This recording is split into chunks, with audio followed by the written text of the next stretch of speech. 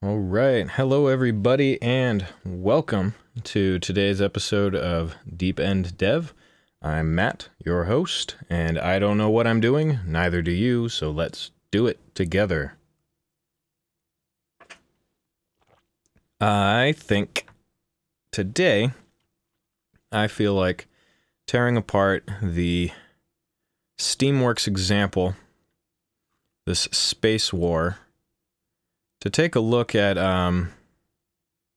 if we can't learn what they're doing in order to make this work with Steam. So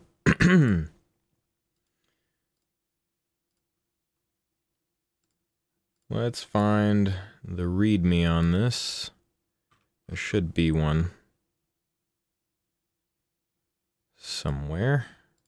Here we go.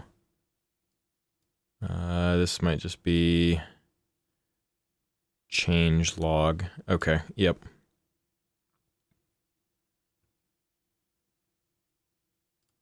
I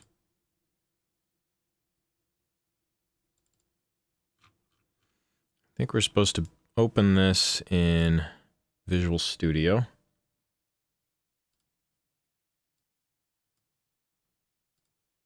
So, Steamworks example.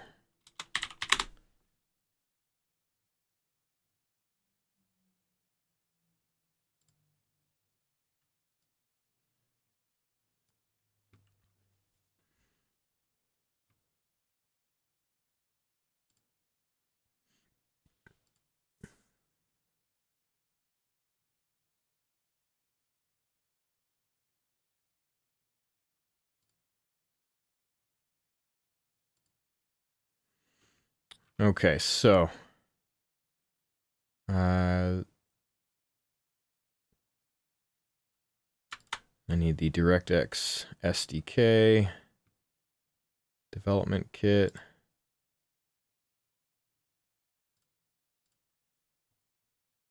I'll install that because I believe when I tried to build this, I had an issue. So I'm going to close that first.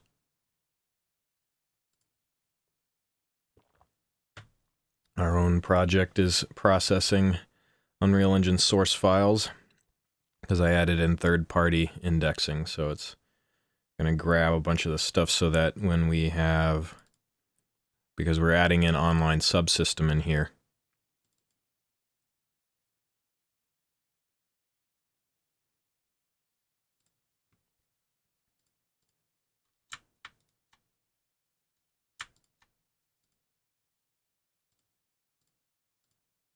find it. We're going to have to, let's see.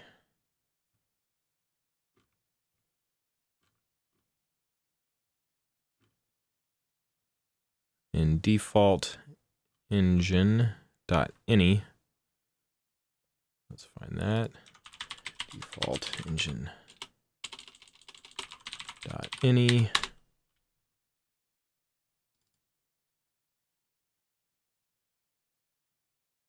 We need to add the following.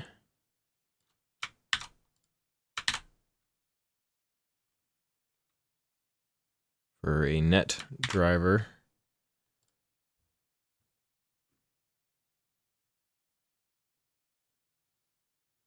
And then for the online subsystem Steam, we need to add that. And now because we've told it to use Steam Online Subsystem, we need to configure it by adding this. And then lastly, we need to specify the Steam class to the net driver for the application's connections. And I'm grabbing all of this literally from Unreal's documentation on the subsystem. So we've got that going. So those are added into our default engine.ini. I've got the DirectX SDK here. Let's get that going. No thanks.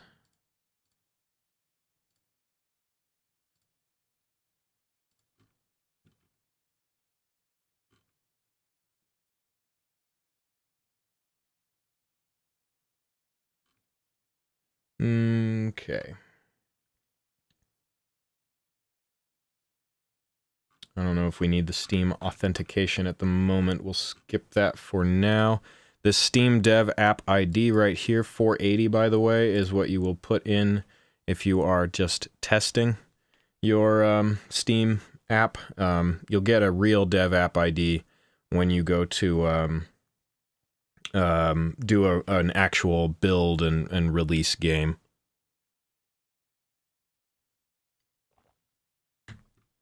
How is that coming along? Almost done.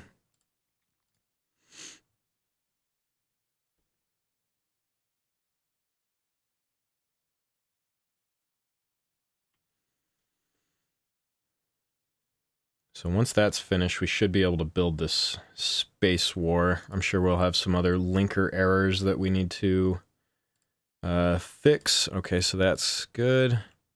So let's go ahead. I've already opened this once and converted it in Visual, so I think we can open this in Writer.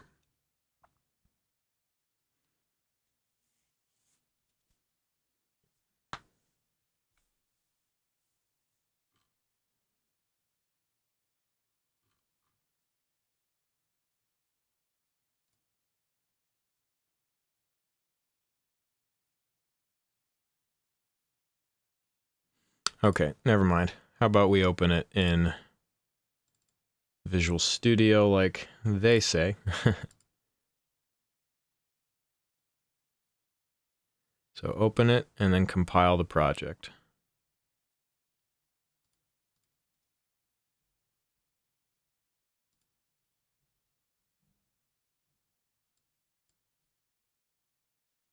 Uh-huh. Okay, so cannot open include file d3d9.h. Go ahead and stop. Where's the stop? I haven't used Visual Studio in a while. Or I think it failed anyway, so. If you encounter this error, it means that your system include path does not include the d3d include path, or that you have not installed it. I have.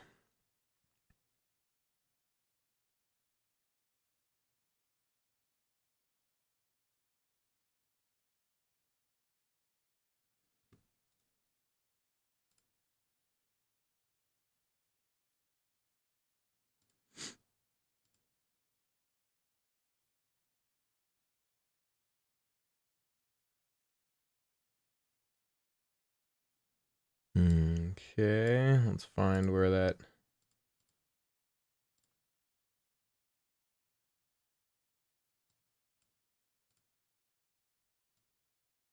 See if I can find the additional ones to include.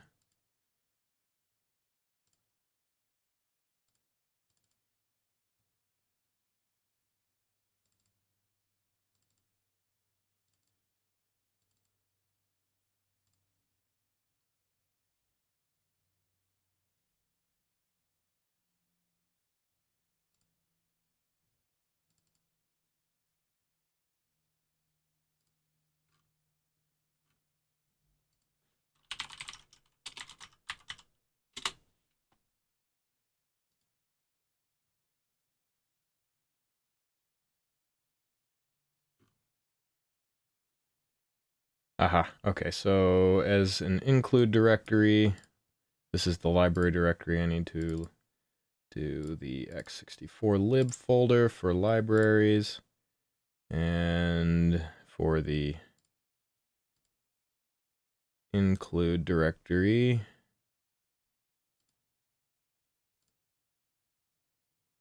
there we go, additional include directories. Need to add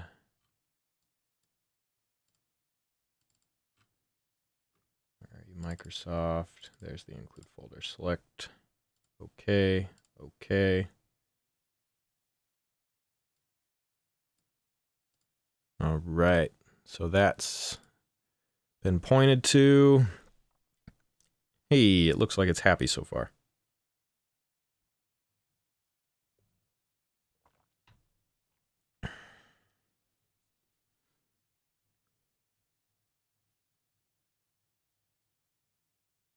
Oop.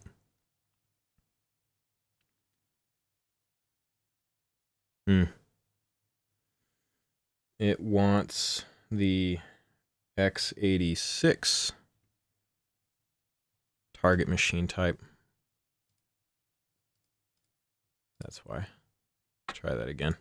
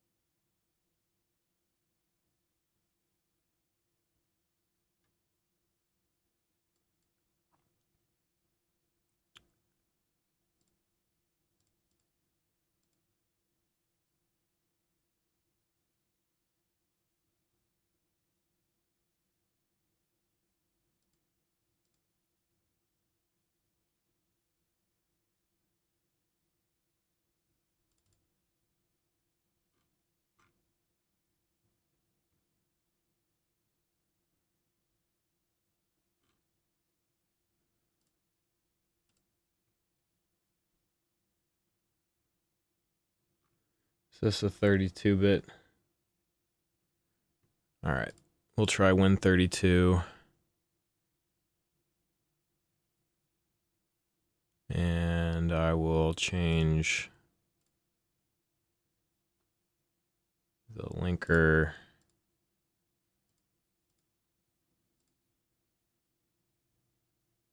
Yeah, it's looking okay. So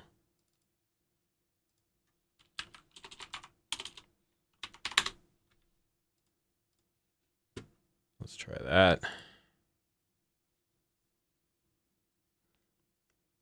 Succeeded.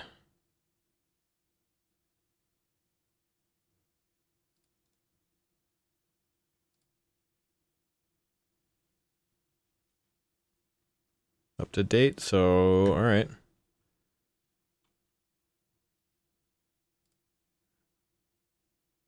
Can we run it?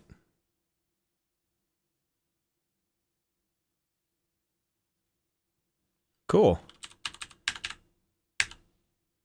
That's neat. It is working. Okay.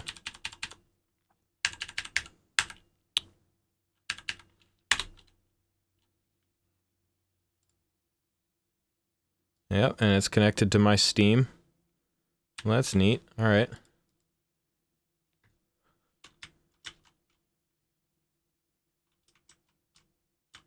Oh, I used to play this. I remember this game. Cool. All right. So, let's look through this. I'm gonna open it in Writer.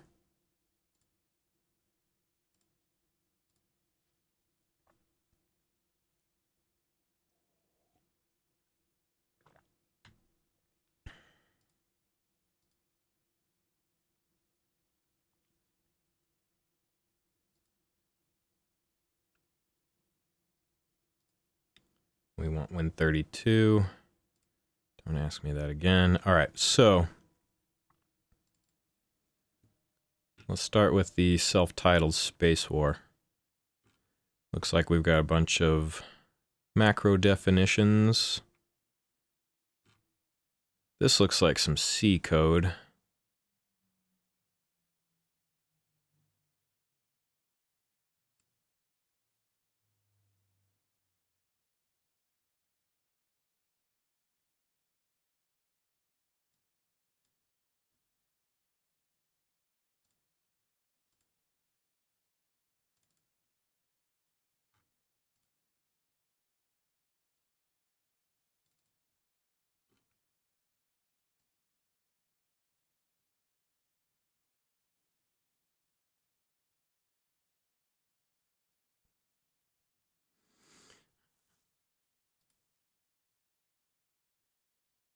I don't even know if this is even using Unreal Engine.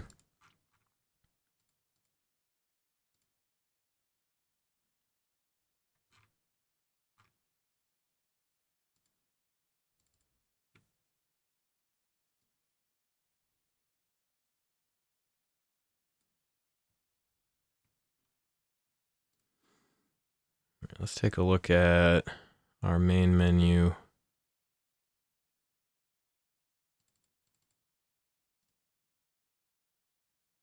This is a singleton.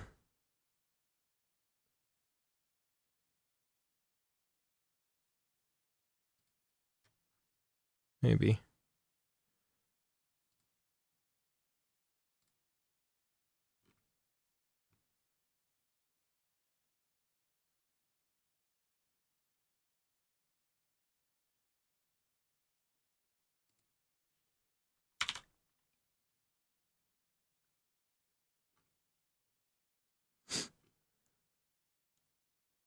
Nice. That's a bunch of game states. This is kind of cool. See how Valve builds stuff. This is nice.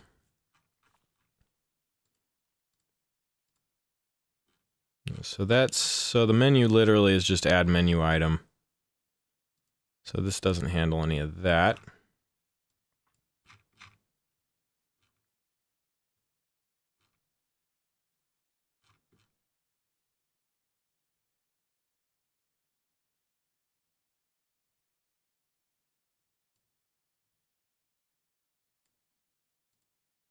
So let's take a look at this server browser.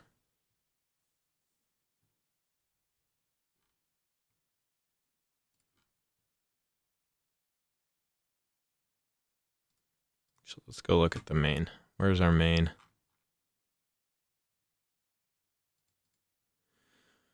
All right.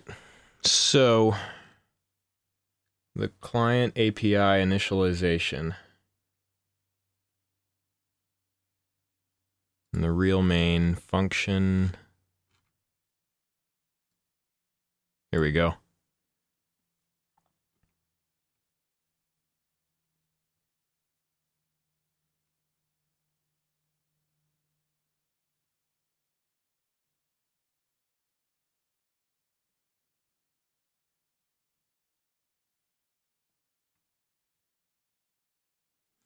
So this will initialize the API.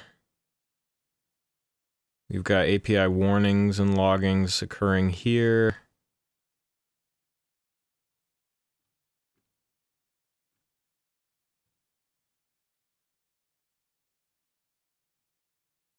And crash reporting.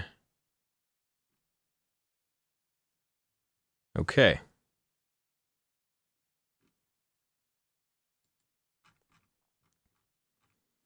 So this doesn't actually, let's open this back up in Visual Studio.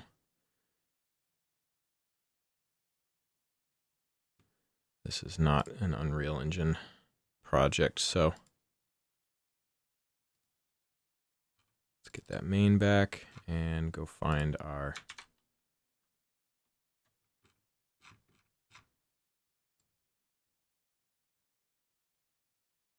okay, so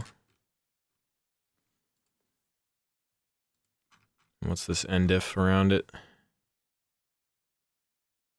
For the PlayStation 3, huh?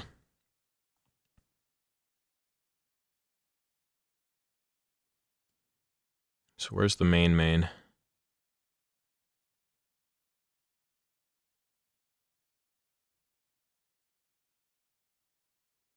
SDL, I see. Okay, so if we're running, if SDL, there's the real main. So the real main gets executed win main. So this is where we're at, win 32.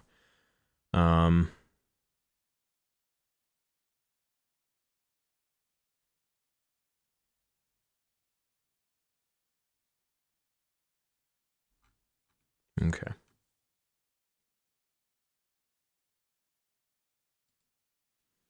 Let's see, UE4 Steamworks example project. I want to see it integrated.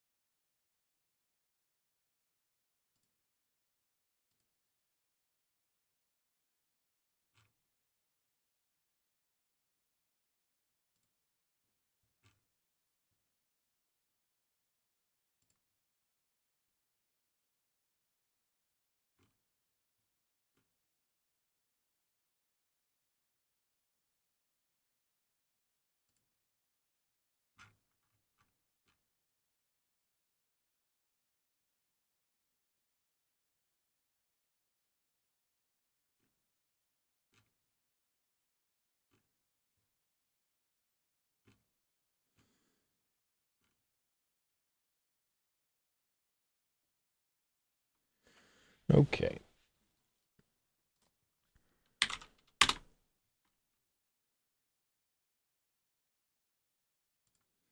I'm going to access one of my tutorial thingies. Mute. Let's mute my Chrome. There we go. So it doesn't accidentally start blasting off at you.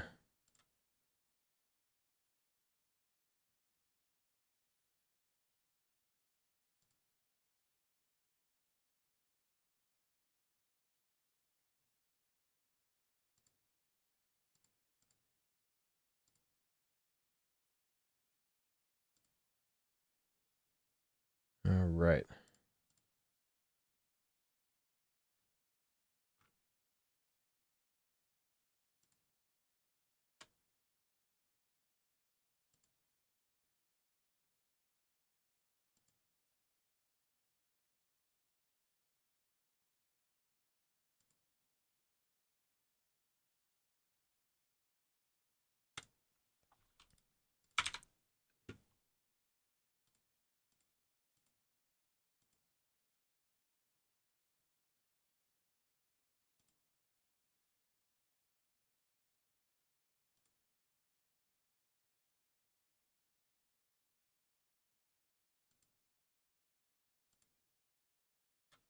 So over here in our, all right, so in my game instance, I've got this init, and if we go here, include online subsystem in here,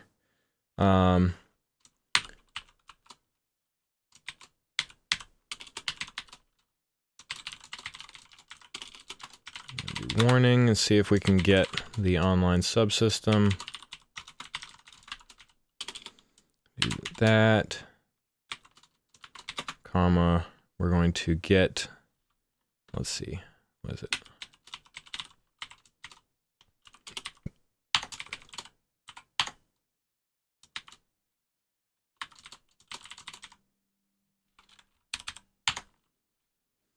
And then we want to dereference it.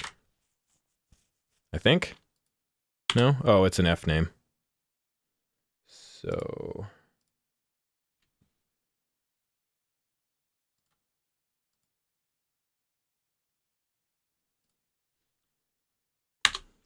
actually, I want to do this. I want to do an auto subsystem is equal to I online subsystem get. So it's a singleton. And then if subsystem, we could actually const it. So this is a pointer to the singleton.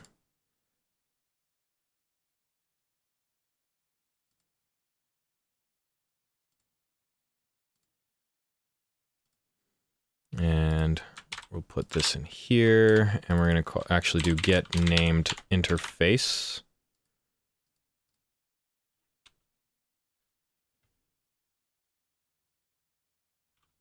This is called with something, huh? Ah, interface name.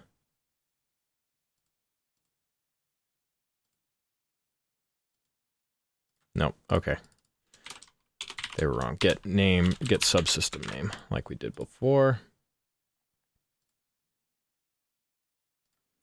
And I want to go to string because it's what we want, and then we want to dereference it. Okay, so this init, when it runs, we should see this printout, and it should be able to, if we're doing things correctly, we should be grabbing our Steam subsystem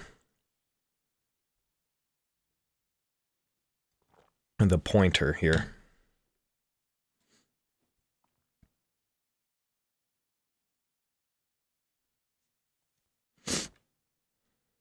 Once we get over this hurdle and this hump, this is going to be some hefty code-focused stuff probably until we get a subsystem working, which it looks like it's happy. That's cool. Then we can get back to the more visually appealing stuff, such as the what do you call it? Art. The art side. I know everybody prefers to see art.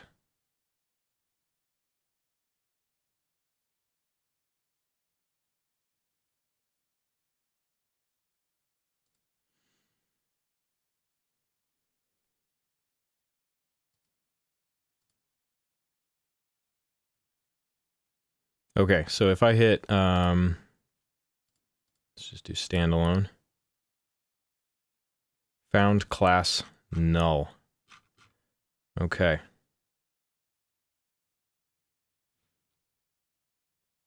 It was named null. Well,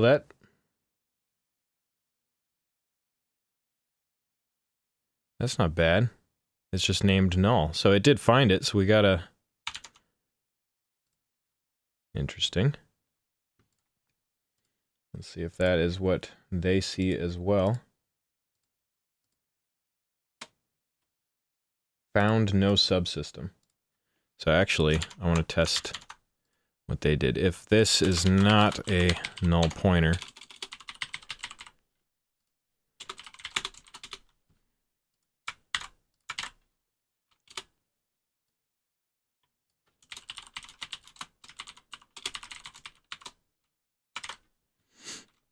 we're going to do that.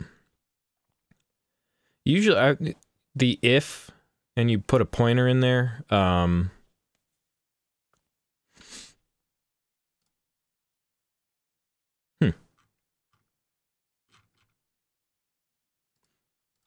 So it isn't a null pointer.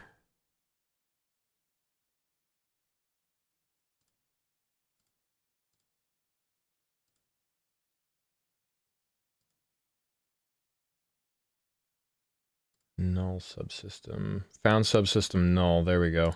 Okay. That's what's going on here.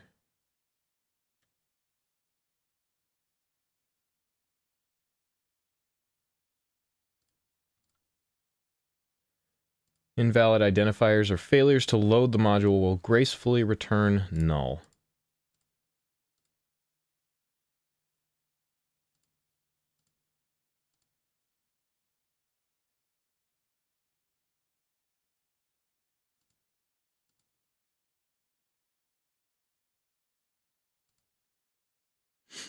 So we need to go to our... They're about to do the same thing I already did.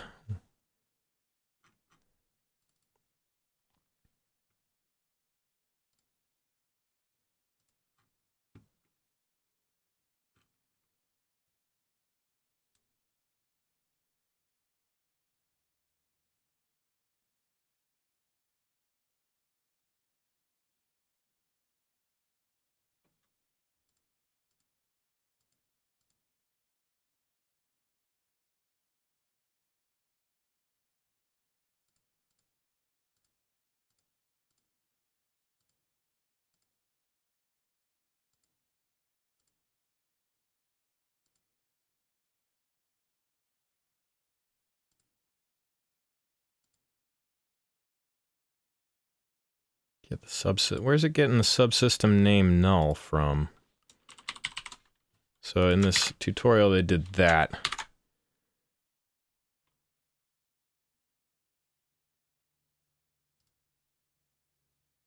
Found class null. Yeah, it's not any different. So if I put that back to Steam.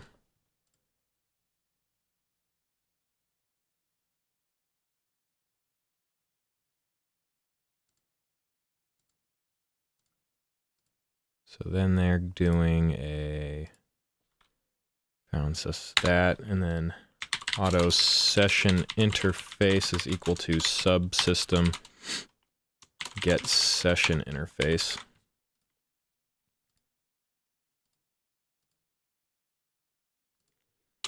And then if session interface, which is the same as that.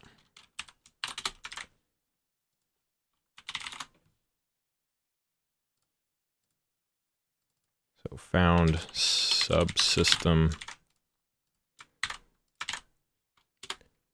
and this is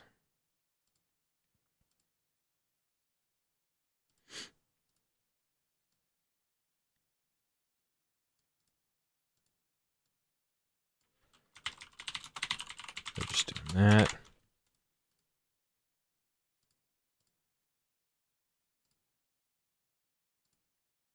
This is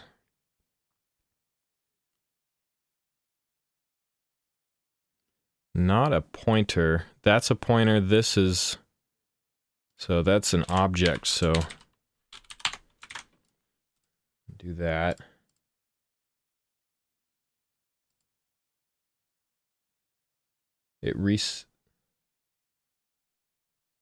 It's a shared pointer. I see. So that's why it's a little different. So all right. So let's run that and see if we got. So I guess we are properly getting the subsystem. It's just named null for some reason. And we've got a session interface. Cool.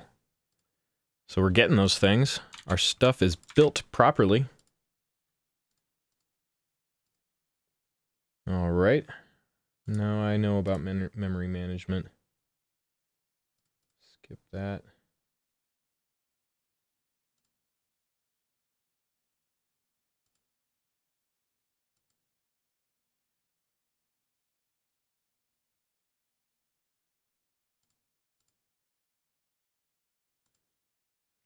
Okay, we want to create a session.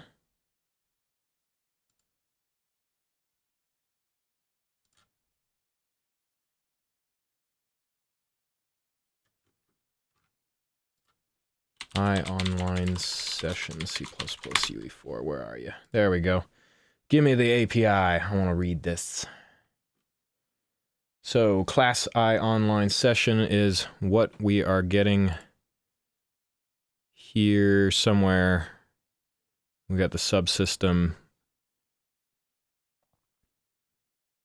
We've got a pointer to it right here. This is what we've got.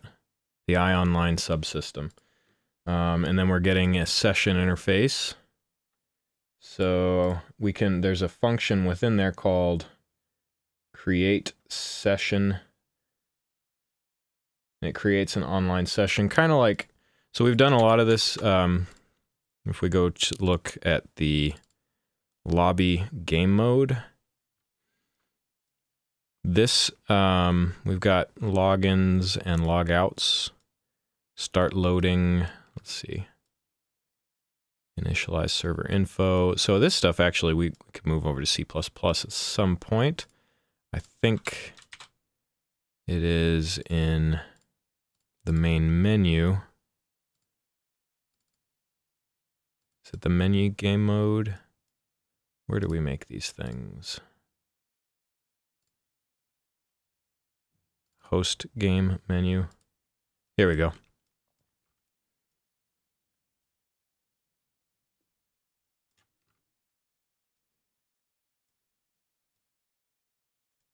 Looks like we're doing it actually as an interface in our game instance.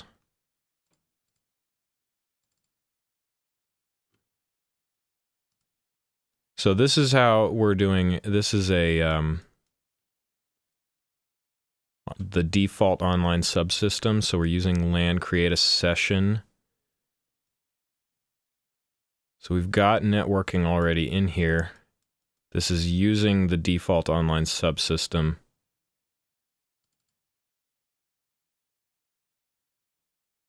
Use LAN. So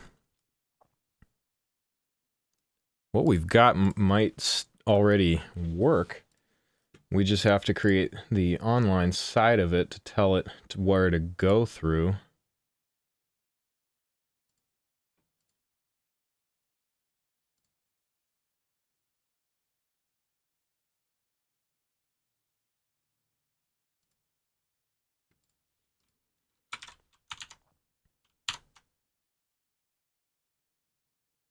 So if we have a session interface and it's valid,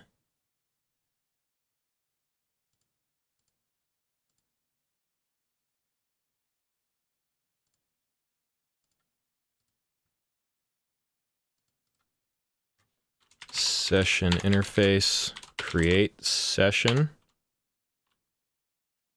hosting player number, 0 is ourselves, the session name, This is test session.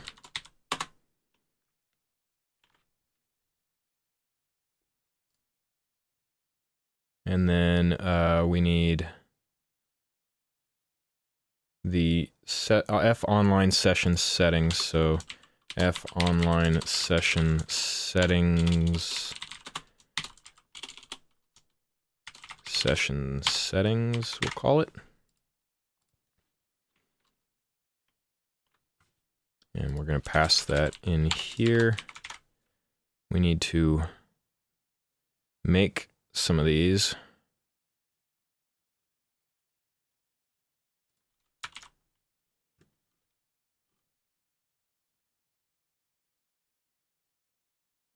So the default constructor.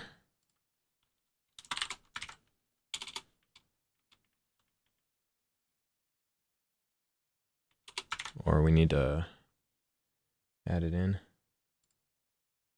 Yes, I know. What are we doing?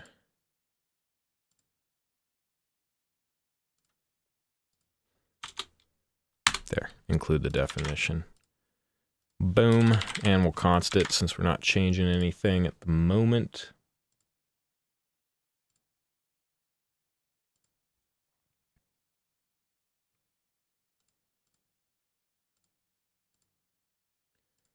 So we've created the session. Now there's a delegate on create session complete, which fires when a session create request has completed. We're going to bind something. So session interface on create session complete delegates dot add u object. This is us, and then what function? We're going to make a function. So ABG game instance is, what's wrong here? We're not an A, are we? We're a U. UBG game instance.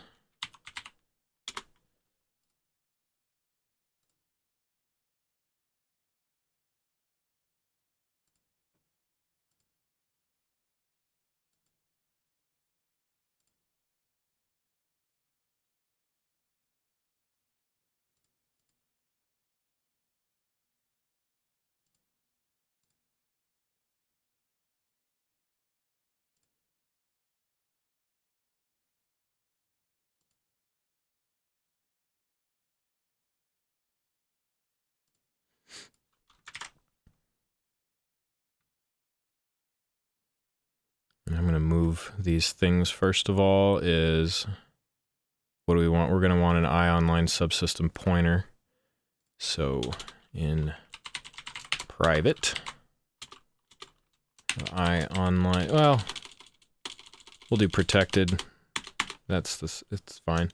An iOnline session pointer, which I'm not going to include. We're just going to forward declare class iOnline session pointer.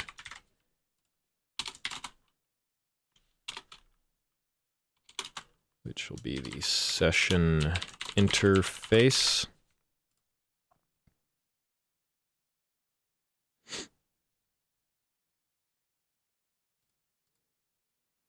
Can't forward declare this.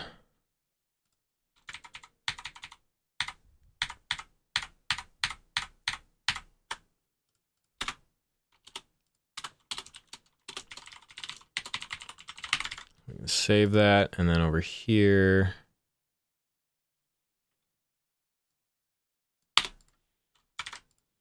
we'll do that. And since session interface is already in there, so we're good there.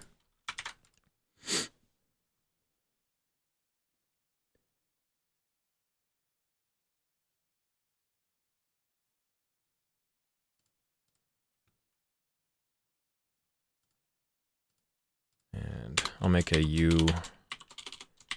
make it a U property for visible anywhere, blueprint, read only, category equals bg game instance config.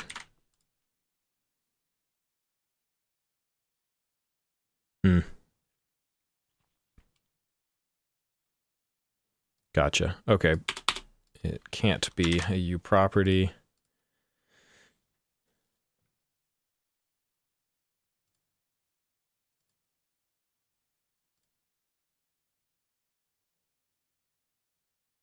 So we want to make a function,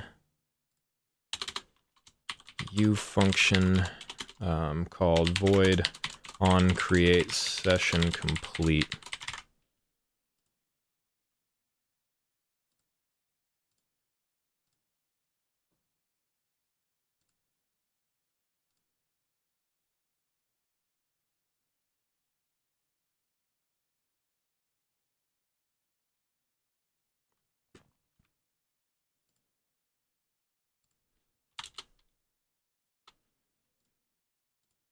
Which will pass in an fname const of the session name and a bool of success for now. This we will call on create session complete. So do that.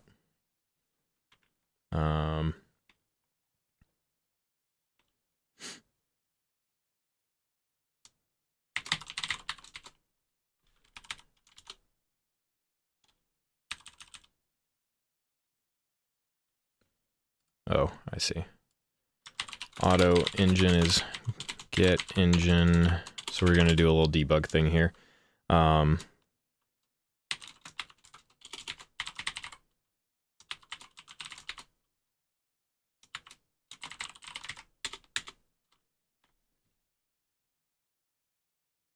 Macro ensure. What does the macro ensure do?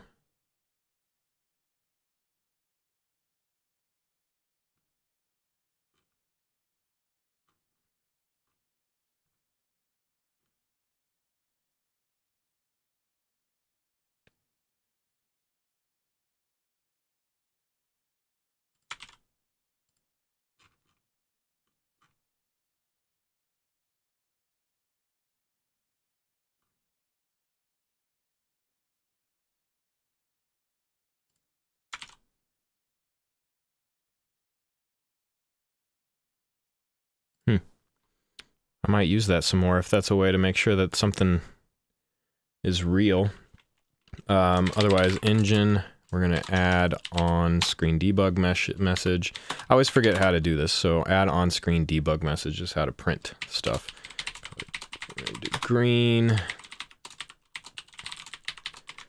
hosting, and then we want an auto world, get world. Again, we're going to ensure the world and return otherwise, and then world server travel to game BattleGrids. What's the folder called? Levels default game map. Levels default game map, and then put the little listen. All right.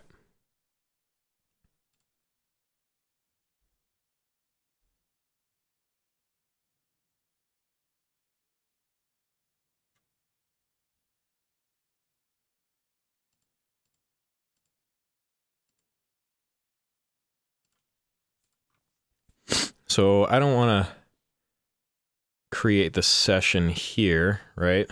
I want to do it in a host function. So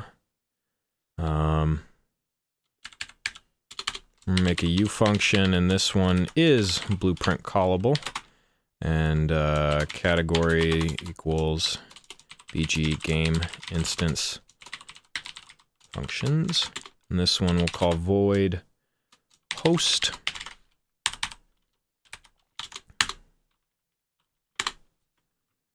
And this, if this is where we're going to do that.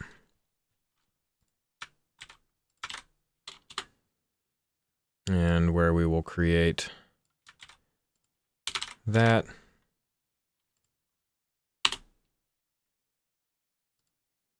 We're still binding here on the init right there to make sure, and then host is where we create the session, and then that will then proceed to do this. What is this? All right, yeah, we'll const it.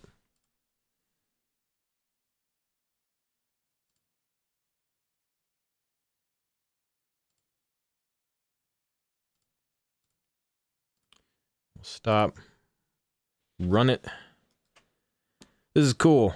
This is cool. We're figuring out how to do this kind of stuff. It's basically the subsystem, the Steam stuff is in the background, I guess. We're going through it, but we're sort of doing the same stuff that we did for the LAN side of things. We've just switched over to Steam now, so I don't know. Build succeeded. We've got a host function.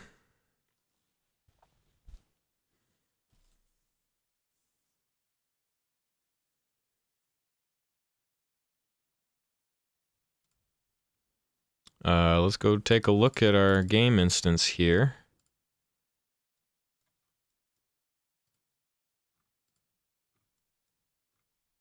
So I think this launch lobby right here that we're doing, there's our host function, right? I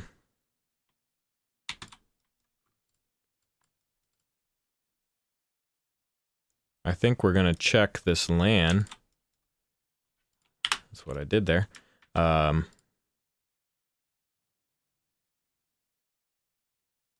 Create session is what we did. See, hosting player number.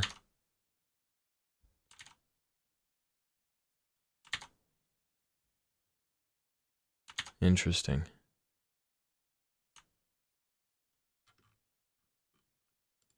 Wonder what the difference is with this blueprint. All right, so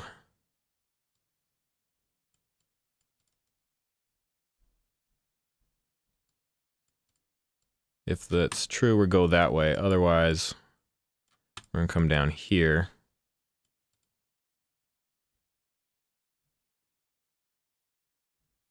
And just run that. So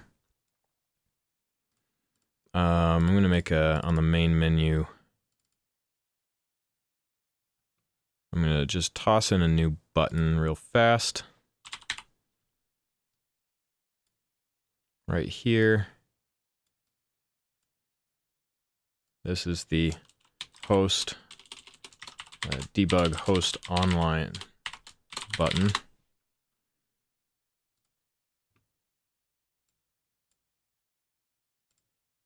Background color, there we go. Make it like a steam greenish gray, something like that.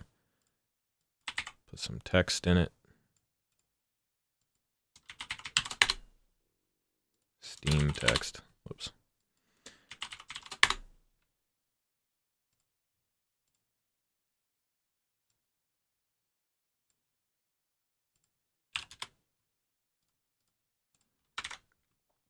Okay, and then when this is clicked,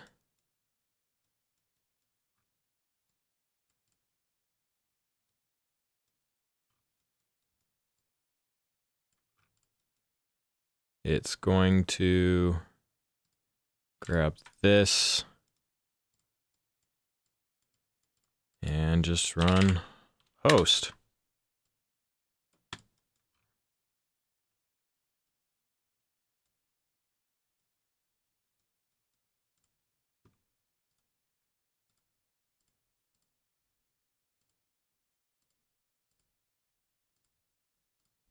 All right, let's see what happens. Save everything. We're gonna start on the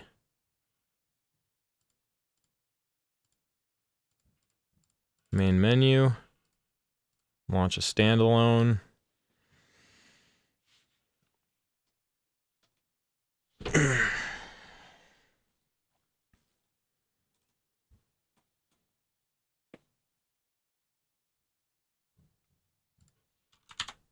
There we go. Haha. I think it worked.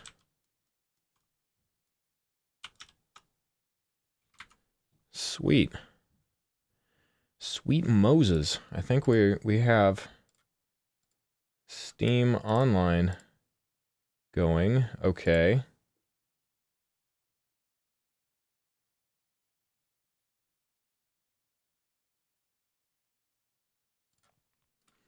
Let's protect it a little bit. That's not what we want. We want here.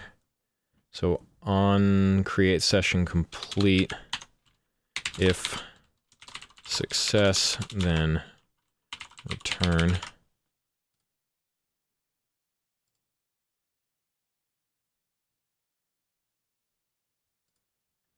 And I'm also going to grab this guy.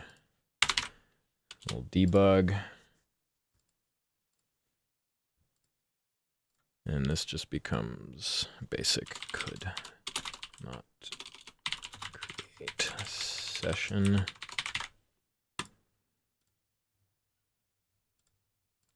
So that'll let us really know if we're doing it.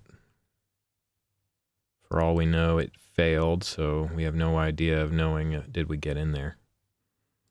So let's test that again.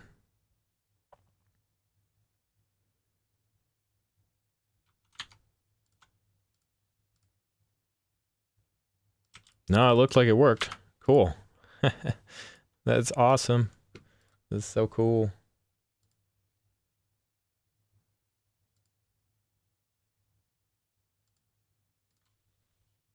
All right.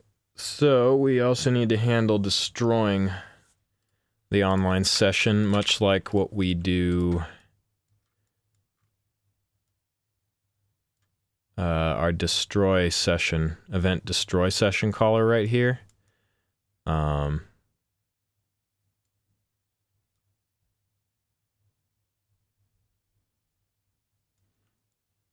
we're basically doing a lot of this stuff, however, just in the C++. So I think we're just going to migrate some things over at some point here.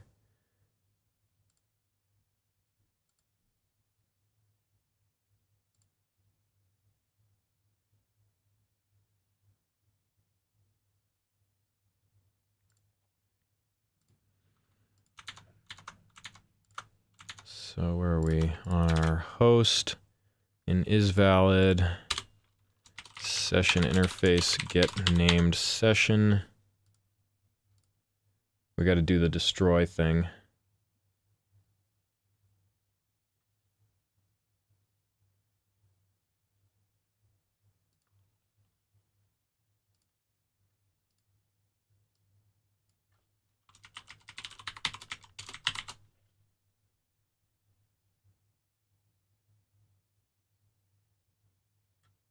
What are they doing here?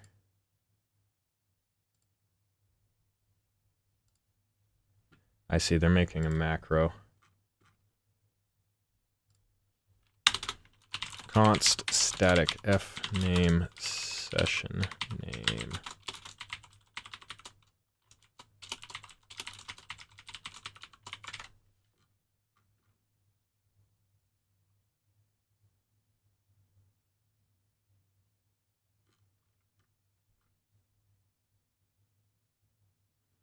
Okay.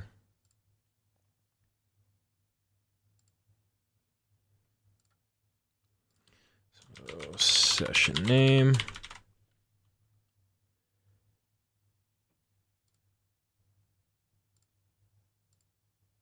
So we're going to save this as the auto. This is the existing.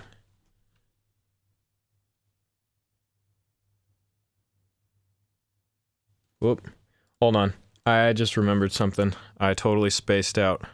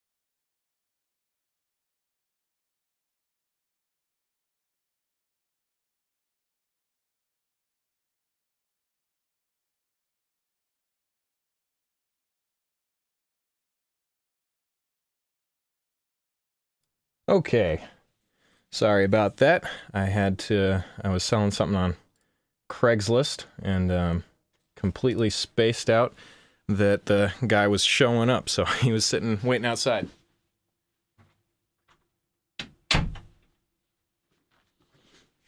Okay, let's get back to it.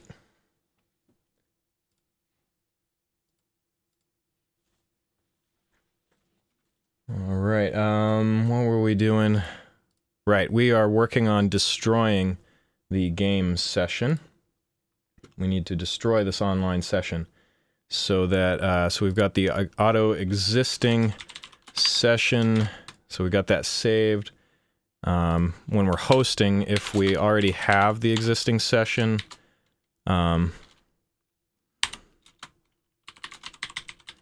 so if existing session, that's the way to do it with modern C++, and then else.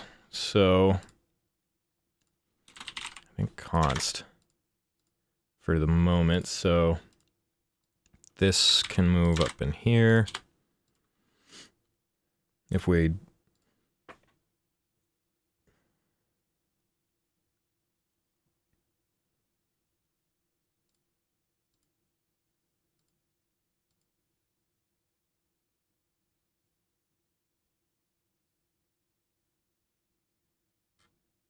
we're adding another, I see.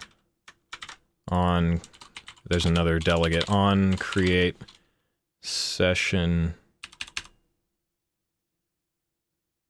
destroy. Where's the destroy? On destroy session complete delegates. That's what.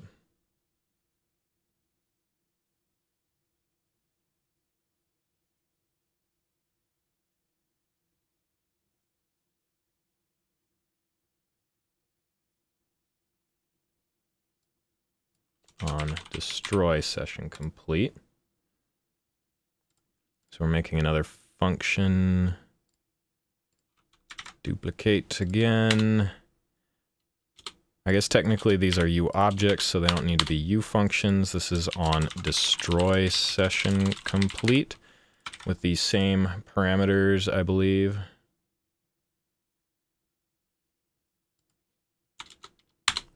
Make that.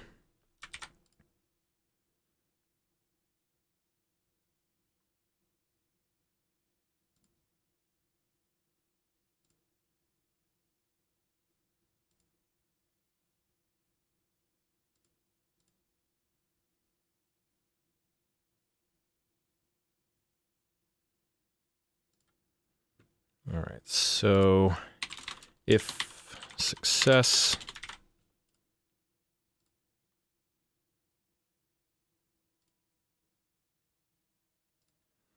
also I want that to be success, and that be success to follow my naming conventions.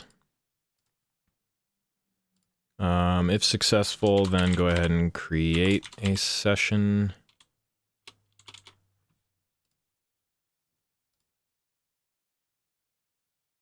I see, so we're gonna make a new create session, void create session, which will take the f name, const session name, and the bool be success. Right? Or what are we? We're gonna have to pass in.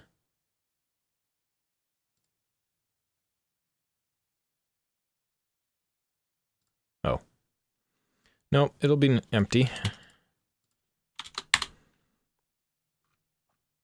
And create session's gonna have this stuff in it. So this create session.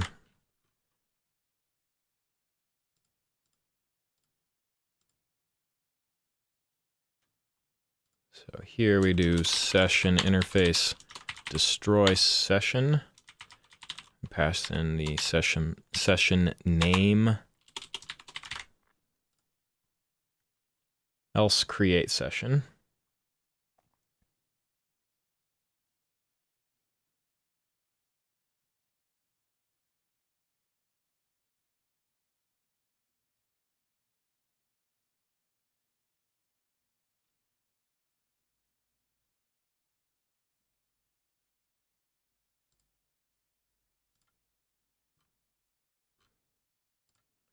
If success, create a session.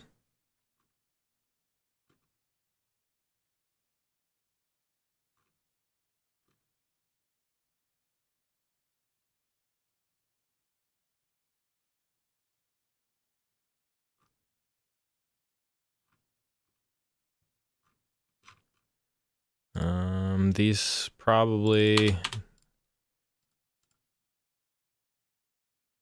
shouldn't be const. So create session can be const, but not destroy.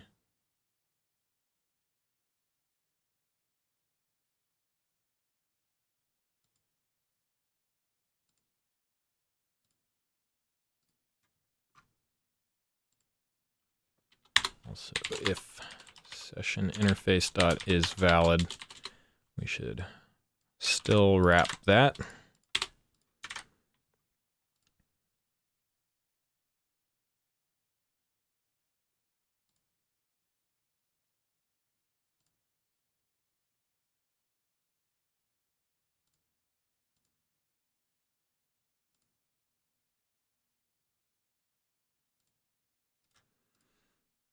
Okay, let's stop and build that again.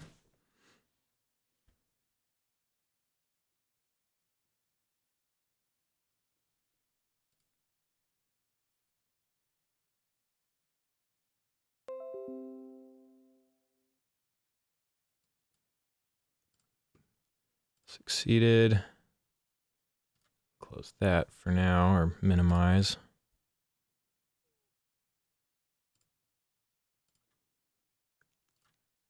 Okay.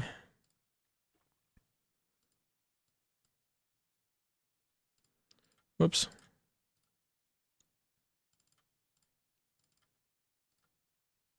Let's load in this one. This should properly destroy sessions and start new sessions, so that, because the problem is if you don't destroy your previous session, you're not going to be able to do another one. So Steam.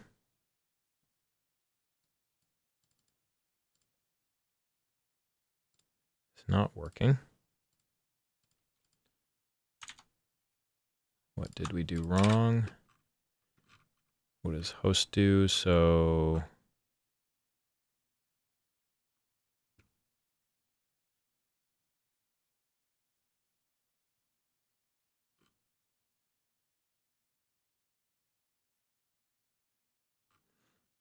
oh, where's our level? Server trap. Okay. Nothing happened.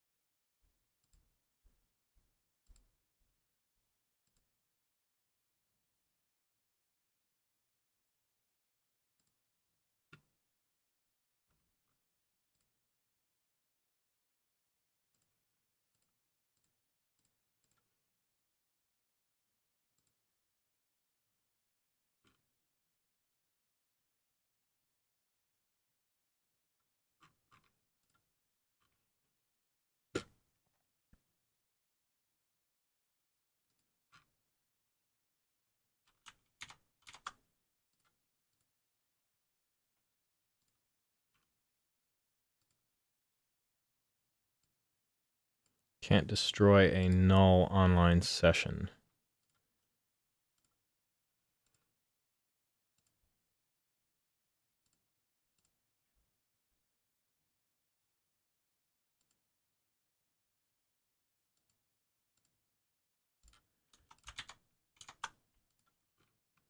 Why is it trying to, let's see.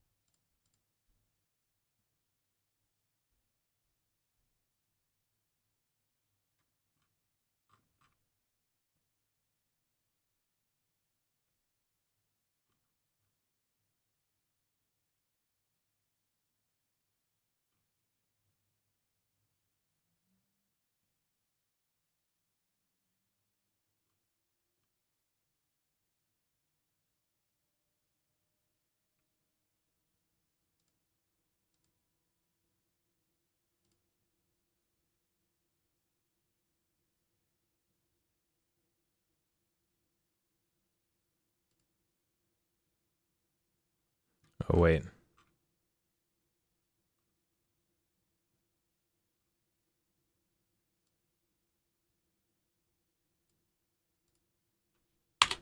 Haha. I had it backwards.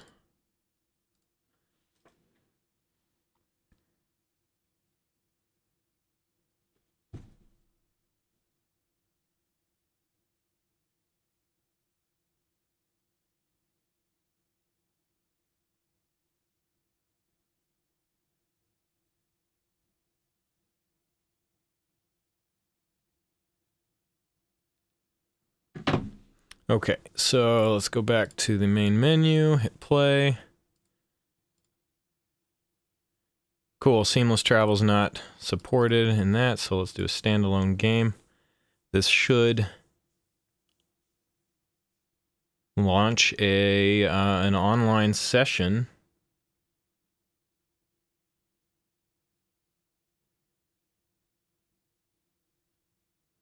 We're going to make a widget eventually of a server browser. Man, if we could just knock out Steam subsystems and get online working today, that would be amazing. What am I doing? Come on. There we go. Hosting, and then if we leave the game and go back here, yep, it successfully destroys the session, goes back, leave game, host a game on the LAN. Sweet, so this is where this will flip the bool. So this, we just need to modify the code and the logic here to utilize, oh man, this is all starting to click a little. Okay, so if we go back, let's check out our main menu, our host game. This, let's get rid of inherited variables real quick.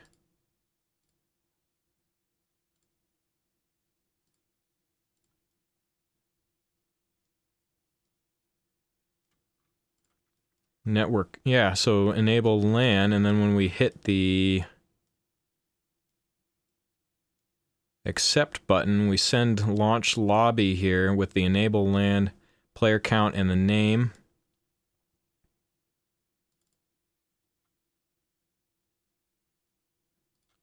All right, so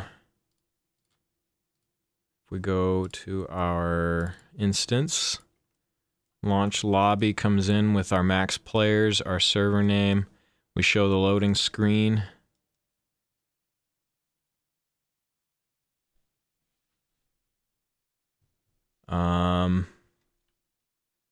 So this is basically, we're kind of doing this.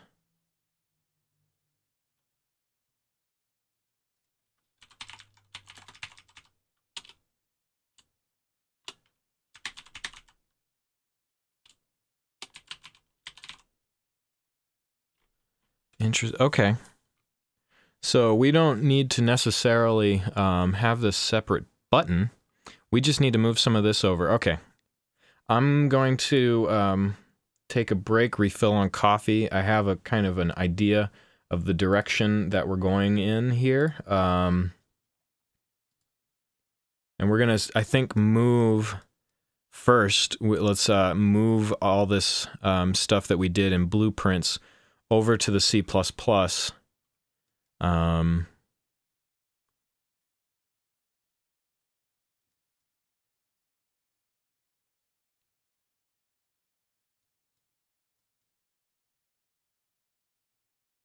So this is, yeah, again, our delegates. This is our delegate on success. So on create session complete. This is kind of the similar thing, world server travel. So boom, server travel or open level with the option of listen, which is what we did right here. So this is very much similar. And this is just if that LAN comes in. So actually, we don't need that that other button.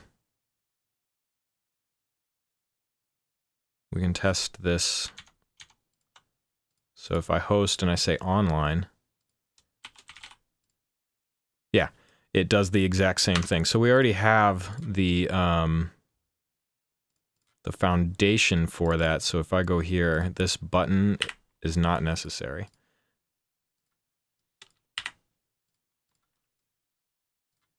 Okay. Awesome.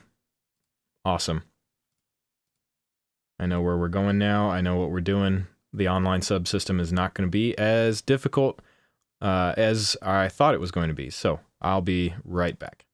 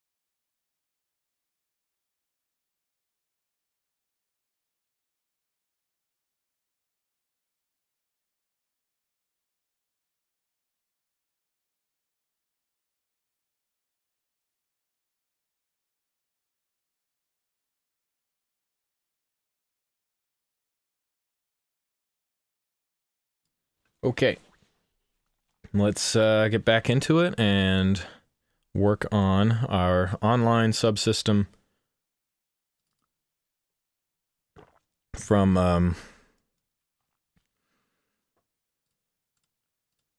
our blueprint and move our land stuff over there. So let's take a look at this create session.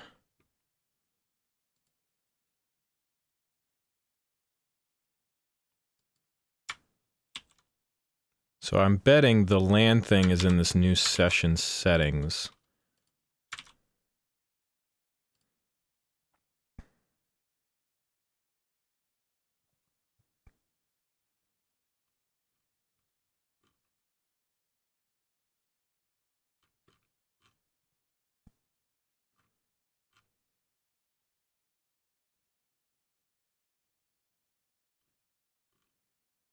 Ooh, start matchmaking, nice. Find sessions.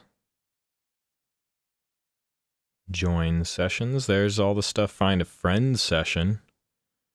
Nice. Okay, so what we need is this online settings is LAN match. There you go.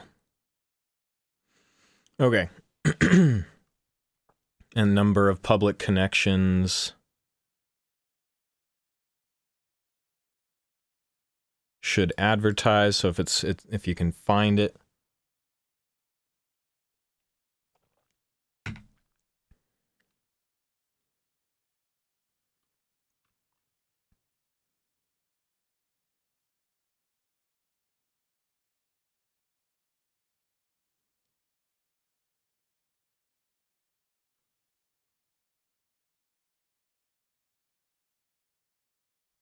Cool. All right.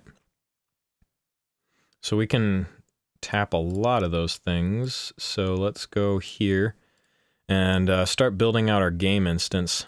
So we can close this stuff now. And our tile, we'll return to that stuff later. Okay. So this is our host. Host. We'll keep it called host. So these are delegate functions called by the session interface. Our create session takes in it just checks. So this is where our create session, we probably want to pass in. We're just making this default session settings thing here. So we want to pass in a bool of blan. Bool, we'll make it const blan.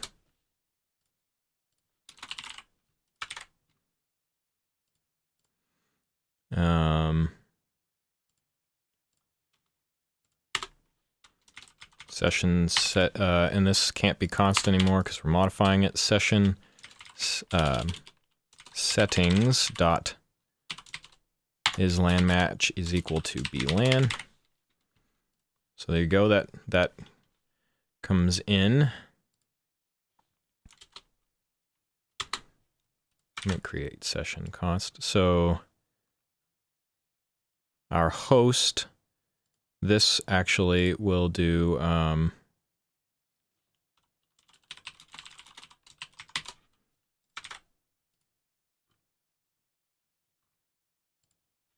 we'll have this as well.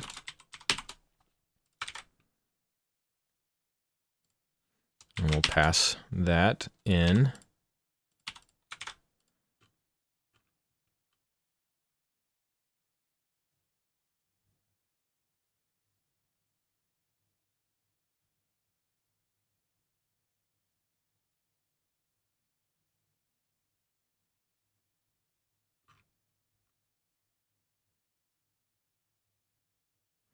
Actually.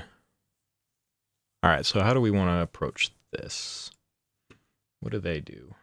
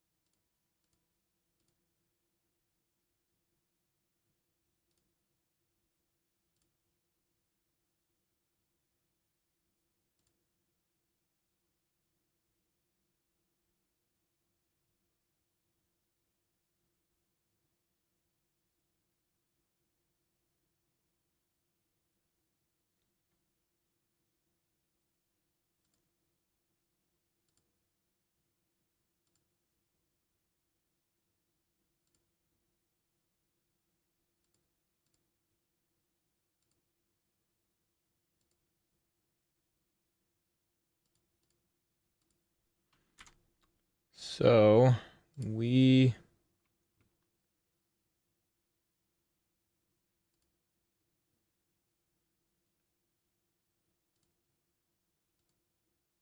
set custom settings.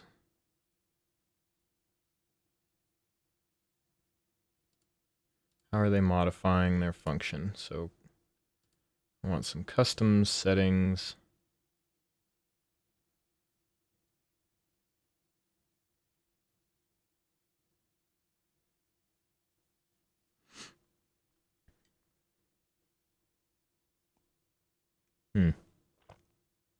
There's a session settings.set function.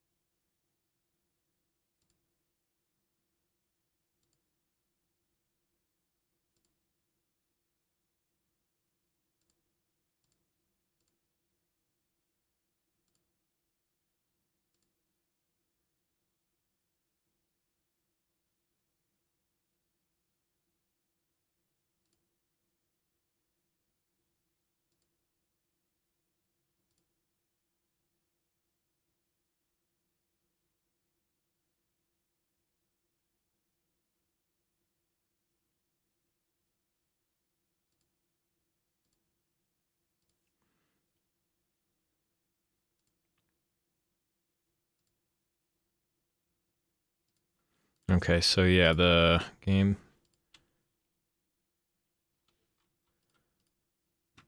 So our host is going to start needing these things.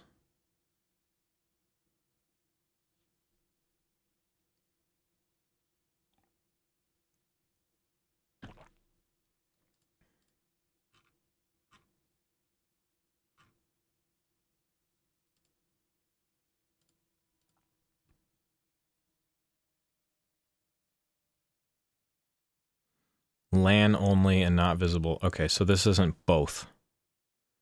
Good to know.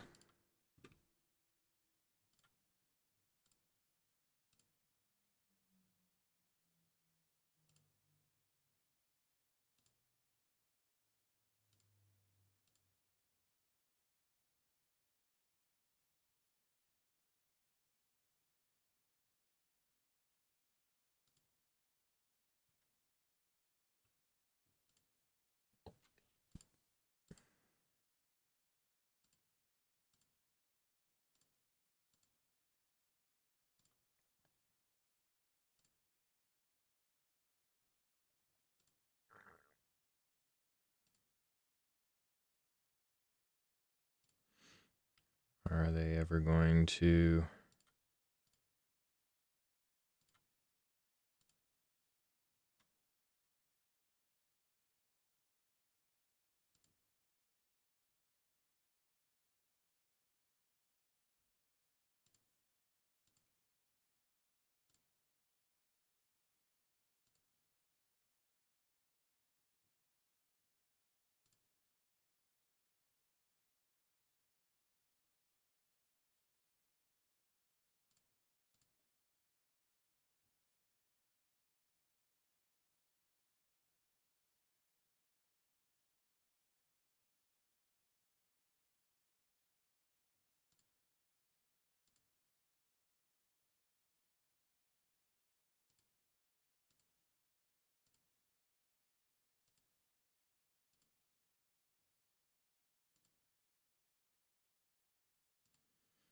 Are they ever going to add in a...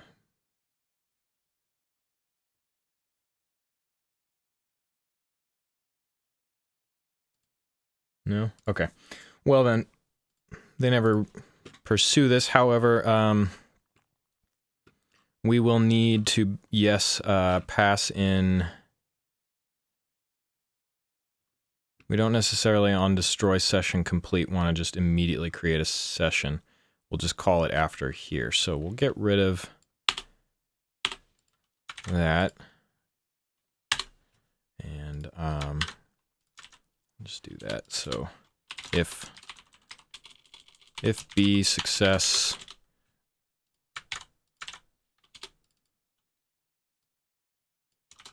destroyed existing session, else, whoops, could not destroy existing session. So we'll do that.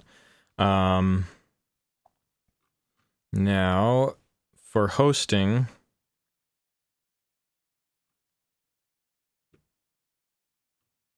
how about we don't send in, maybe we need to send in F online session settings. Can we do that? Make a variable, let's see, do the online session.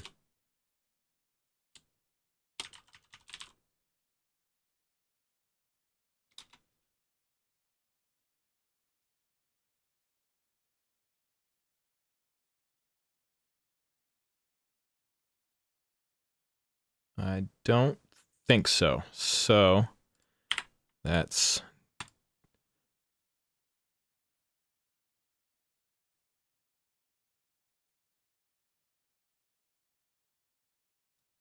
good to know. Okay.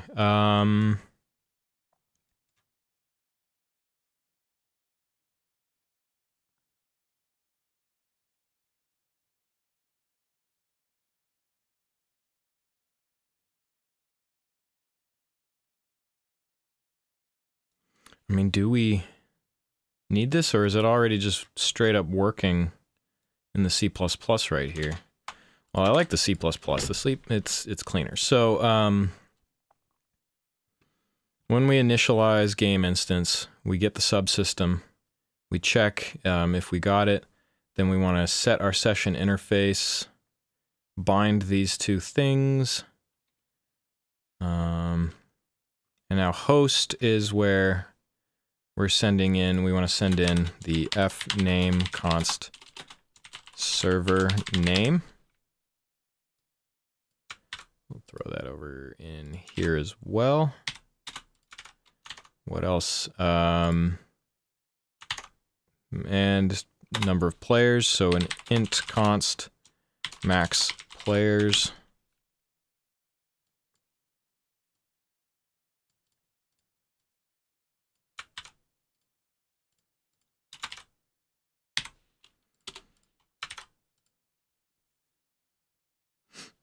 I think that's all we need at the moment.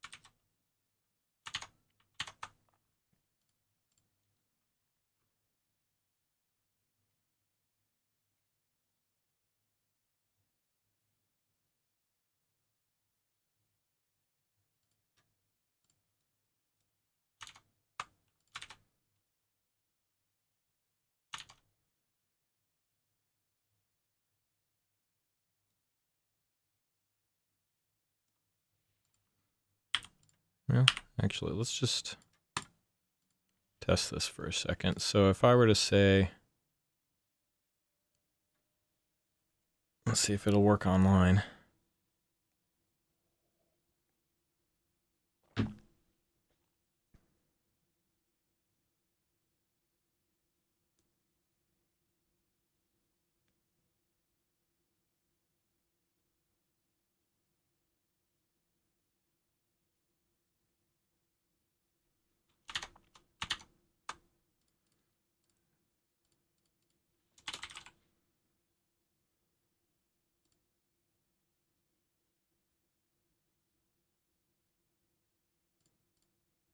Looks like it's working.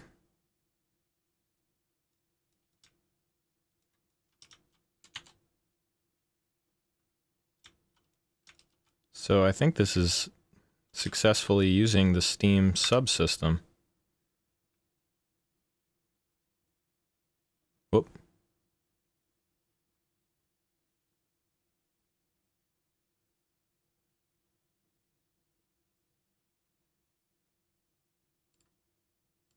Interesting. Well, let's keep moving it over to C++. So what are we just have passing in a player controller object reference for this create session for the blueprints and LAN, but here server name, max players, and LAN.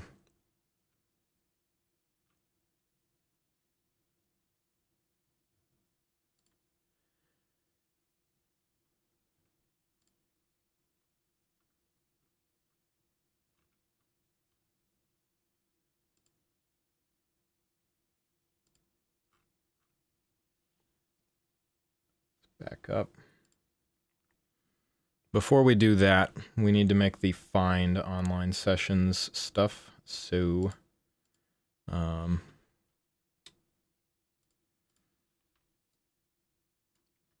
take that out, take that out, take that out for now, take that out.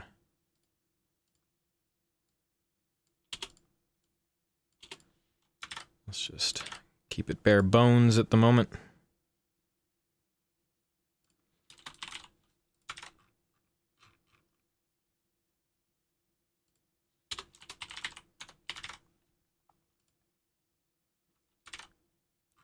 Okay, we're back to that.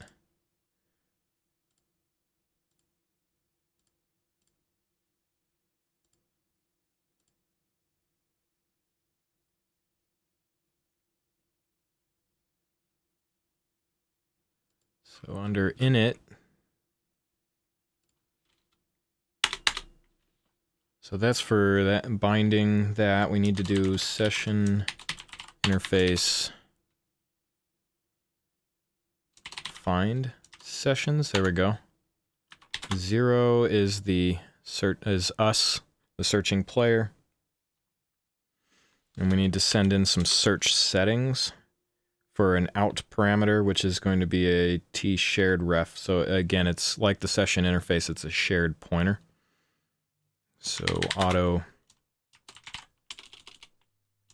search settings is equal to, we need to get those. So session interface, or no, how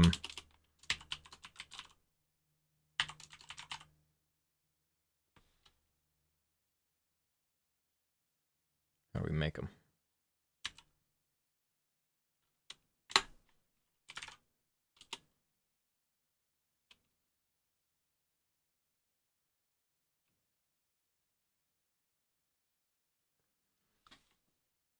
Conversion from a pointer to point potentially unsafe. You're forced to explicitly perform the conversion to shared ref.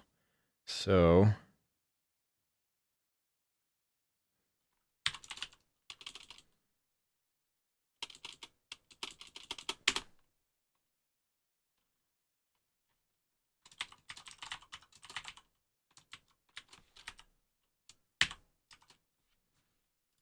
I guess we're gonna save this and declare and initialize it so that we have this saved.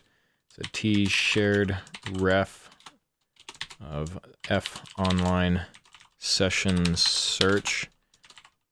We'll call this session search.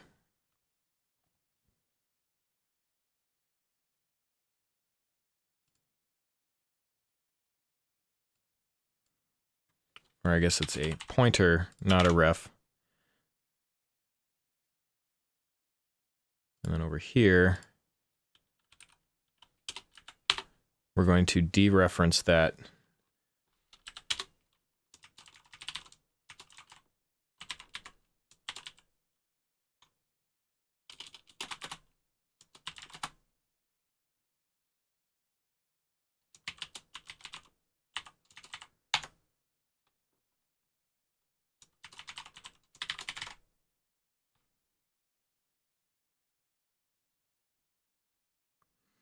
That's the first time I've done a new while doing some Unreal Engine stuff, so that's scary.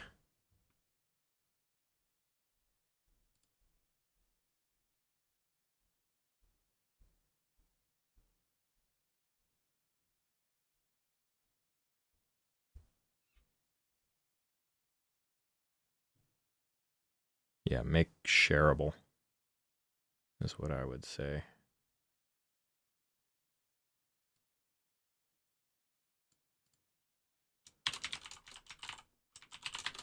Make shareable the new F online search. So we're making a new one of these, making it shareable to return, to initialize this shared pointer. Then we pass the session search in.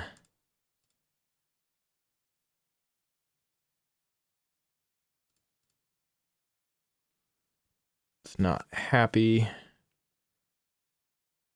because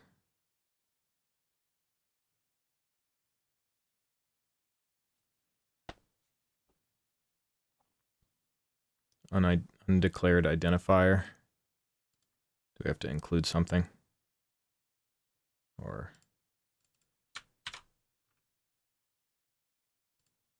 forward declare it.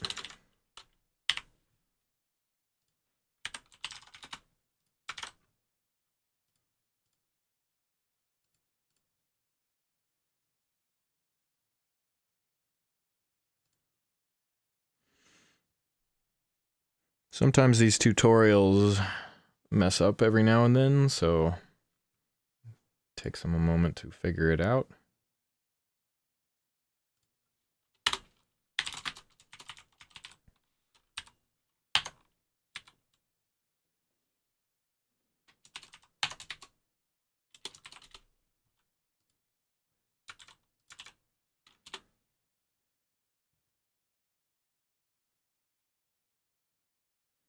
Ah, that's what I thought. I was like, I'm pretty sure it needs a reference. We don't need that yet. Let's go ahead and debug that. That should build properly. So we'll have a new session search here.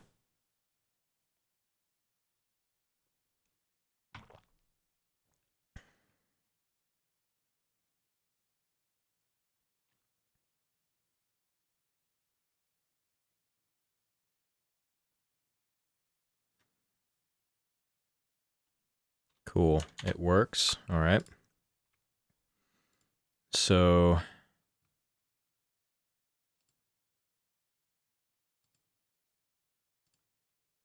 we're going to do this, and we're also going to put this down here. So just to that we know it worked, I'm going to do starting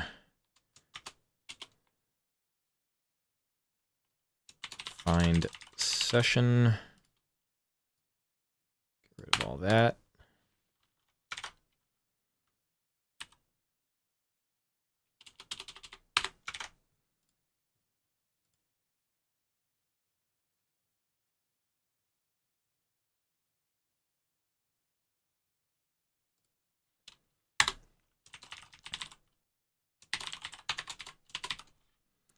On find sessions complete, probably, yep. Add a U object, this.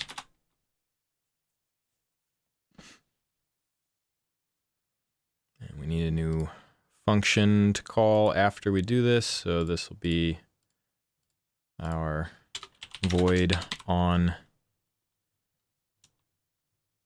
find session, sessions complete. F name, anything what we need in here? What do we need to pass in parameter wise? Just a bool B success, it looks like. And is that it?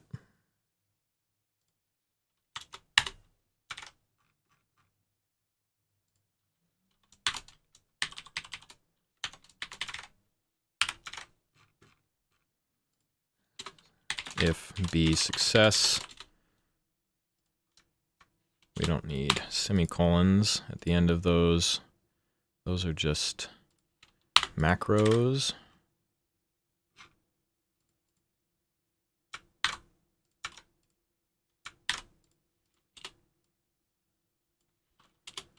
Finished find session, which put that out there, and if on success,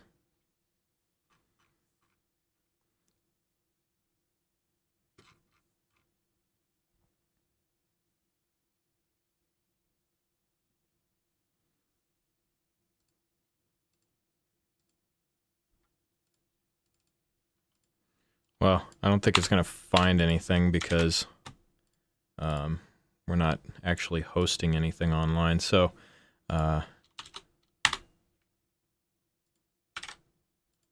actually, do I want that to be static? Yeah, let's undo that. Okay. So this should, as soon as it initializes, run this, and we should see this print out into our output log. So hopefully we'll have, move that down a little bit. There we go. Aimed at my mouth rather than my nose. I can bring it forward. Get that meter in the correct zone. There we go. The bar is now bouncing in the correct area. Okay. So let's get, let's just launch it.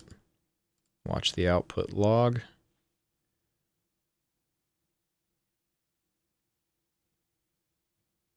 Actually, there won't be an output log. And we need to be at the main menu. Selected viewport. Starting find session. Finished find session. Boom! How's that? Cool, it works. We know it works now. All right, let's keep powering on.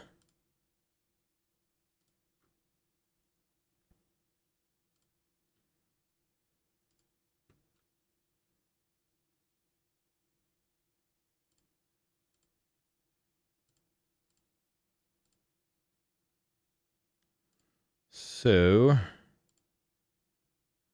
find sessions, where are we going to now? In our create session, we have this session settings that we're making. Yep. We're going to want different things. Let's get rid of the cots because we're about to change it. Session settings dot.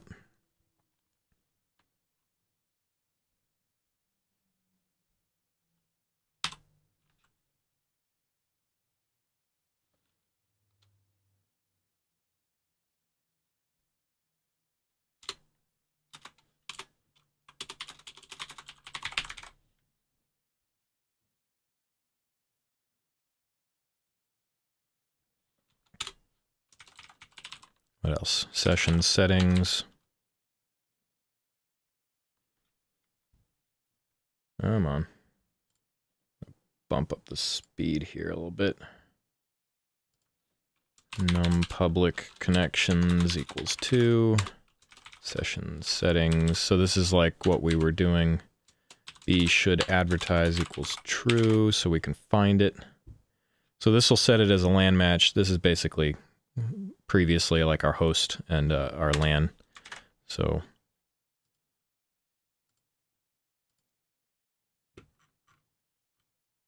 find sessions, session, search. Nice, we can make it a LAN query equals true, session search.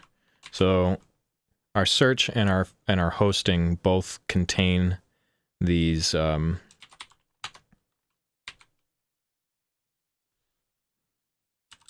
dot set.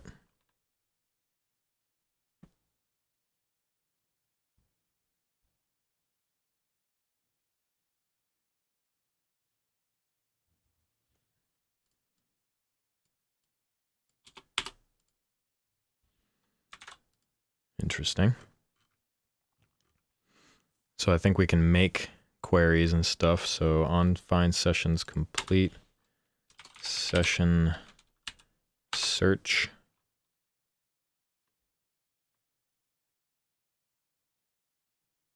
search results,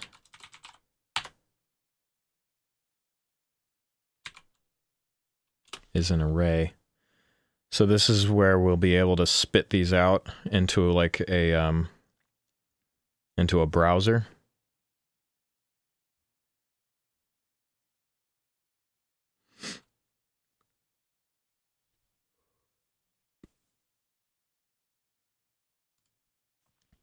So yeah, I want to if dot num is greater than 0, UE log, so for auto a reference of the result in search session search results UE log.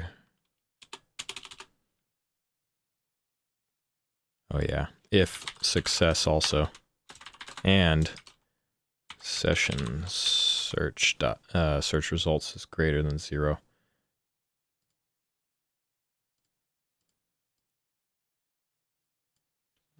Or not, we'll just do is valid. We'll go through for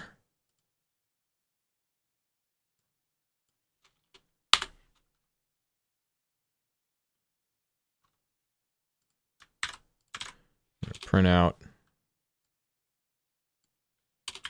result string, comma, result session settings. Yeah, can I get the name? Session info.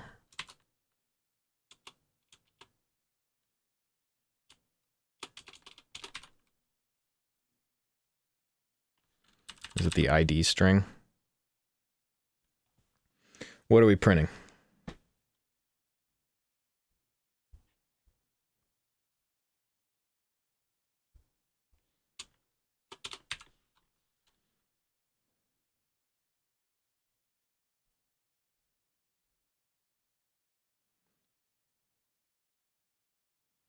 Come on.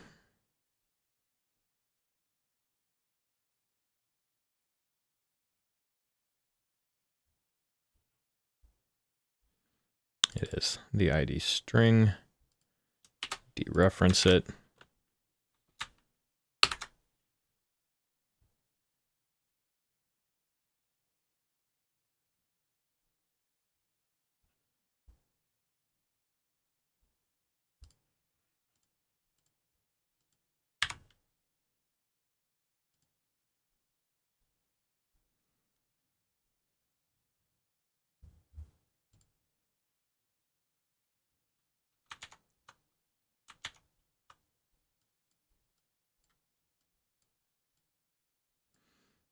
Though we're not calling those actually. Stop.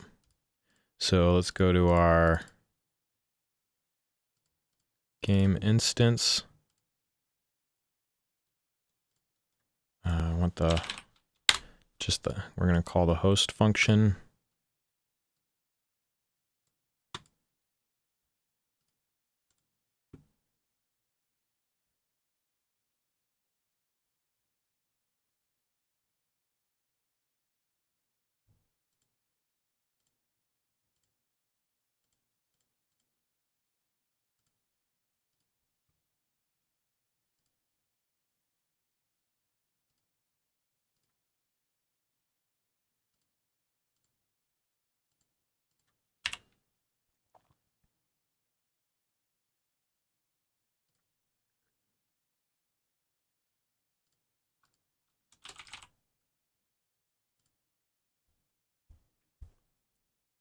So I think this hosted. So if we go to our game,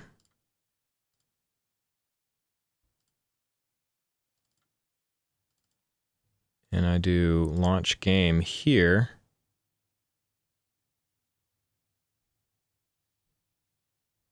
so if I stop and I launch this separate game, so this is hosting. Over here, if I start this, is this going to find it? Look at that. It did. Boom. Result, it found.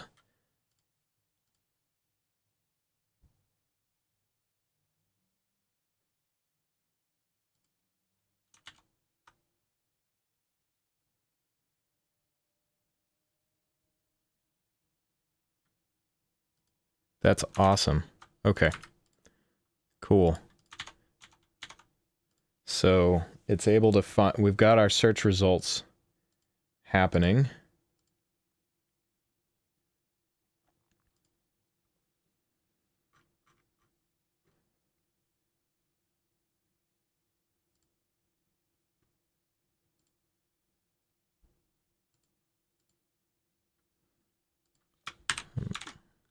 Comment that out for now. What else? And we go to create session.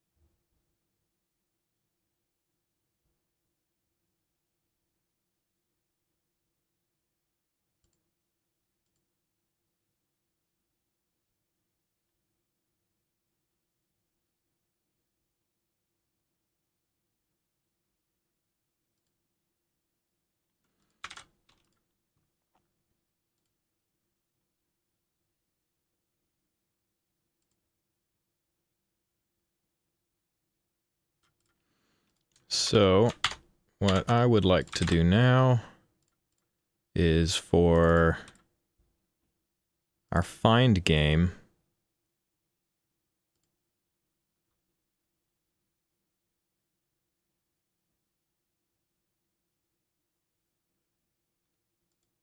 the spacer underneath here, I'm going to add a scroll, scroll box, I think, under here. And this scroll box, I think, is going to be populated.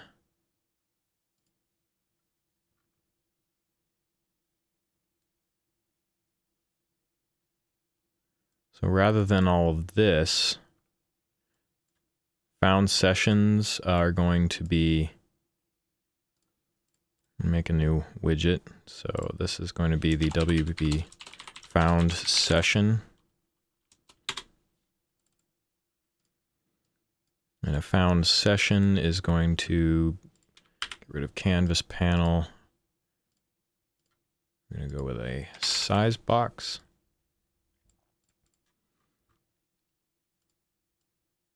I'm going to make it, I don't know, 400 pixels wide with a height of 250. Nah, 100, sure. And we're going to put this is going to be a button.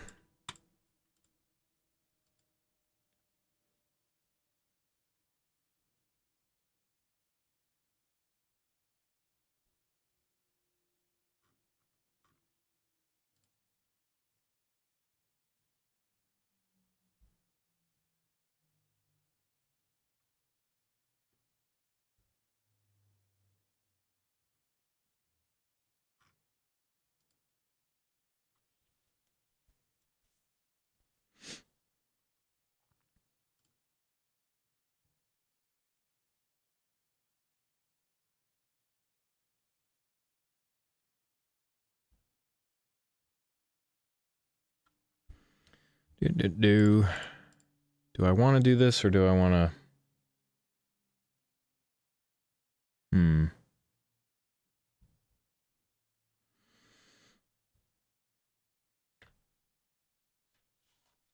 let's go with I'm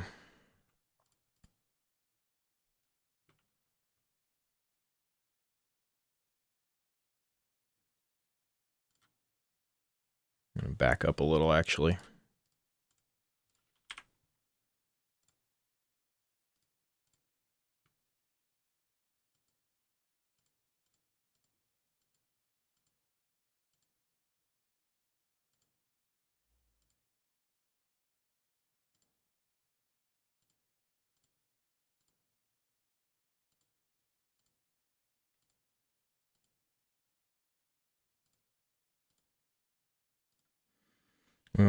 We need to be able to access some of these menus in the C++ to do this a little bit more advanced. This will be cleaner. So in our game instance,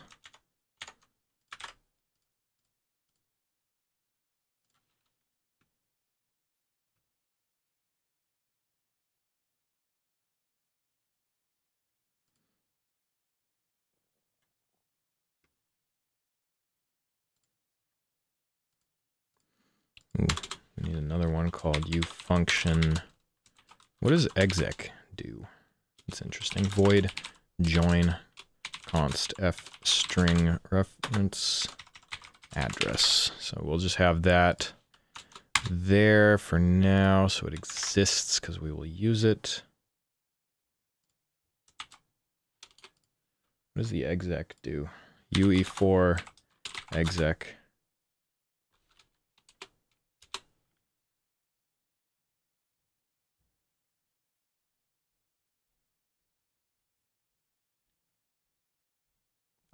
It's a console accessible function. So exec makes it console accessible.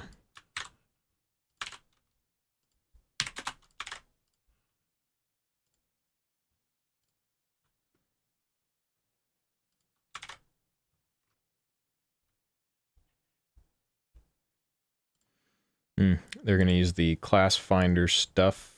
So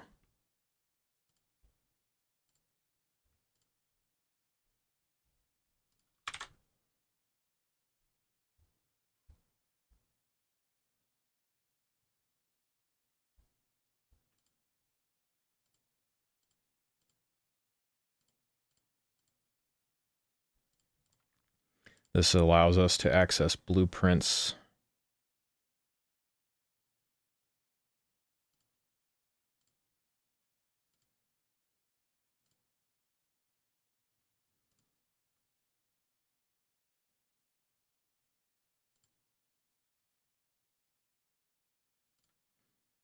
So in the game instance, we're going to make a constructor.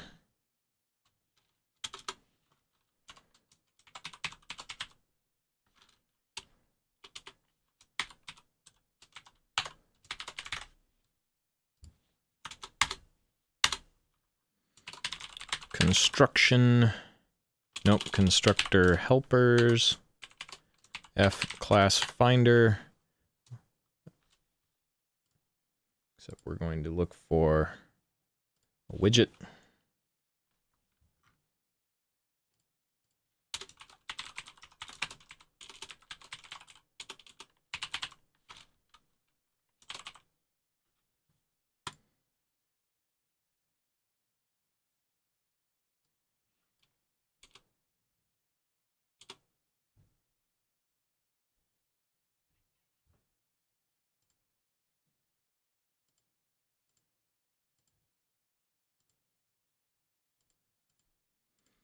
Come on, that's not what I want.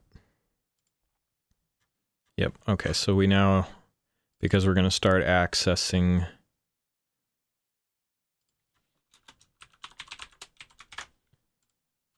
UMG from C++, we're going to need that.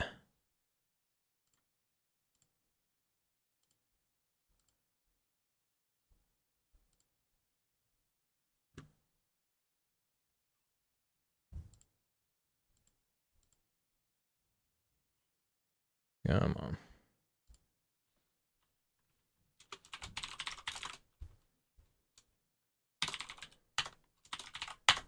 There you go.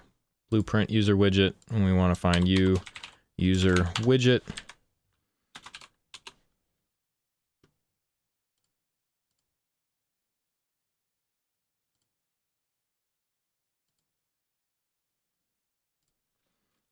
This is going to be our menu.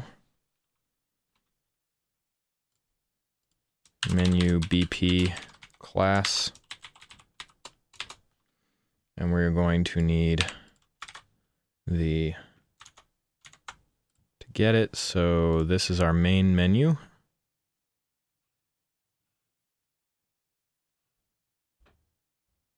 Reference path, I think, is what we want.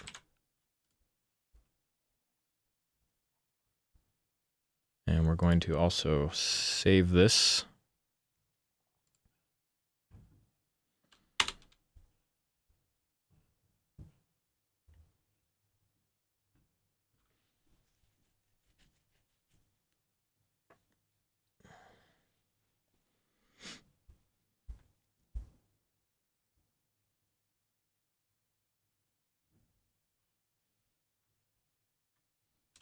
BAT subclass of user widget, probably. Yep. And this is our menu class.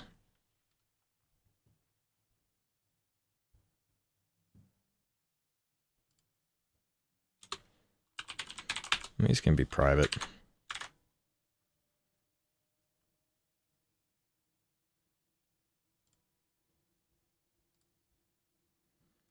So back over here, we're going to if ensure this menu BP class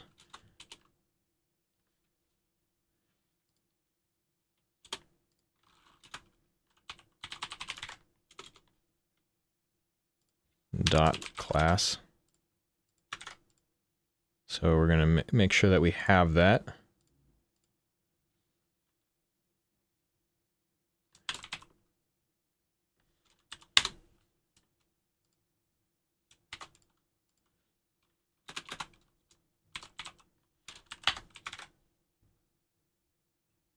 Oop, dot class. Okay.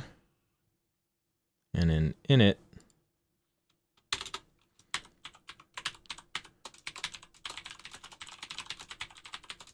found class menu class get name.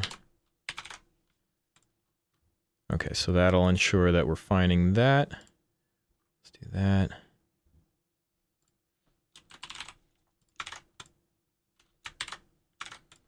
And start this up.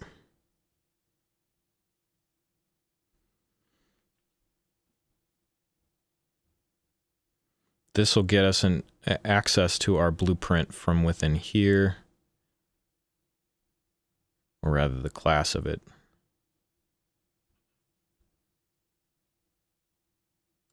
Close this and free up some memory.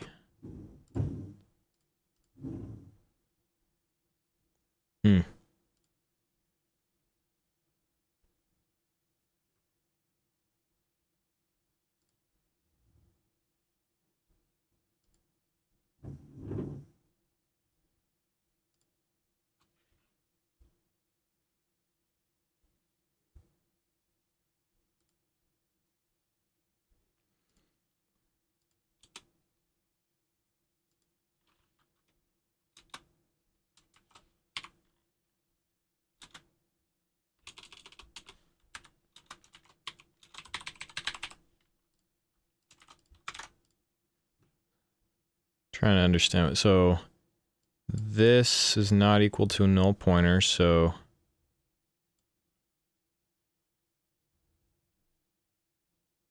which we don't have to do. So we're ensuring. So if this fails, then return, which like we've done down here. I just forgot the bang in front of it.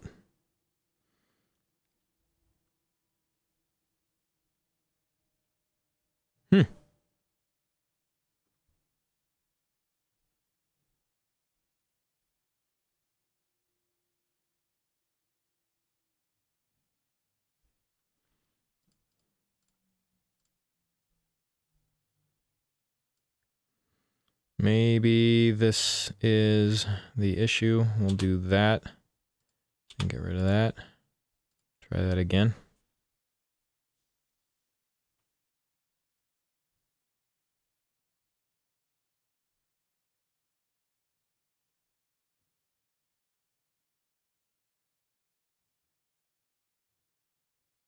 Okay, yeah. Oh. Nope, same thing. Do I not? Oh, I don't have the constructor helper thing. Okay, so in terms of, put that here. This is going to go up here. And down here, I'm going to do include uObject constructor helpers. Let's try that.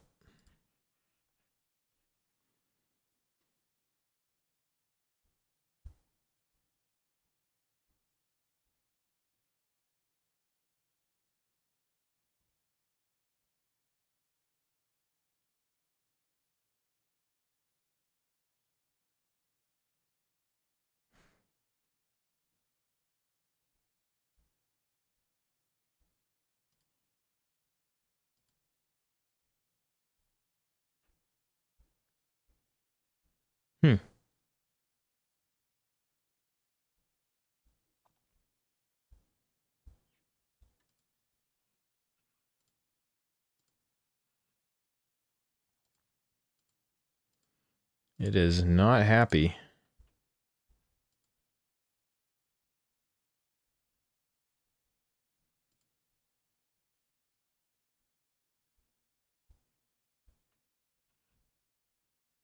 Oh.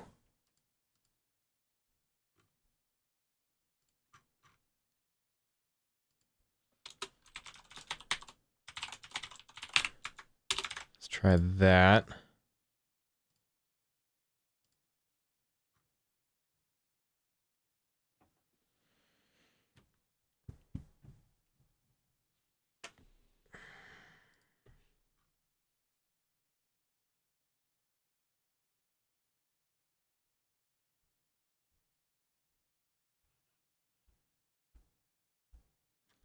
Same thing.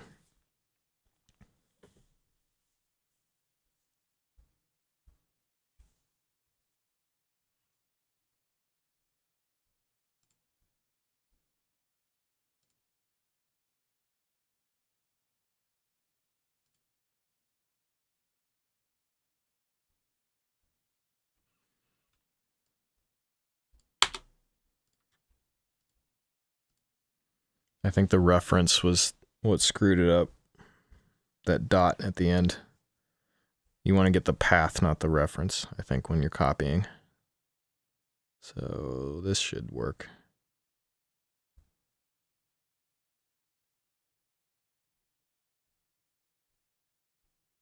Failed to find object again.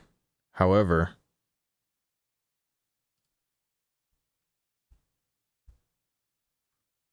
we didn't die. We're getting those prints.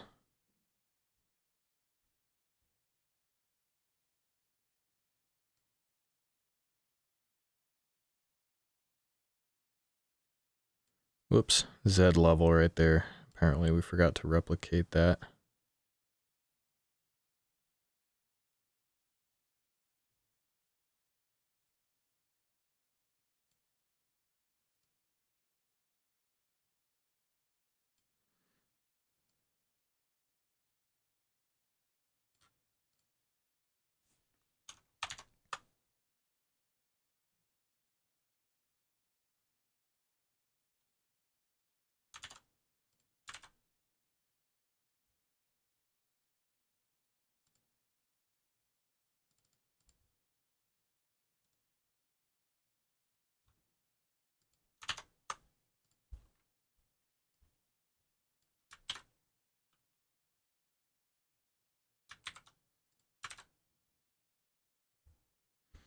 Oh wait, that's why.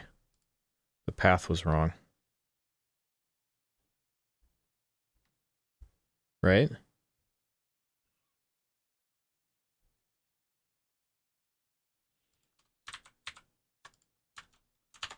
No, that's not it. Why is this failing on me?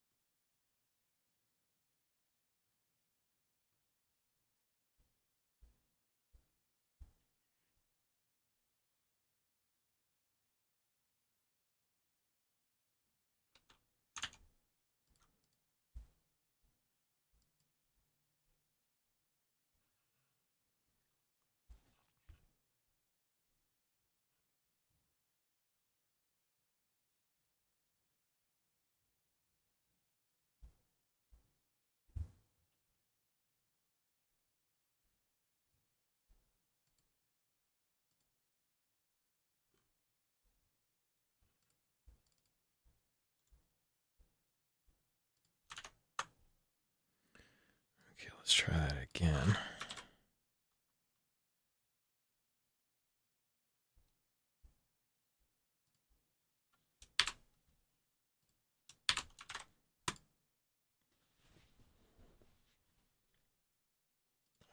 Constructor, helper, widget, blueprint. Let's see what other people online say.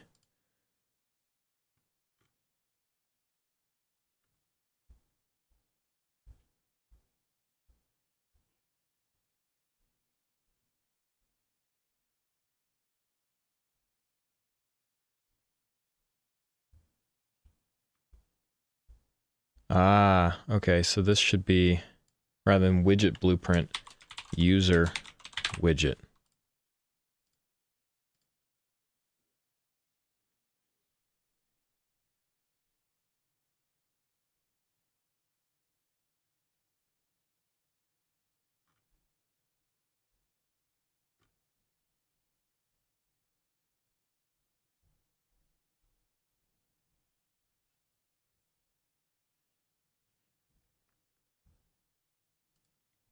Okay, failed again.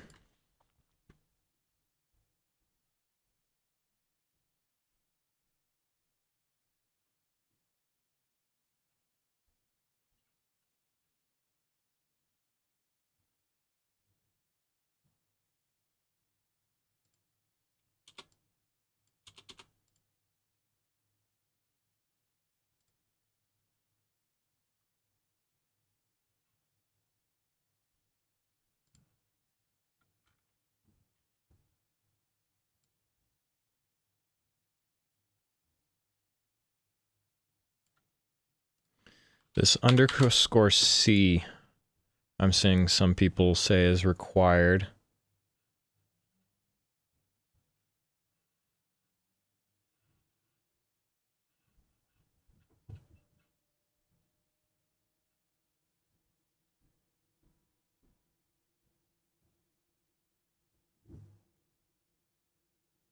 Failed to find object.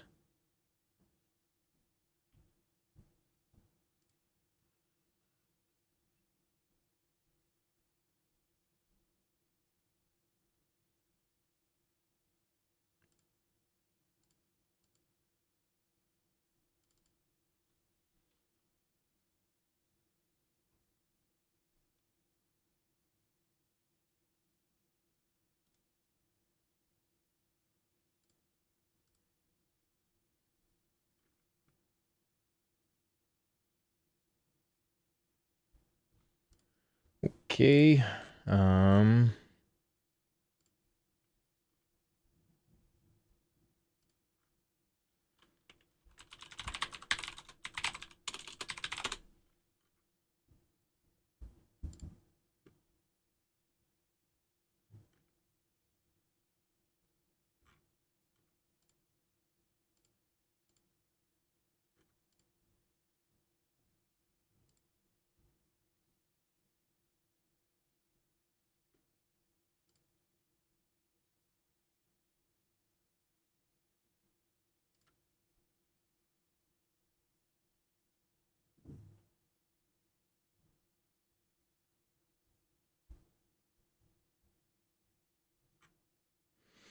Yeah, all right. I'm not going to do that. I'm going to reference it in blueprints. So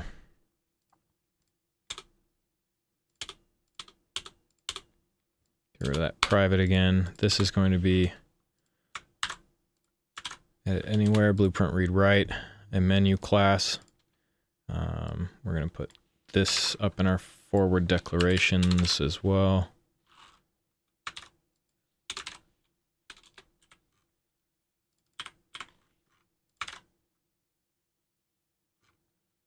And that should do that. So then rather than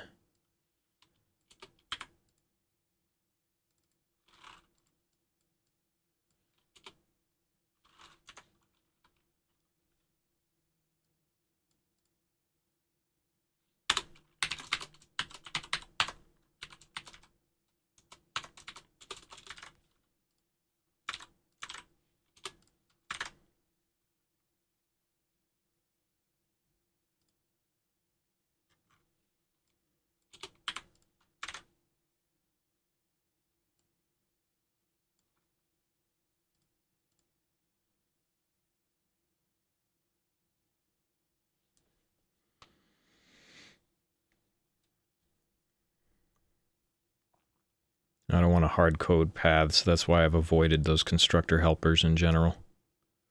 All the way up through here so that everything that we do can be swapped out.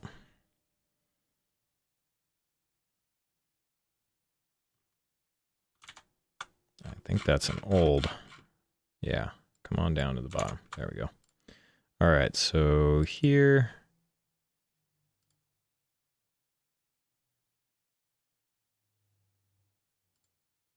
Menu class, there we go.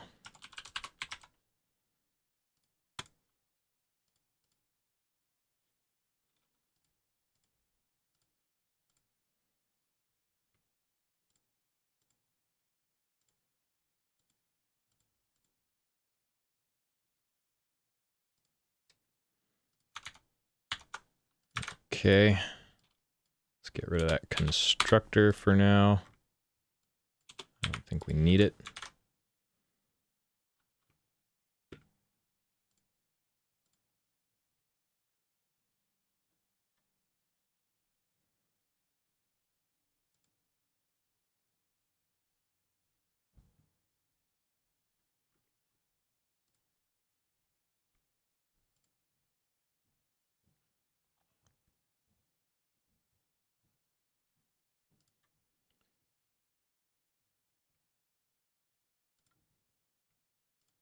No, I guess that's in the public, so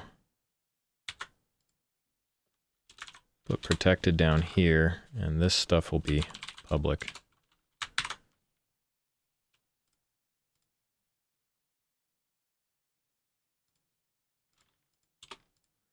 And we're making a load menu function, ufunction exec void load menu.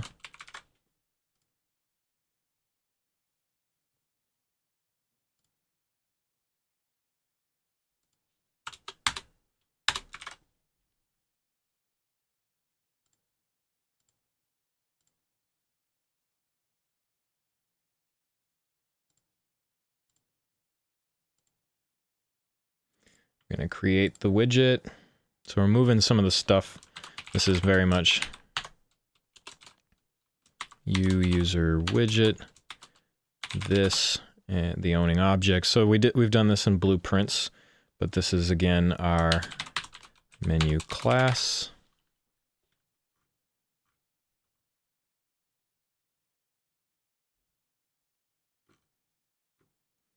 We need to ensure it, so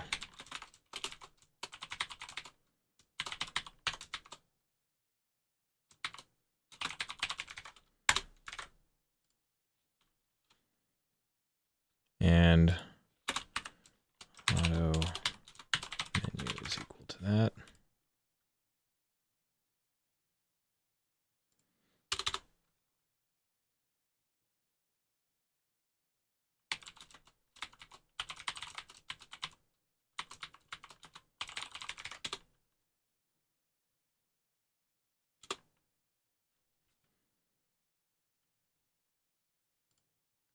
and add to viewport.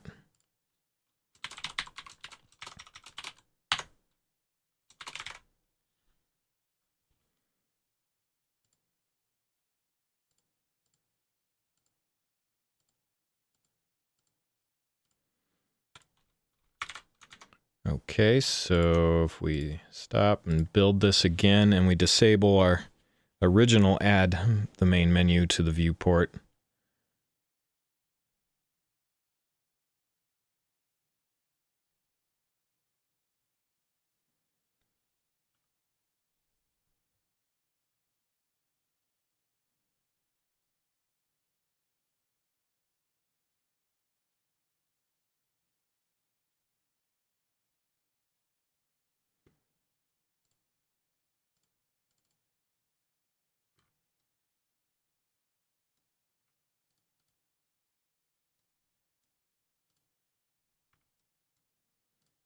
Where are we doing that initially?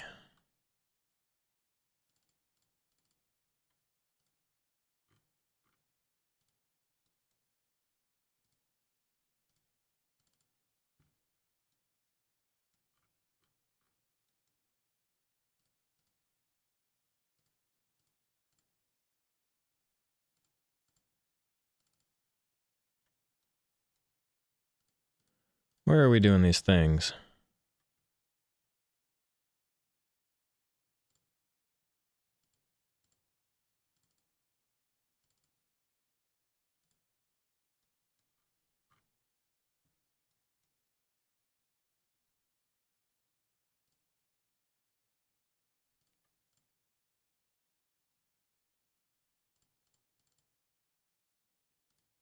Is it in the level blueprint?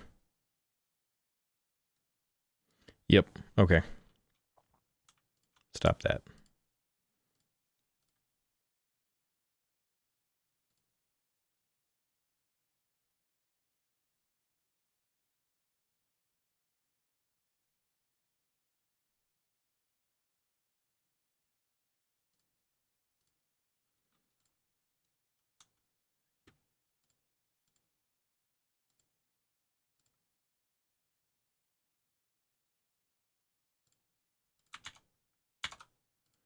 Why isn't it adding it to the viewport?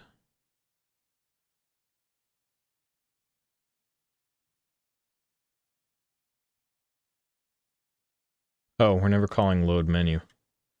Right. Where were we calling load menu?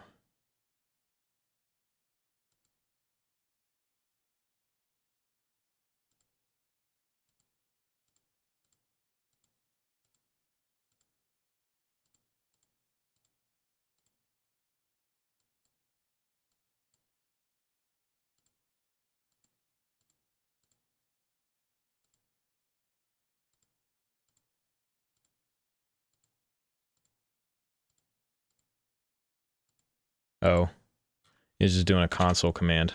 I see. So we do this, and we call load menu. Boom. There's our menu. Cool. Okay. So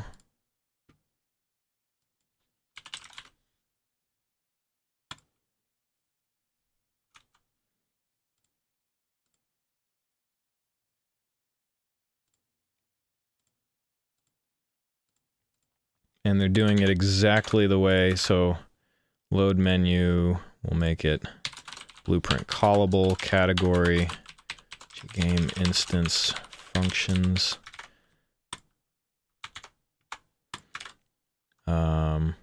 Save all that, stop, open it back up. So we'll just call that instead of the blueprint one now. And once we do that, I'm going to take a break, eat some lunch, and then we'll keep plowing ahead with getting our menu system and our UIs moved over. This is all leading up eventually so that we can have a more nicer server list, something a little bit more professional looking. So we want to go to our main menu level, go to the open level. that will execute the size. Then we come over here, we cast to our game instance. And if so, rather than show main menu, interface call, we're going to do load menu. And there you go.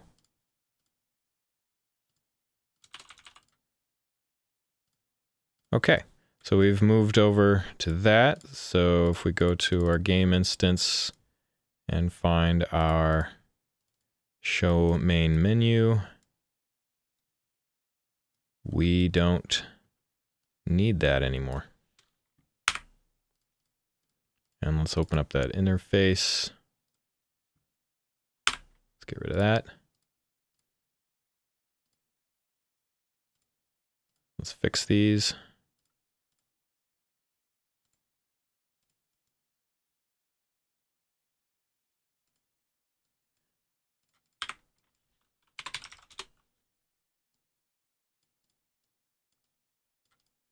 Switch to that, load menu. That's happy now. What else do we need to fix? Host and error. Both these just load menu rather than show main menu. That's better. And here, load menu.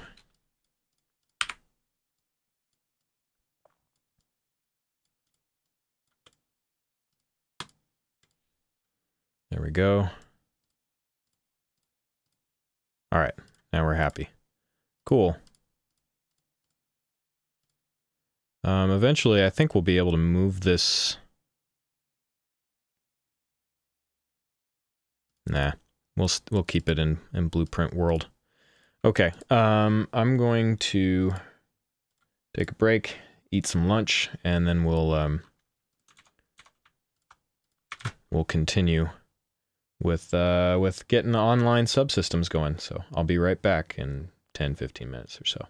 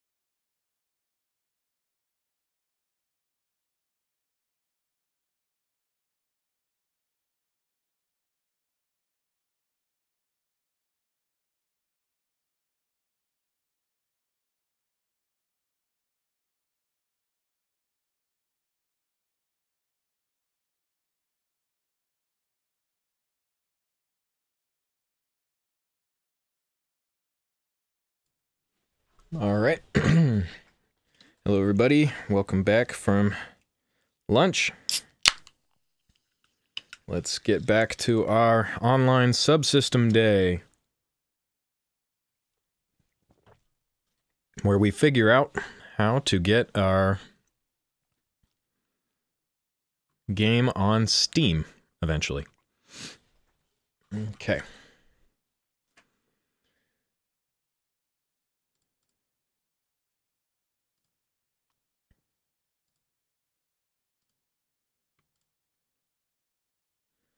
Okay, proceed. So we've got our load menu is fully blueprint callable now. So we call that in the level blueprint for the load menu. We're going to want to change our UI modes also. So here when we add to viewport,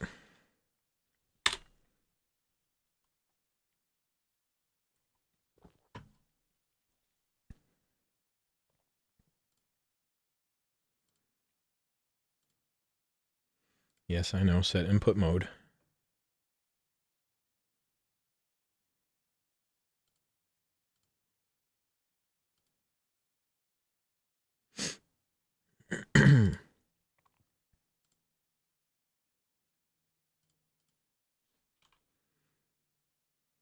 Auto player controller, get first local player controller,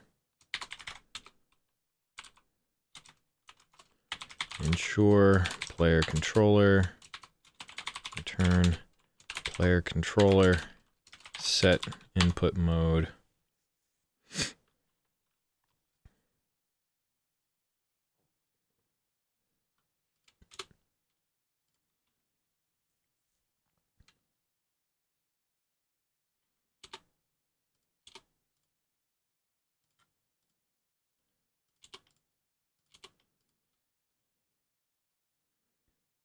Come on, I want UI only, I know.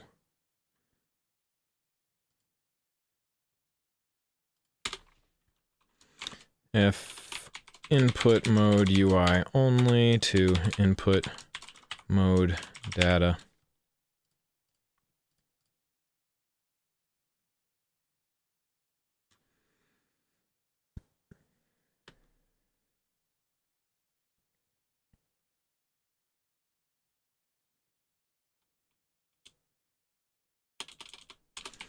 Input mode data dot set widget to focus.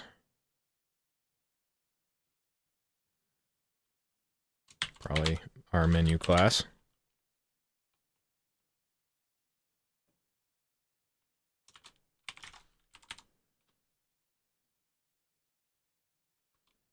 Or rather our menu. There we go.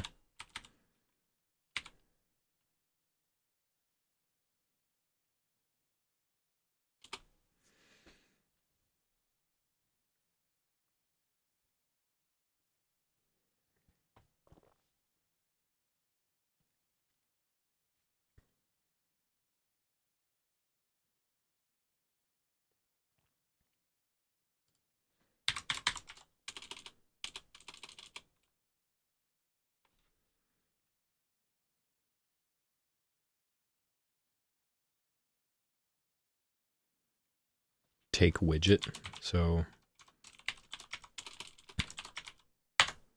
there.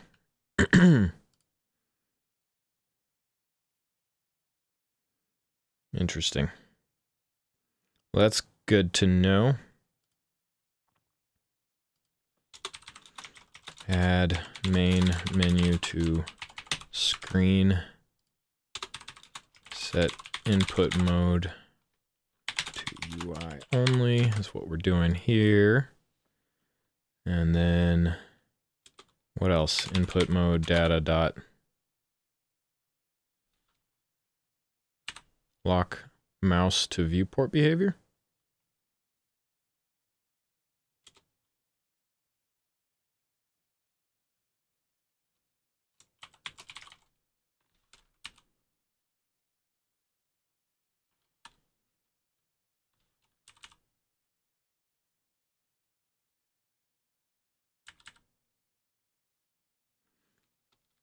Yeah, let's not lock. That doesn't sound fun to me.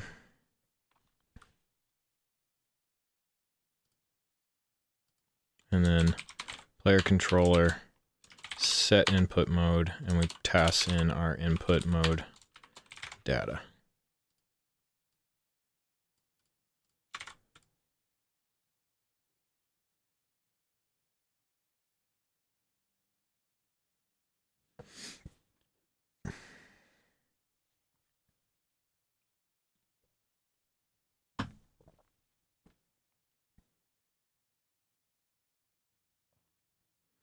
What else we doing? Oh, we're showing the mouse cursor. True. Player controller, B, show mouse cursor. True.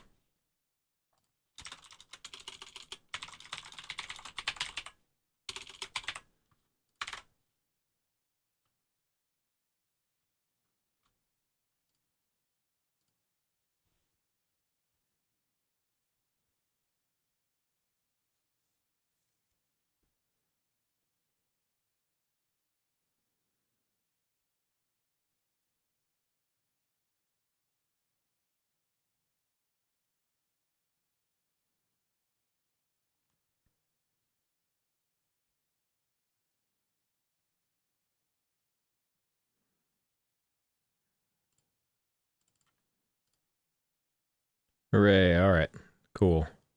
We're not locked to it, but we've got clickability.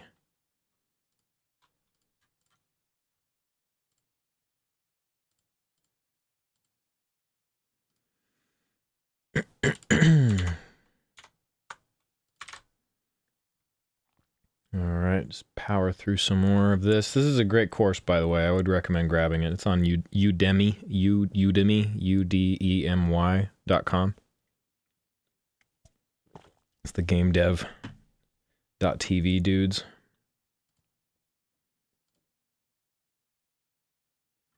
So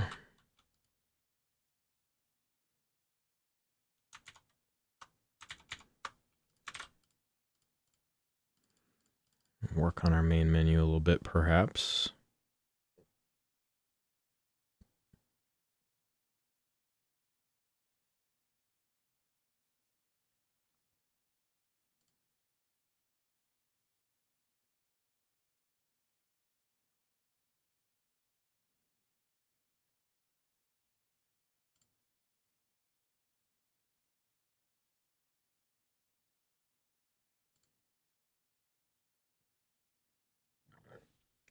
Excuse me. Yes, okay. I know you're chatting, so what are we going to do?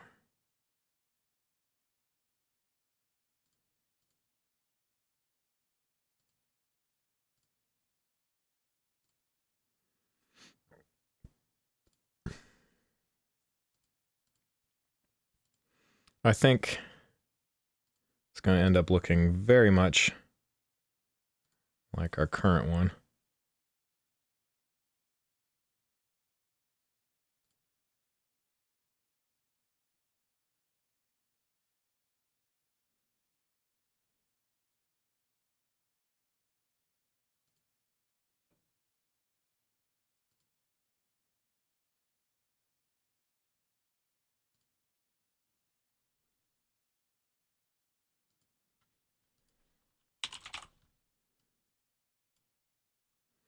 Doing an overlay over there.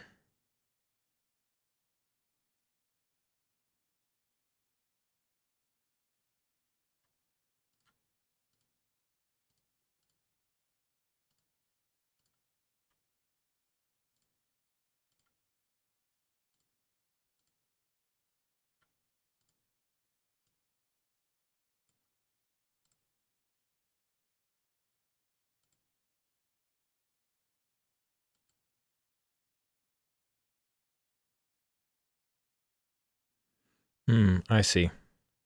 This is going in the overlay.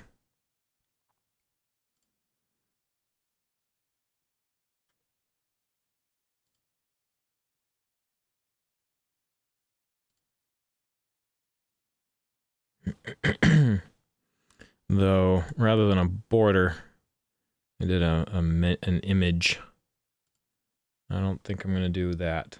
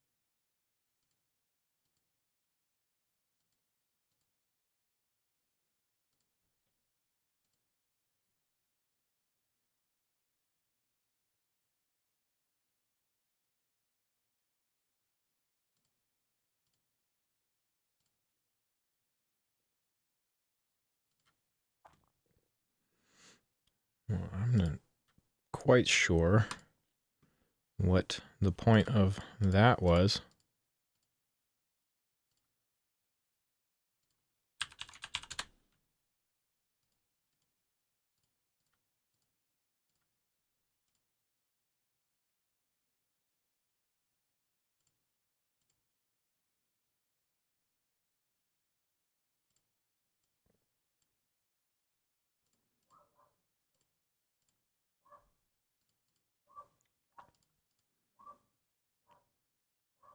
Oh, dog upstairs is starting to do her barking thing.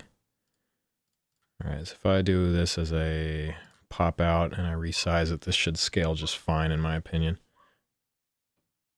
Oh man, somebody needs to get her to stop barking.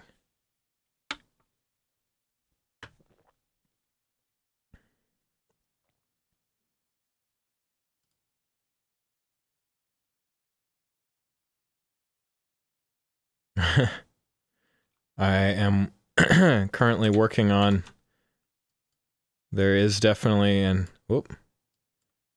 Cool, okay, so that scales. Okay. Hello, Yvonne. Are you familiar with what I am creating? And if you are not, this is a tabletop simulator for Dungeons and Dragons, or other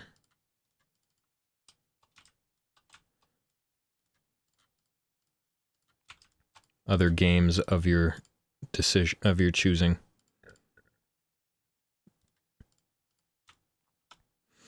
So that is the goal here, with special features such as wall vision, so that you can see your tokens through them. Though I need to fix the clicking. But working on online function at the moment, and menus.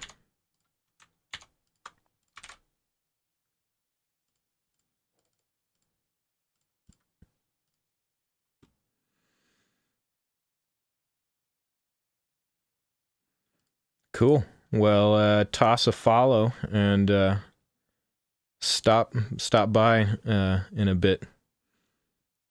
It's got quite a few features. It's all totally networked and usable for game masters, and there's permissions and stuff, but yeah, follow and drop in a week or two and see where it's gone. This is after just about 1 month of work, so give it another month and I'm excited to see where it goes. Thanks for the follow, Yvonne.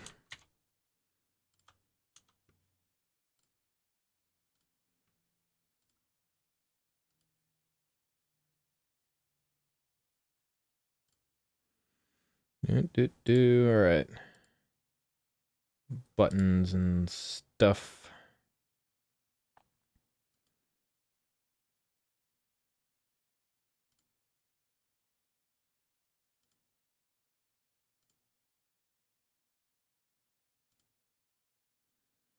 All right, yeah, I'll go to Unsplash and grab myself a, I don't know.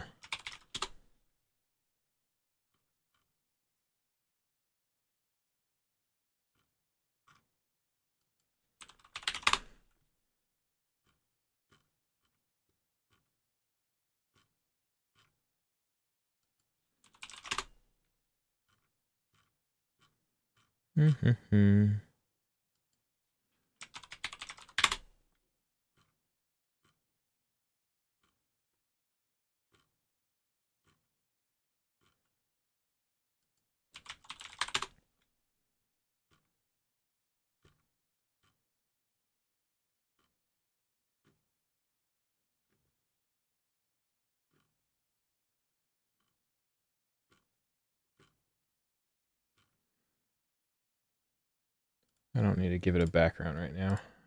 That does not seem very important.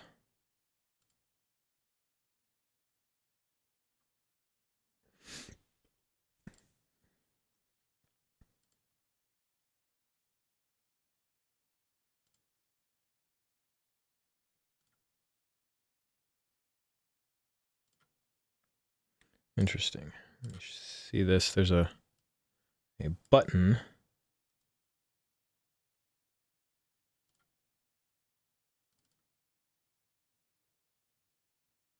Oh, that's not what I want. Styling buttons.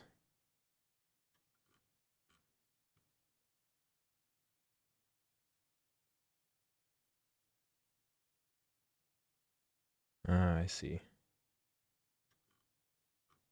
I see how that works.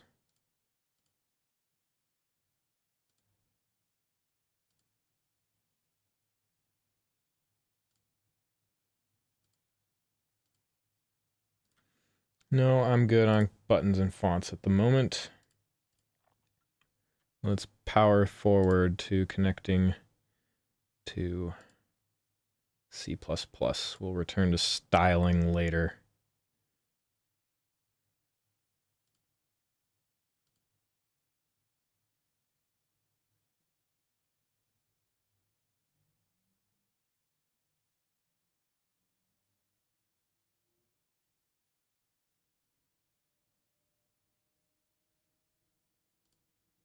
Interesting. Okay, so we're going to be, we created them here, but we're going to create a new class, user widget. This is going to be our BG main menu. We're going to put it in a new folder called the how about UI. What have we got? We've got core and actors. Core is gameplay. Yeah, so a UI would be good. So we'll do that.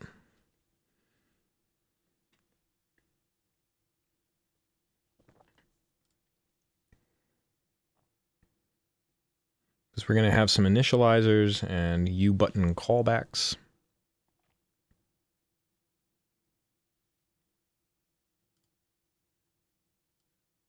So this, no, I don't want to see the log. I know you can't find it because you have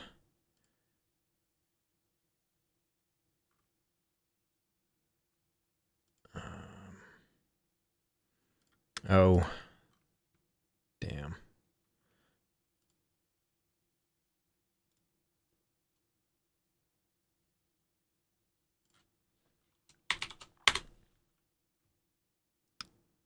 This needs to go here. And then this needs to go into private. And then here. And this needs to be... Okay, it's happy. All right, so we'll stop. Hey, CyberEck. And build this. How's it going? Welcome to the stream.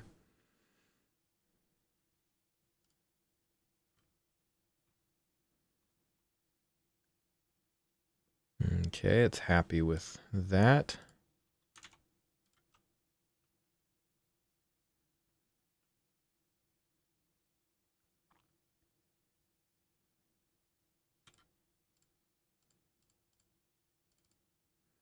All right, good. That got all added to it.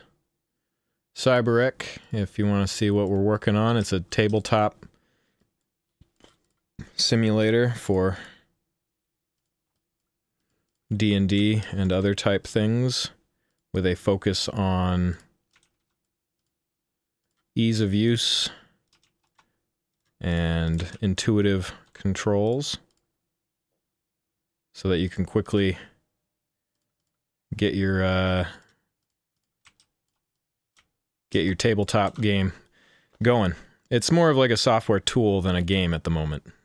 Maybe at some point we'll make it into a game, but it is a supplementary tool for D&D or other type Cyberpunk and Pathfinder, Call of Cthulhu, whatever you want to play. But we can grow and shrink the board dynamically. You can remove tiles. Woo! And we've added some AI so that these guys can actually like move around on the tile and avoid that kind of stuff. We can expand our walls, Sims style, kind of dynamically.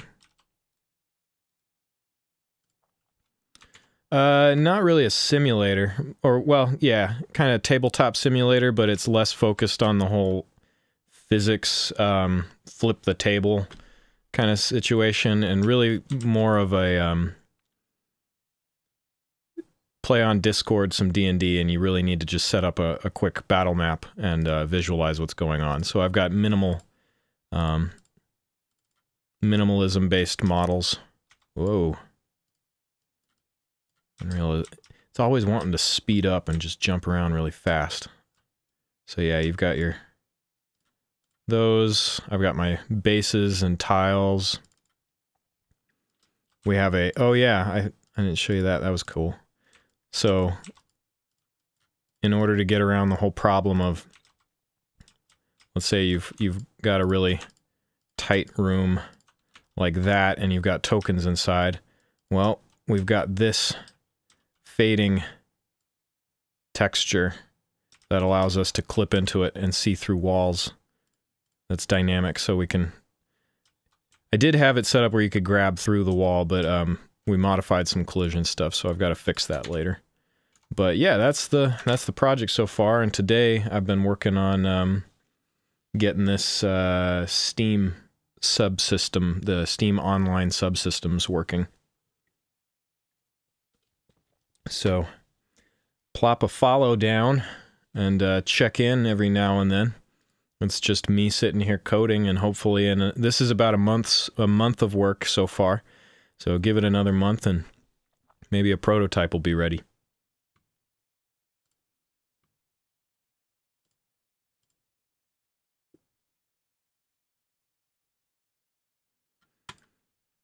All right.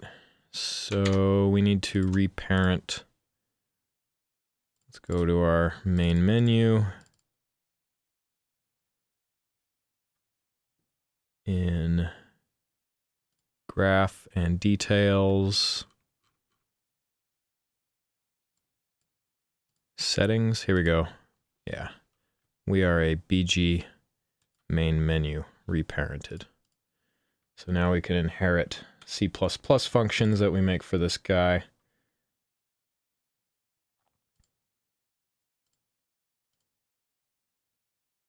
We need to bind widget, the bind widget meta property, so we can control blueprint created widgets from C++. I've done this briefly before. Slate stuff is nasty, so I'm not gonna make a whole UI thing from straight C++. I've done that and tried it, and it was terrible. I'm gonna do this so that inherited things have it. We want to make a U property meta bind widget.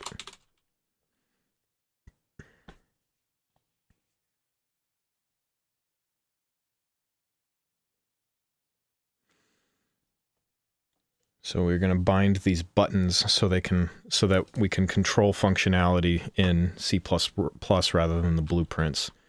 So I'm going to forward declare class U button. This is a U button, the host button, duplicate the join, and let's go back over here. Host, join, options, and quit. So I want to name these right. Host button, join button,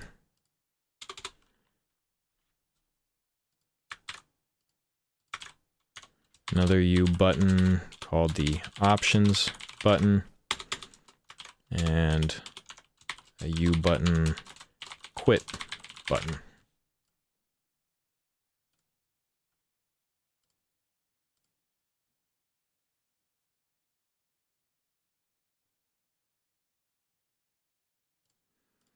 Okay, so stop, run that again.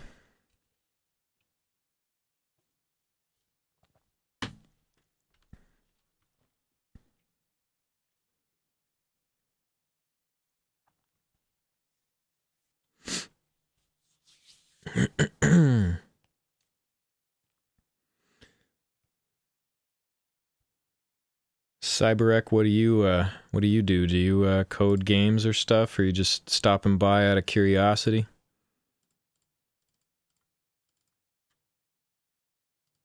Yeah, all right. Required widget binding not found. Excellent. Let's bind some buttons.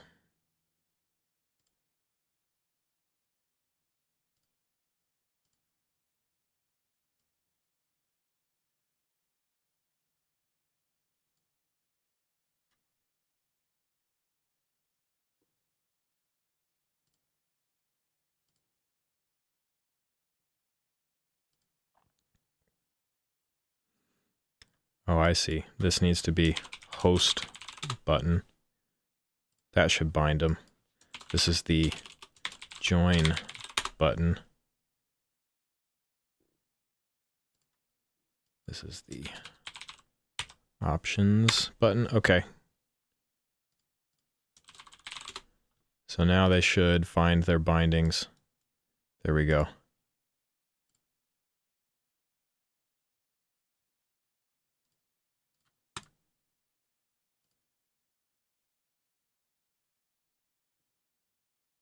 Yeah, that's happened to me. I've started some game projects where I realized, oh my, this is massive.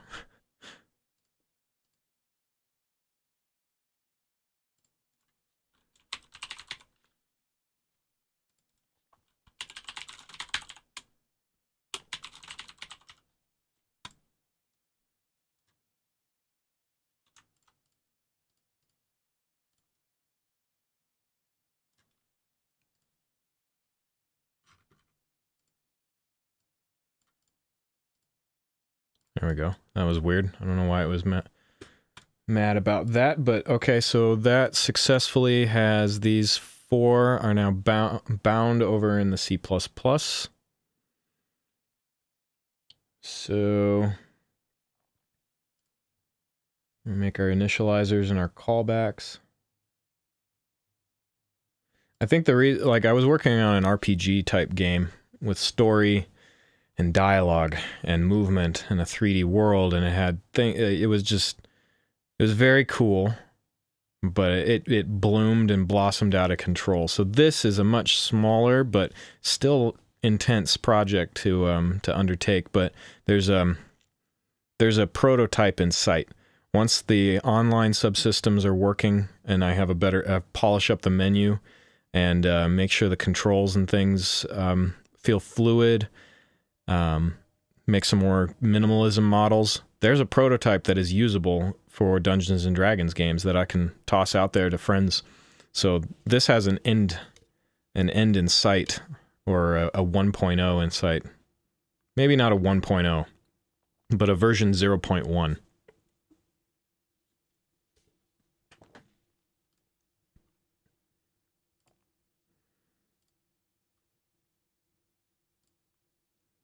Okay, what are we doing? We're grabbing... So we need to run initialize on here. This...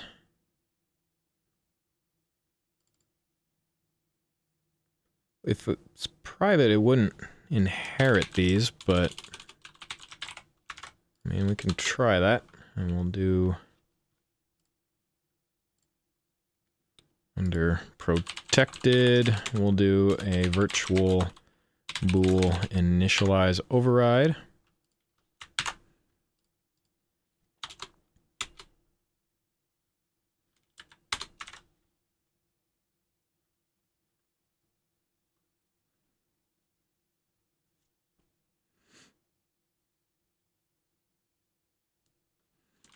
And do the super so that the parent class will call this. Just return a true for now.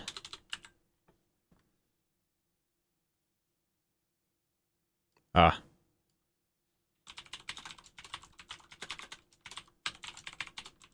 Interesting. So if we do an early return out of there, we can const that. Yeah, do you use the software Ace Sprite? Or have you heard of that? Let me get you a link of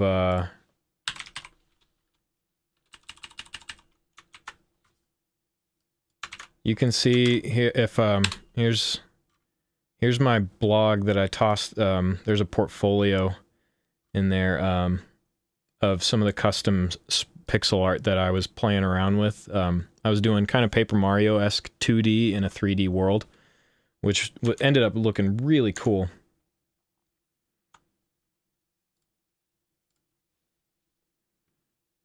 But I really like Ace Sprite. It's cheap. You can grab it on Steam.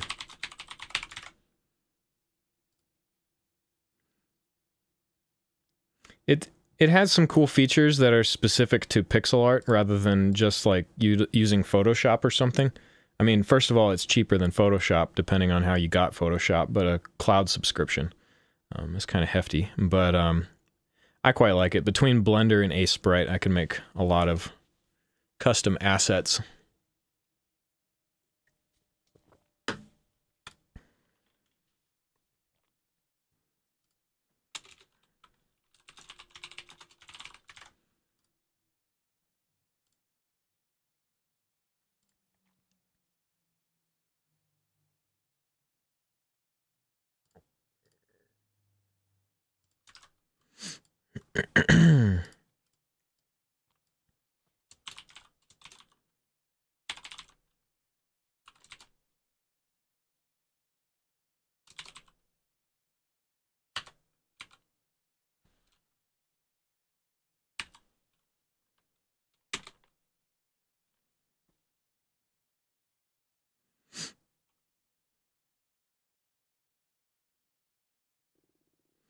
Gonna add some delegates or some callbacks, I guess, to these.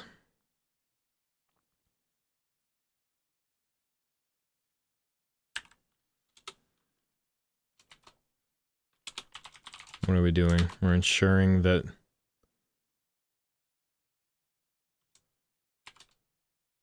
gotcha. Ensure that host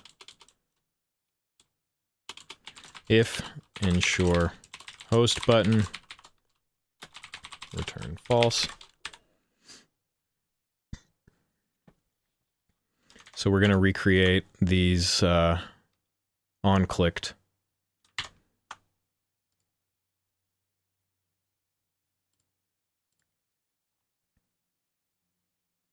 Make some functions in here.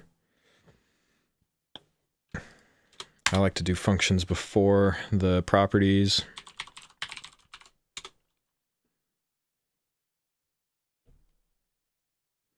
They're going to need an F on button clicked event passed in.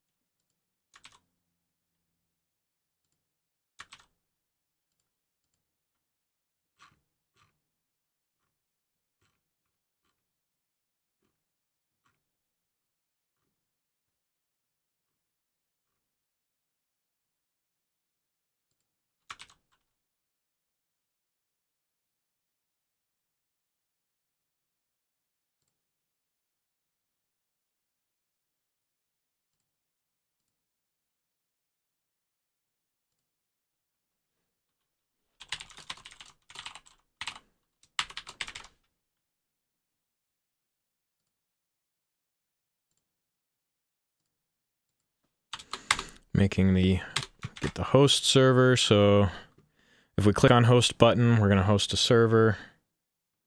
Really, I'm going to make it so that it opens up another things. So, but for now, we log temp warning text hosting server to spit that out. We're going to add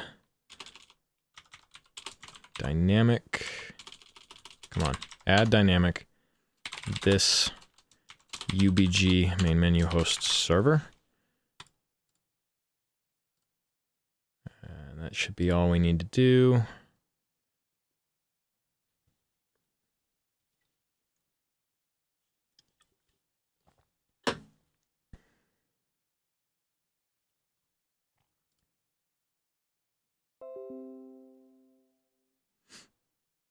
Drawing function in the game software itself. What software do you use?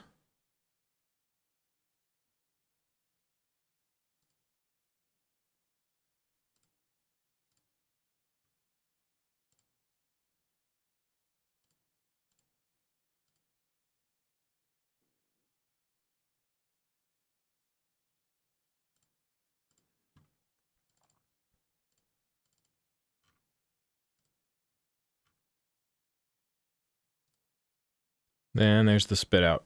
Hosting server. Cool. So that's working.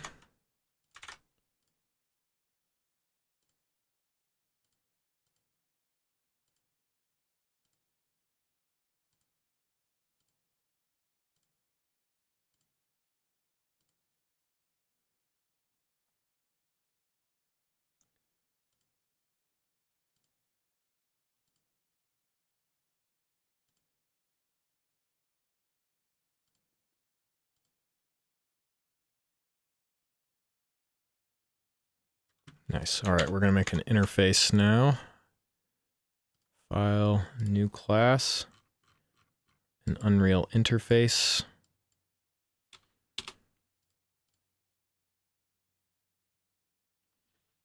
This will be the menu interface, which will be under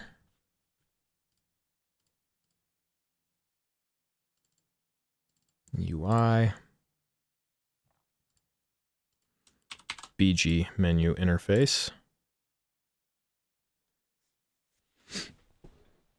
So this will invert dependencies so that we can go through an interface rather than having to go directly into the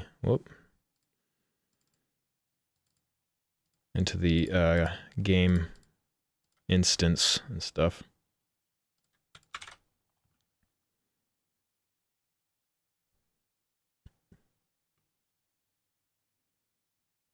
So this class does not need to be modified.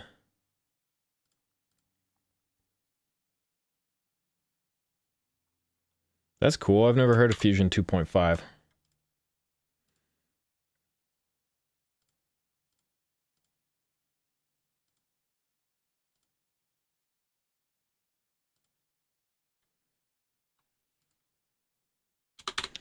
Okay. Whoop. We already have a public. We're going to make a void host interface call right here, which will be a virtual.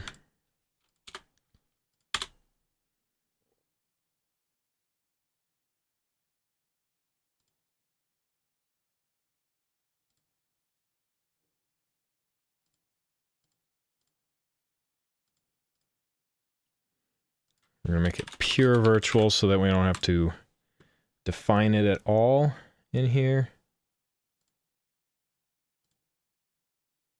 And in the main menu, we're going to... I've turned off links because I was getting a lot of the spam. How to get famous, click here now kind of things.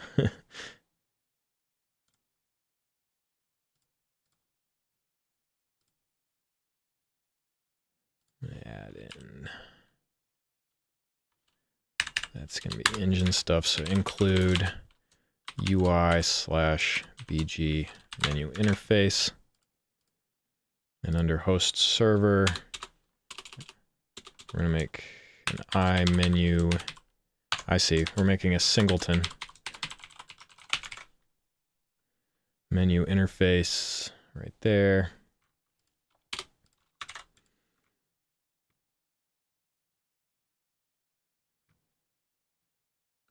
So now we've got the interface.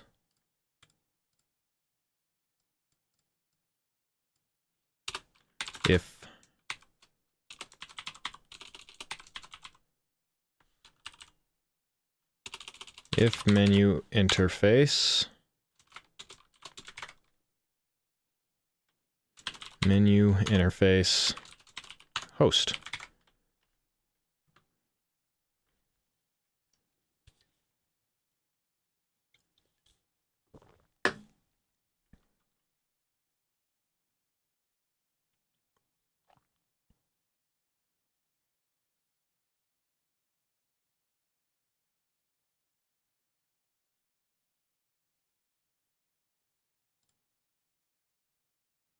And what are we doing with this host?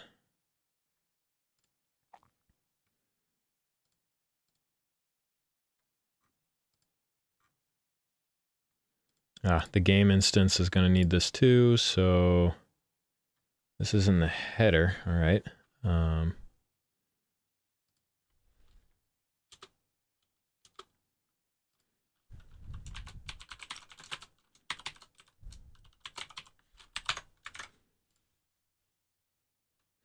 This is probably where we're going to actually define these interfaces, or does this inherit or implements? Okay, so public I menu, yep, IBG menu interface. So our game instance is now implementing our interface.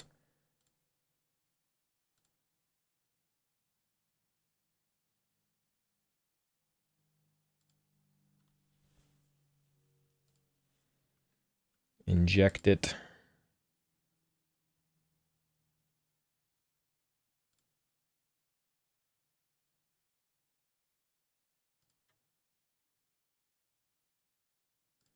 So we've got a public section, void set menu interface, passing in an IBG menu interface pointer called the menu interface.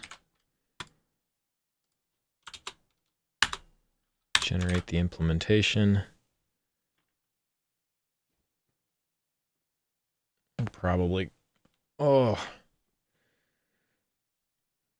to do a menu. This menu interface is equal to menu interface.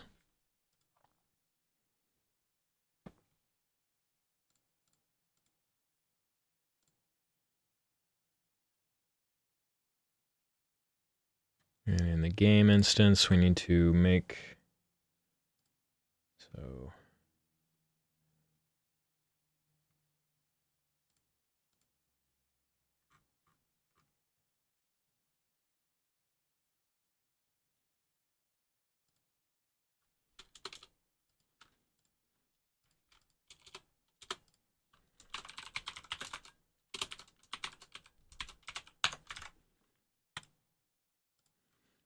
load menu.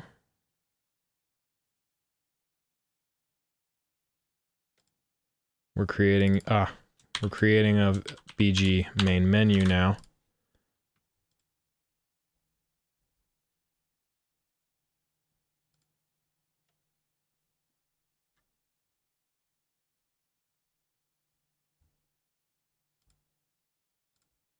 And under here, once we've made it, we get our menu and we can set the menu interface to this,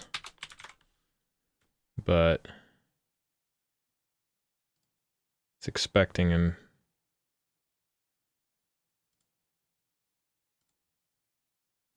Or I guess this implements it. So that should do that. Let's go ahead and boot this up.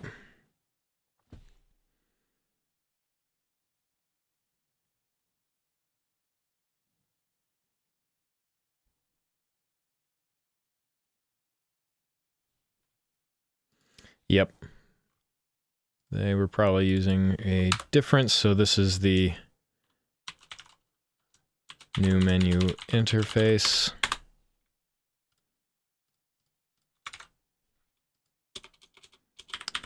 So we won't shadow it. Shadowing is not allowed. You shall not shadow.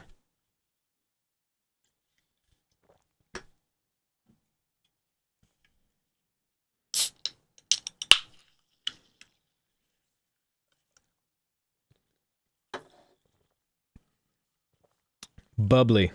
For those of you who want a refreshing drink with 0 sugar, 0 calories, it's just water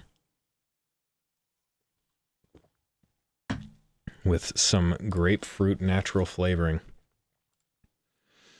Okay, if we go to our main menu, looks good to me. I don't see any yes, trying to focus a non-focusable widget. But otherwise, we're totally okay. We're good. We are good, man. All right, why don't we make this WBP? If we go over here to graph and our settings. That's not what I wanted to do. I want to do here, and this is a focusable. There we go. Now we got rid of that. Perfect. Cool.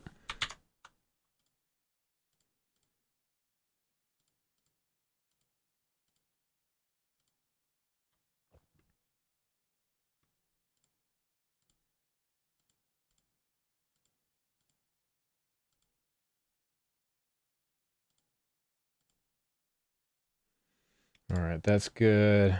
Now we need to be able to deactivate a menu.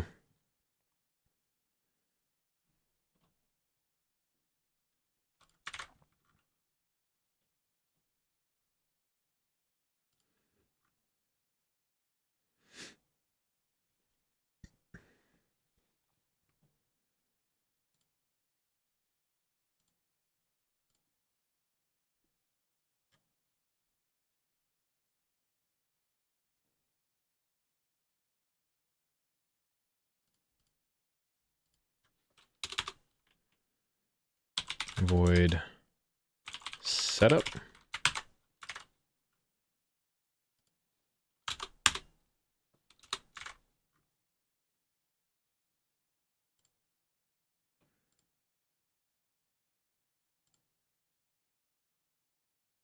Nice. All right, we're going to, yeah, we're going to move all this. This is setup stuff. This should be handled by the menu, right? So from menu add to viewport down to here, this is going to be in here.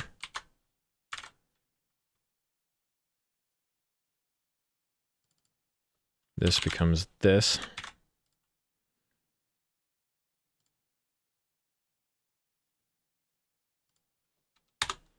Get first, no.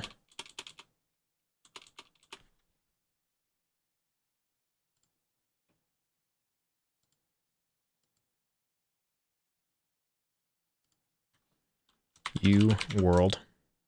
No, I'm going to auto world is equal to get world.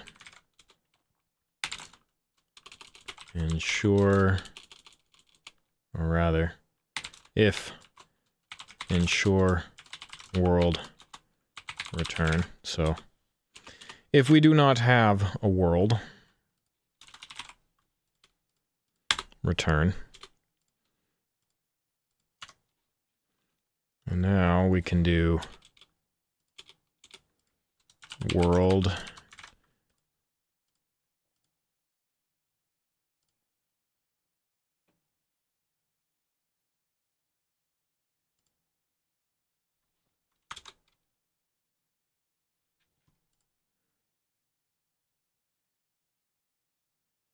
stop the editor so that I can get,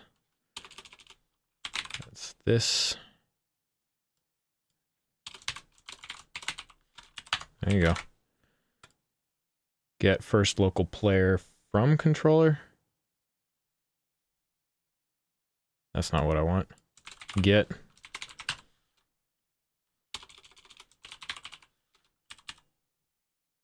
first player controller. Yeah.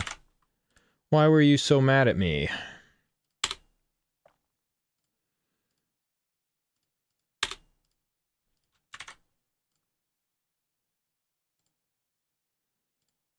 Okay, so then over here, we just call menu setup.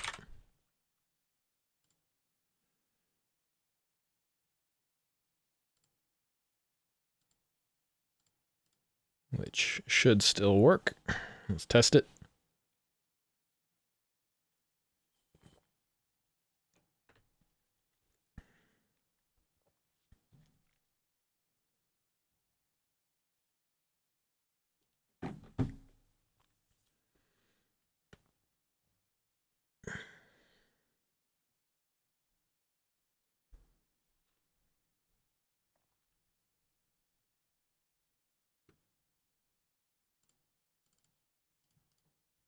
We are good still. Hooray, everything is still working. And if I hit host, oh, I got rid of that. Right, that's why we don't see it. Okay.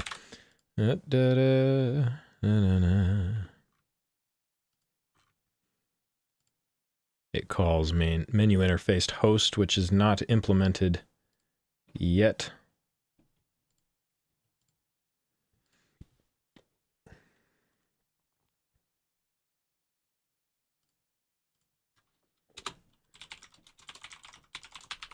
I think teardown is how we rip down our menu.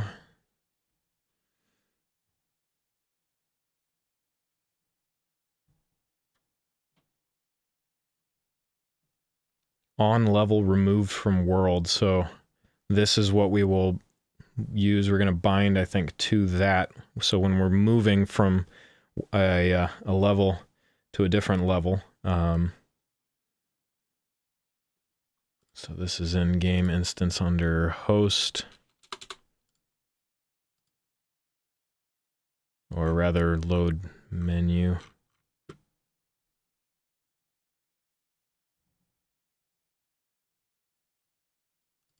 So under the menu class,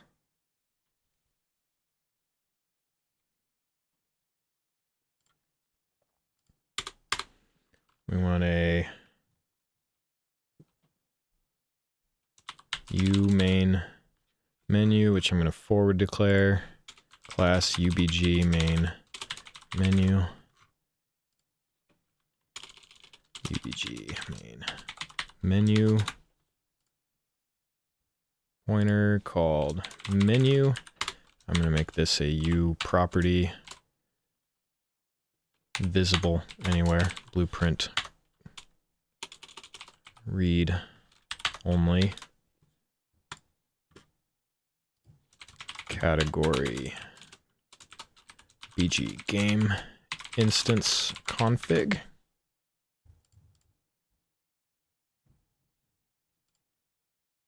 And then here, we're setting our menu. Rather than making it here, we're saving it when we make it. Under host, we are going to ensure menu, or rather, if menu, tear down.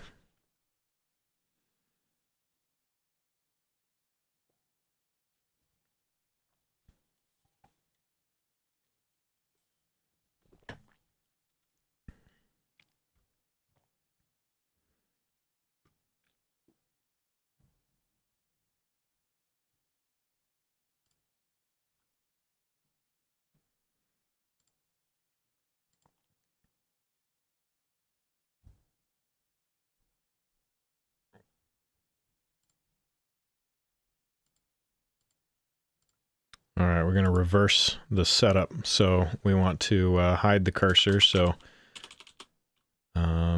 basically,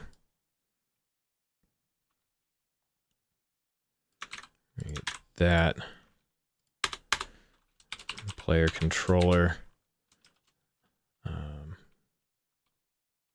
B show mouse cursor equals false. Though, actually, no, we still want our mouse cursor in this game. And then we're just changing the input mode.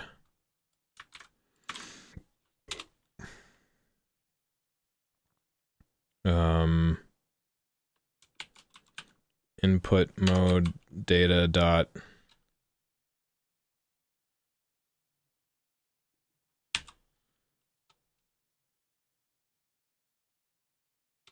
oh, we don't want an input mode. Game and UI is our input mode data. And then input mode data dot set lock mouse to viewport behavior mouse lock mode do not lock. Then player controller set input mode to our new input mode data.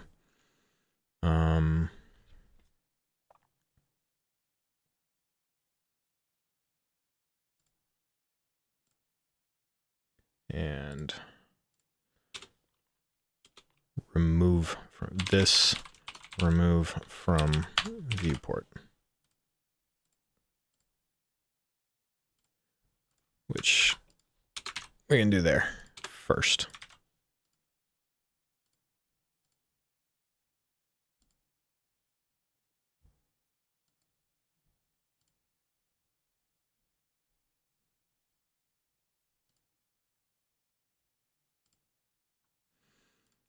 Okay, so stop, load, compile it.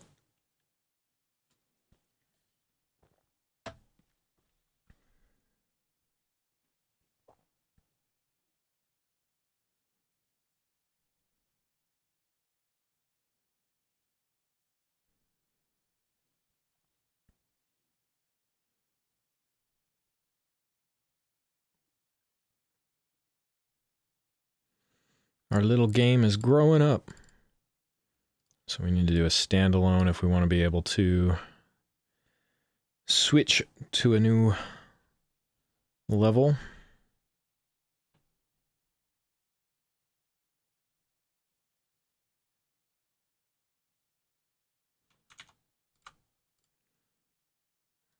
Nice. Obviously, what I had previously programmed just vanished because we're overriding some things, but that's okay.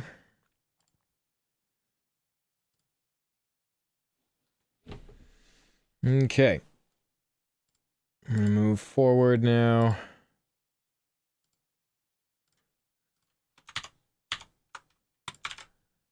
To a widget switcher. This host game, rather than... I don't know if I want it to be an entirely different widget, you know? We should just have things kind of contained together. It doesn't really make sense. So, hey, 46 followers. Thanks for the follow, whomever that was. So this is our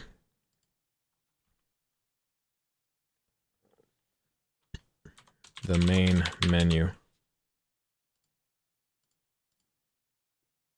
Actually,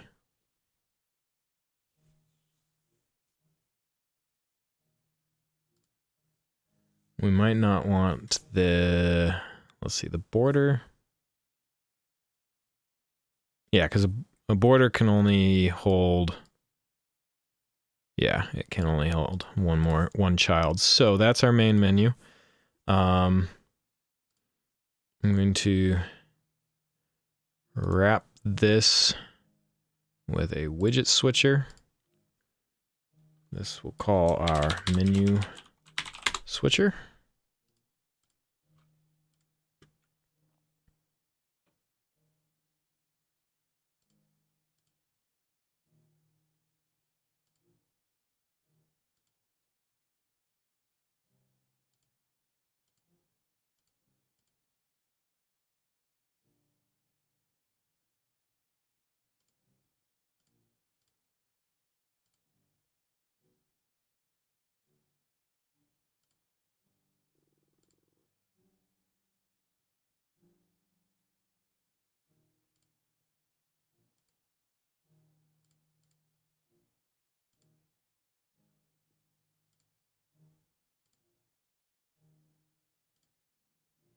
Our main menu, we'll make it stretch in the widget switcher.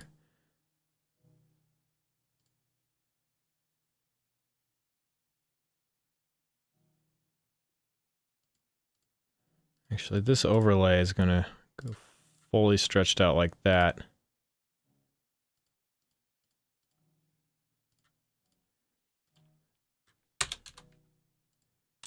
Because we might have that might become an image or something. And then this is going to be centered.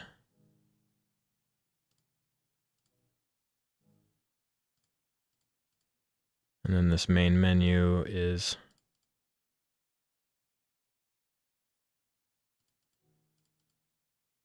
centered. The slot is, there we go. The slot's stretched. So the switcher's stretched. The menu is centered, the content.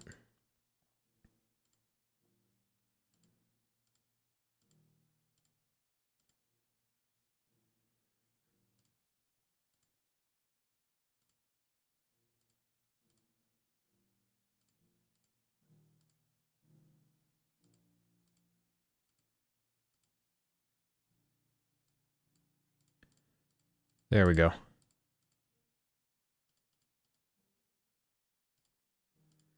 So now we need to make our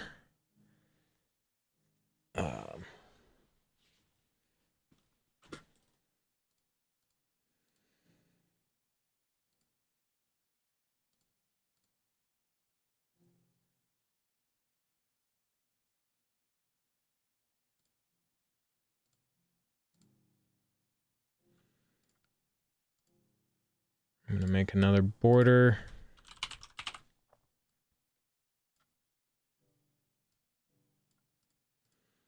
This, go back to black as well. This is going to be our join menu, which will be a variable. In here, we'll also do a vertical box. The vertical box will be centered. This vertical box will have a text box, because I believe this is going to be like a direct IP address initially.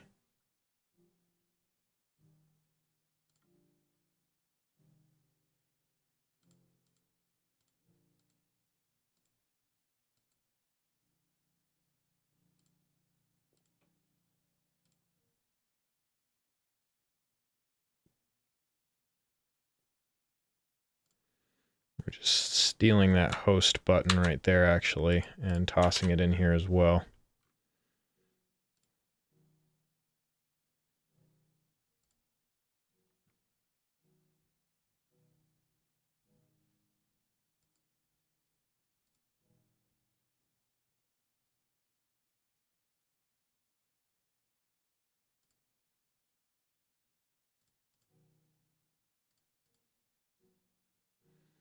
Do that. The hint. Oops.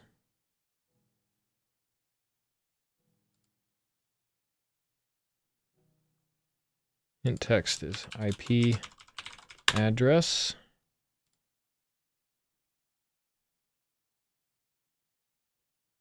Font. What? We have no fonts.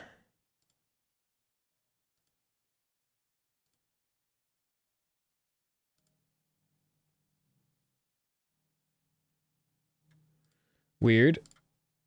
Okay.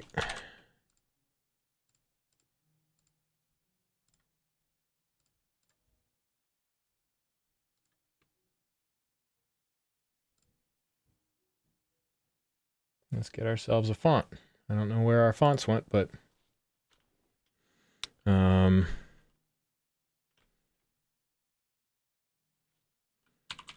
free fonts.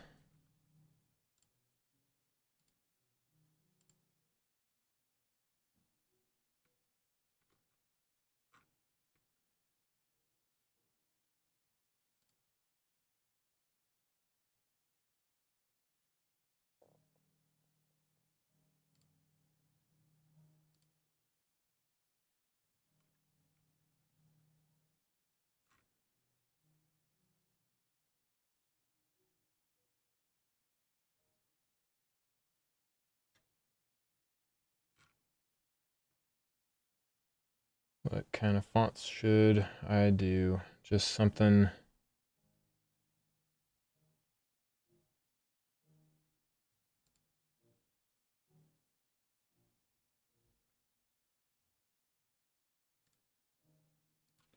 Where is U4 fonts disappeared?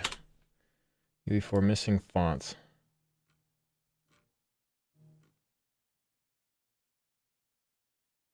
Oh, show engine content. Maybe that's the problem. Ha! There we go.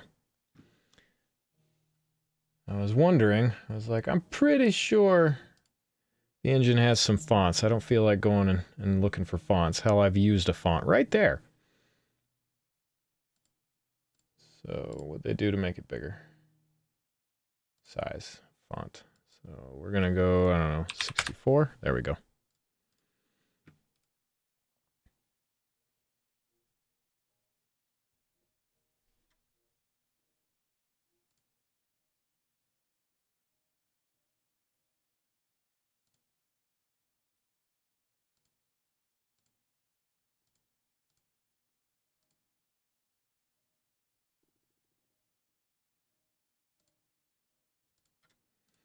I don't have time for your challenge. Just let's keep going. I know how to make widgets. All right, so this vertical box, I want to center it.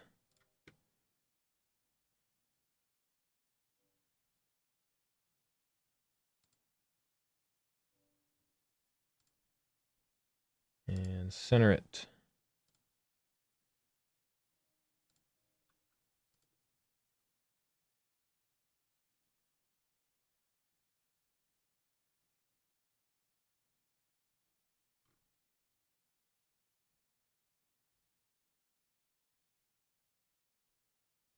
No, I've already got a background. I'm good with the background.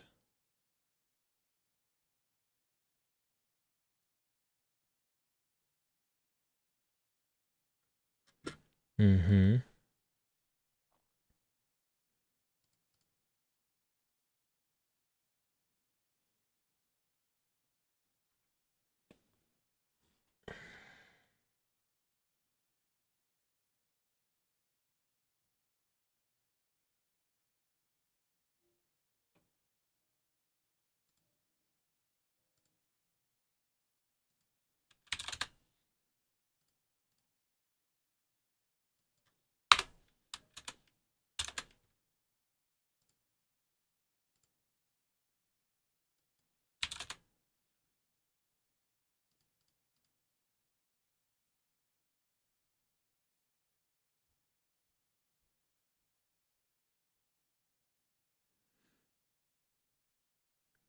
Oh, I see.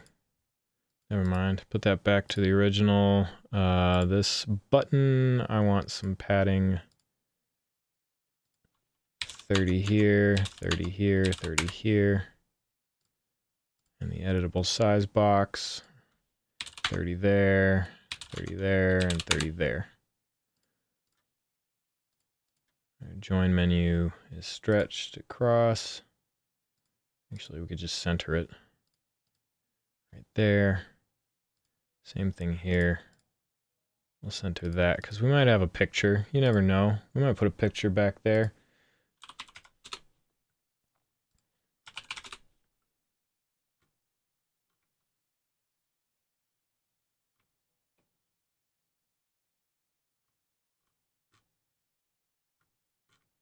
We'll do a fun picture. What kind of picture should we do?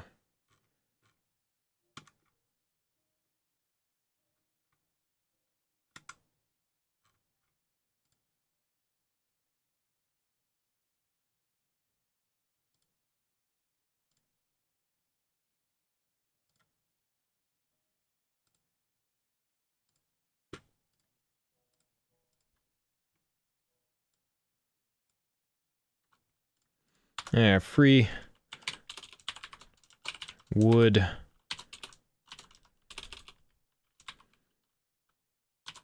background.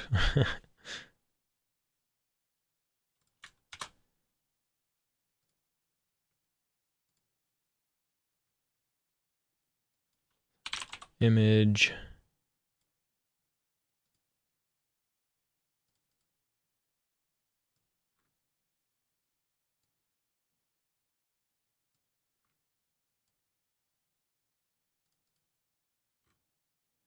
Where's the Z order? How do I...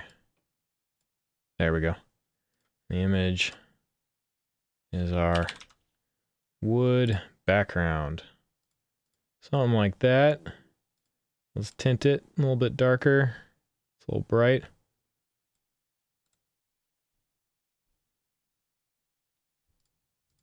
Cool.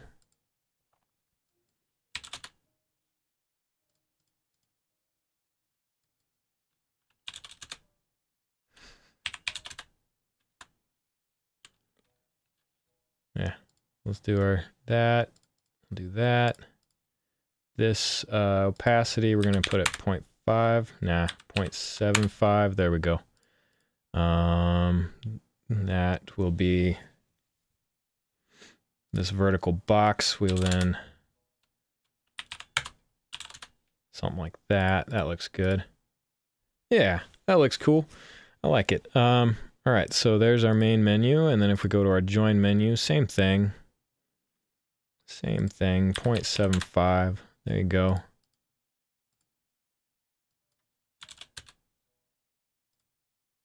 And we're going to reset that and reset that. There we go. That looks better.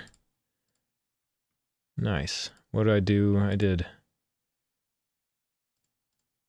50. I'll match it here. 50. Cool. Yeah, that looks slick. All right. Some wood parquet, whatever, however you pronounce it.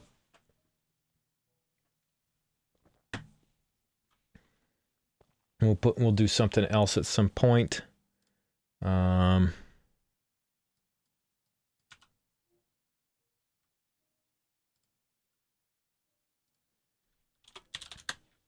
Whoops, that's not what I want.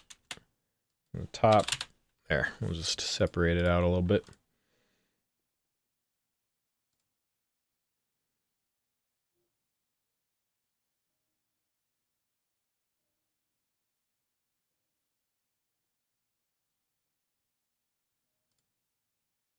This guy, we want a minimum desired width.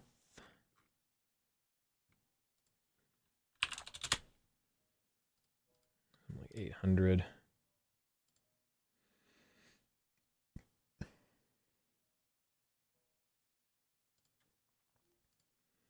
This is this text should say join.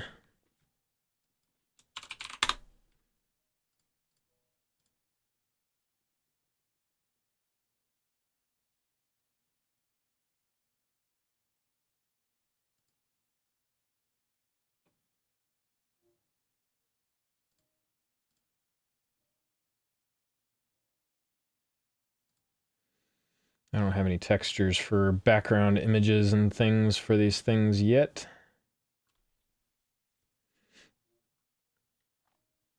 Doesn't really matter to me. I'm going to darken it though. Or rather,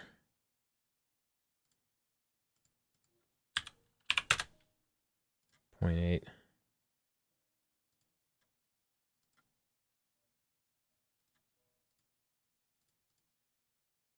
Nah, we'll just leave it.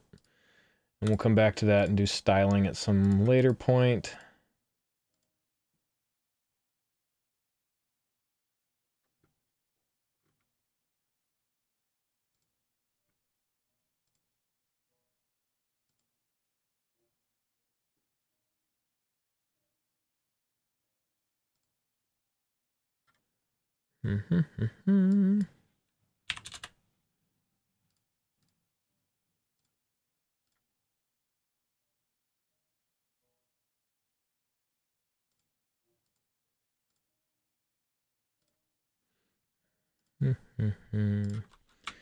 Get ourselves title. Join game.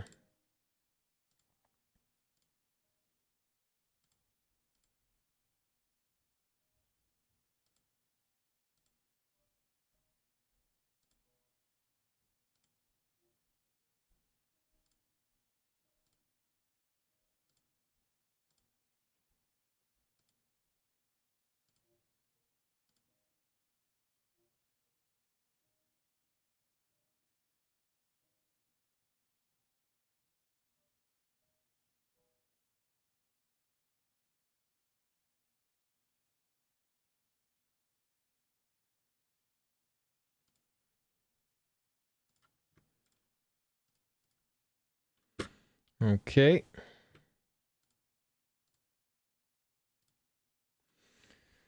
Moving right along.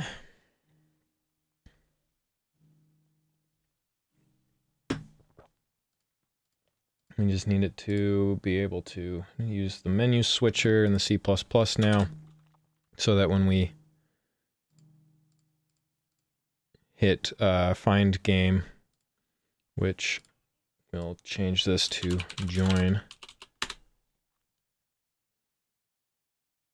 We'll change this to say host.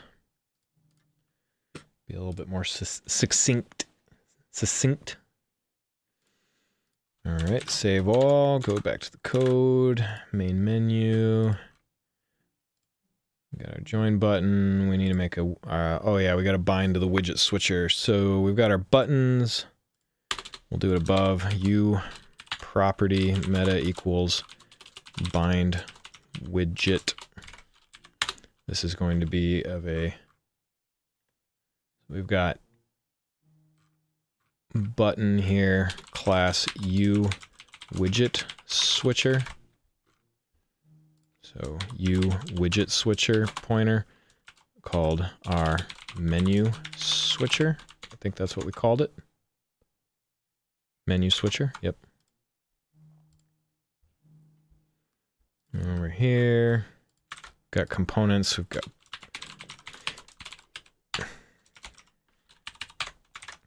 widget switcher.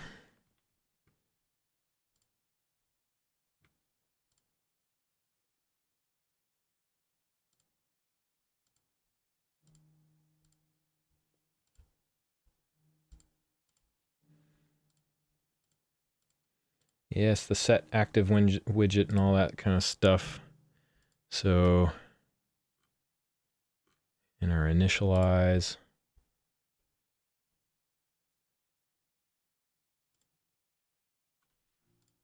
let's put those together.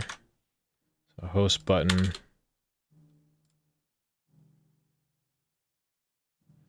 Hello, Z positive. How's it going? Absolutely. Making lots of progress. We are getting the Steam online subsystem going. Ensure our join button, otherwise return false. join button on clicked.add dynamic this UBG main menu. We need a void join server function main menu join server. There we go.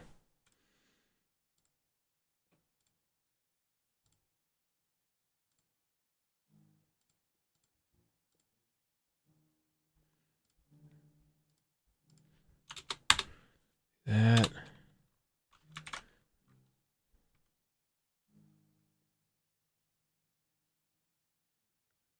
Actually, this is not join server. This is going to be open join menu.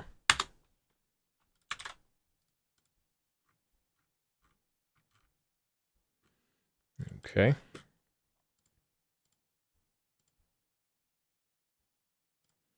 We're going to do an if ensure on the menu, not the interface, the switcher.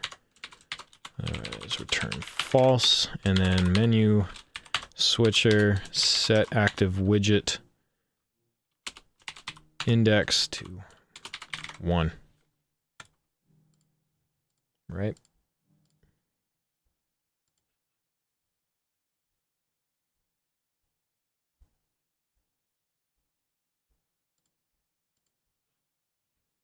Oh yeah. Rather than hard encoding that, so we've got our menu switcher.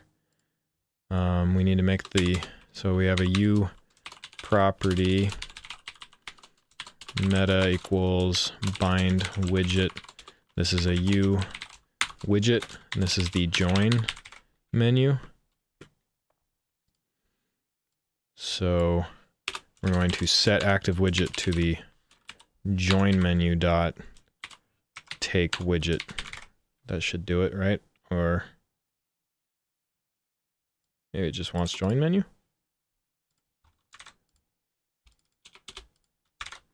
Not return false, just early return. So we also want to do an if ensure join menu return. So we check both of those before doing this, and then we set the active widget to the join menu. So if we build,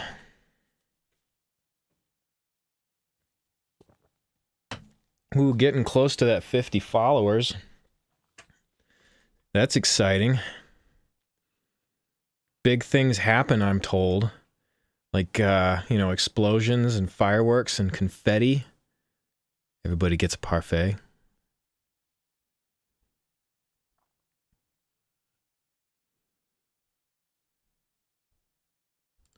Okay, and we're here. Let's go to the main menu. If I hit join, actually stop. I'm going to disable the original button things, so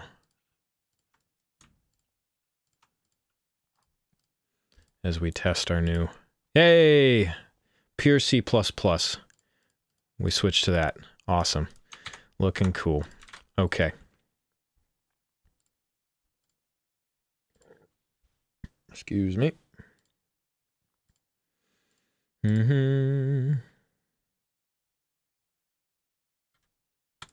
All right, let's make our back button now.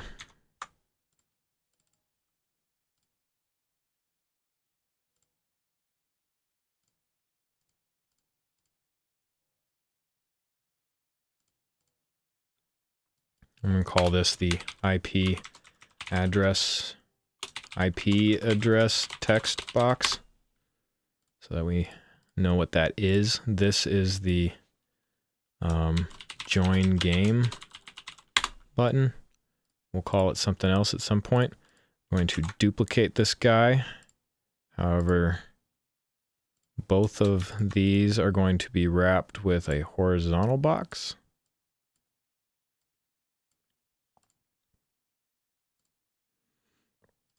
Stretch at the bottom.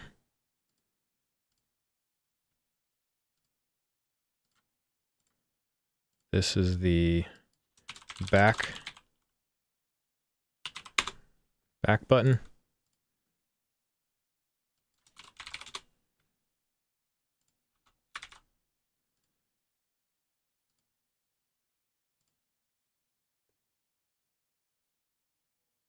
Reset that. This guy fill. This guy fill. Let's do that and that so that they're on opposite sides. This back button, I'm going to give a color of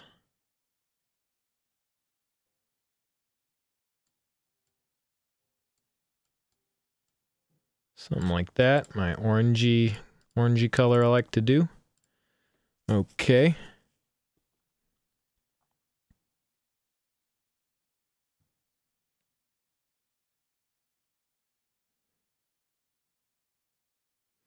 Okay, and then over here, what we want to do is we want after our, so these are main menu buttons. Whoops. And now we want join menu buttons. This will be a U property, meta equals bind. Whoops. Meta equals bind widget. This is a U button called the back button, right? Yep, back button. And then over here, on initialize, if ensure back button, return false. So these are initialize main menu buttons and create callbacks. This will be initialize join menu buttons and create callbacks. Bind.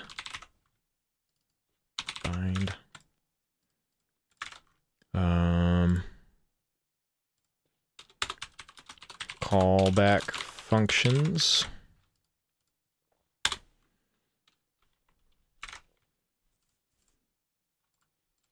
So I need a open join menu, a U function. We'll call this void open main menu. What's a good name for this?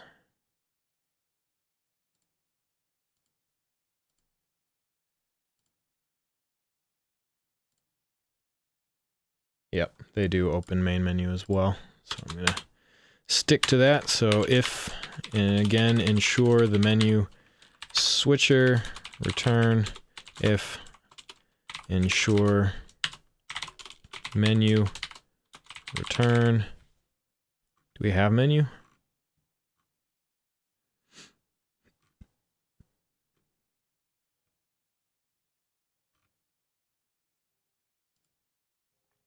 We need to make one.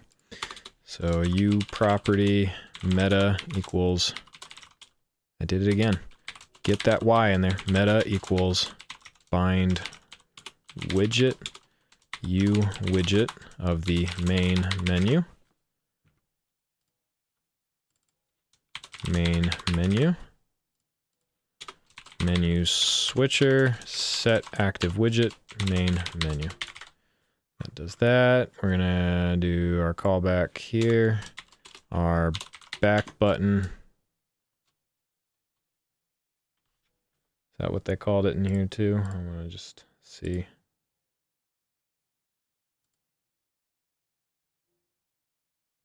They do a better name, and I'm gonna, yeah. Cancel join menu button. And I will put cancel. Because we might have multiple back buttons and things, you know? So this width, let's get these to look equal. We're gonna go with a 225. 225. Now those will look equal. All right, cancel join menu button.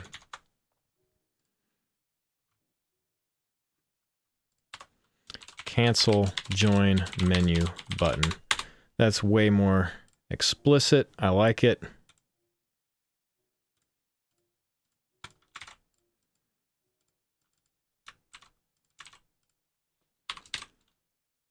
onClicked.add dynamic this and ubg main menu, open main menu. Okay. Let's rebuild.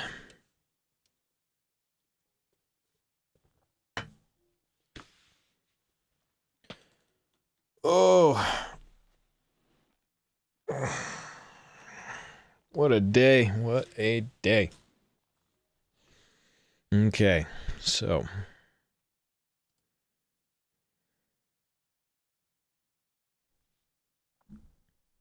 You're sagging there a little bit, RE20. There we go.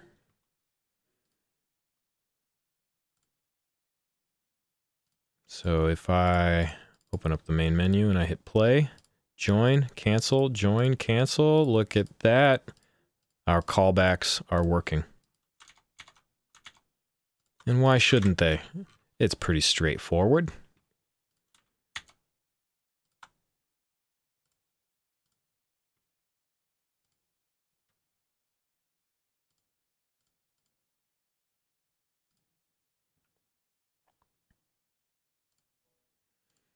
All right, we want to be able to read our text field now.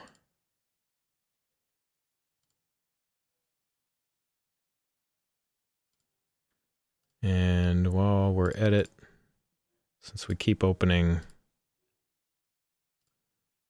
since we're working in the main menu, we're going to do the main menu here again.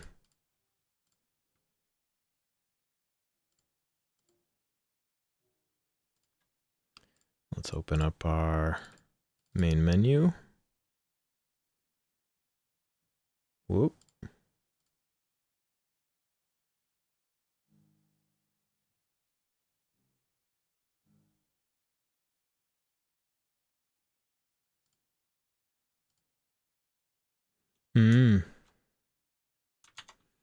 Gotcha. I see. Yeah, let's expose these. So, blueprint.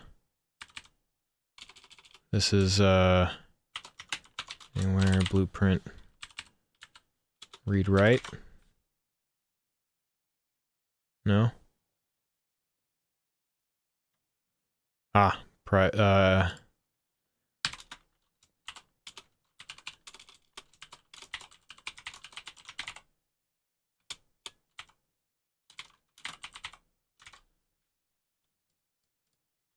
I can't remember. It's been a while since I've done this.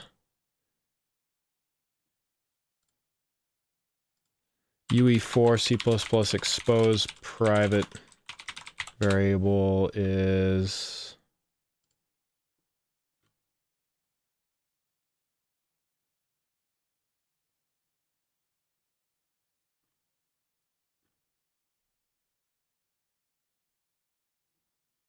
allow private access. There we go. Allow private access equals true.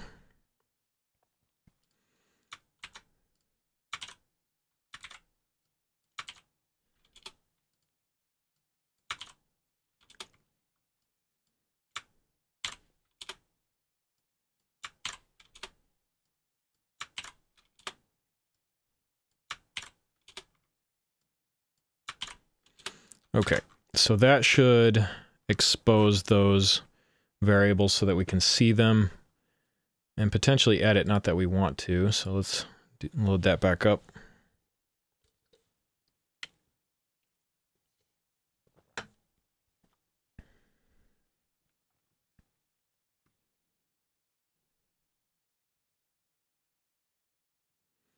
We probably want it to be visible anywhere, actually.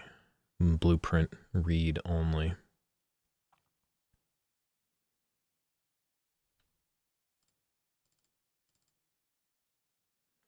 that error is gone.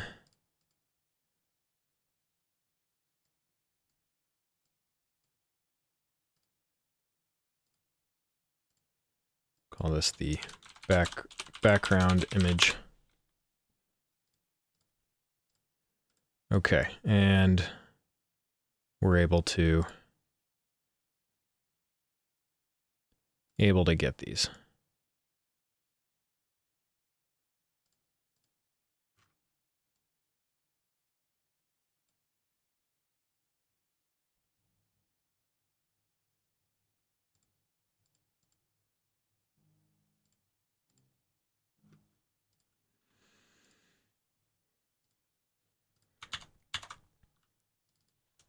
I'm going to make this visible anywhere and blueprint read only.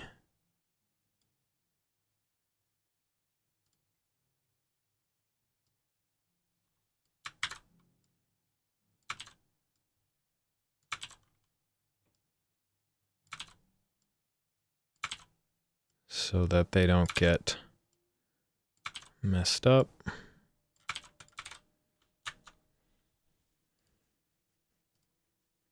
Try that.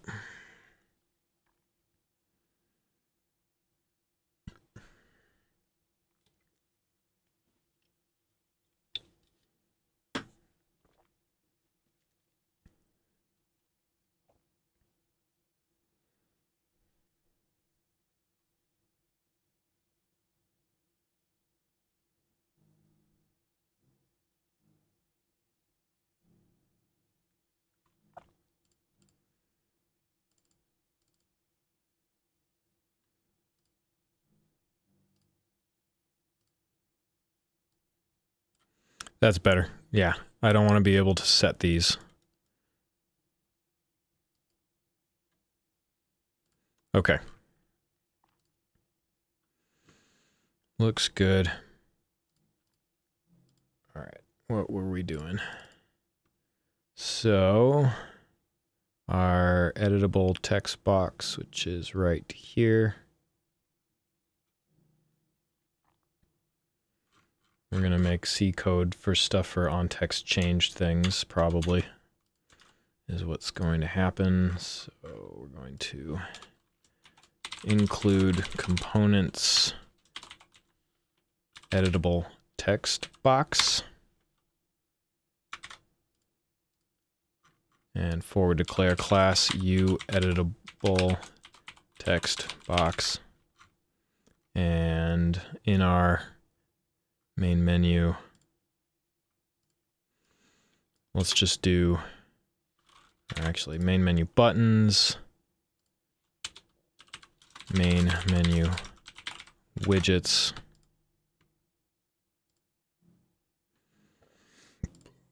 excuse me.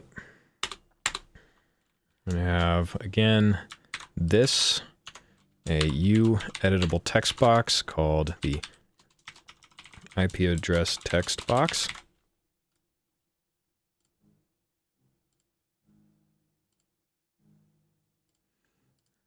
Actually, I like that IP address field. That's nicer. So we're going to name that IP address field in here.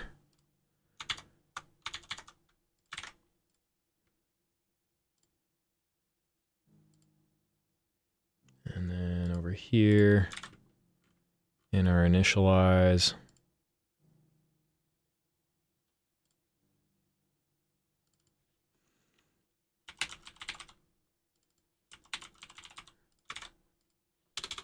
if ensure IP address field, this is in the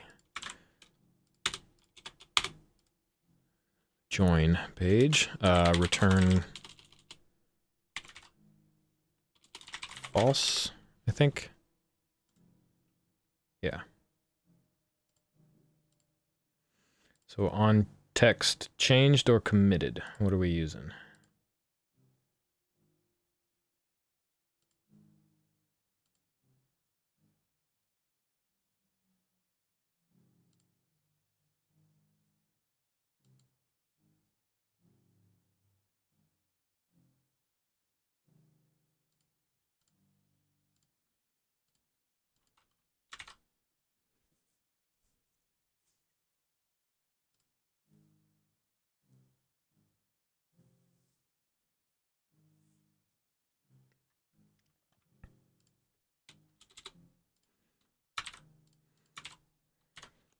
We need another U button here.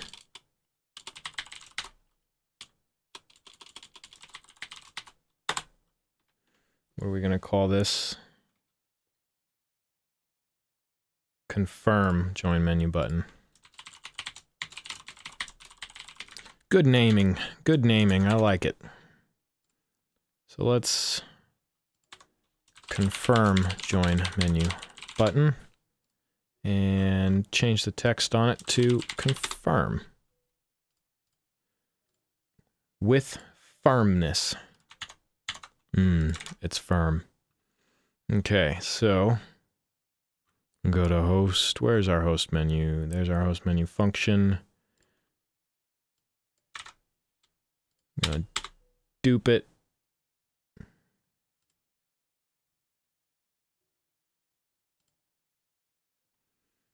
This is where we make our join server function.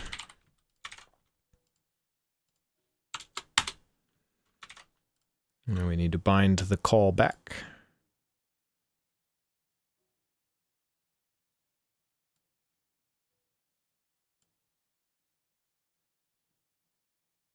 I guess we're not doing an ensure on that. We're doing if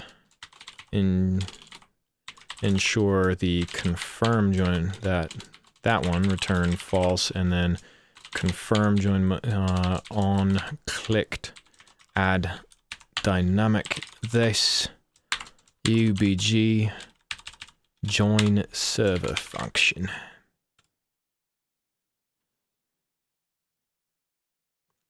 Cool. And what does join server do? Probably check our IP address field. Return if that is not bound properly.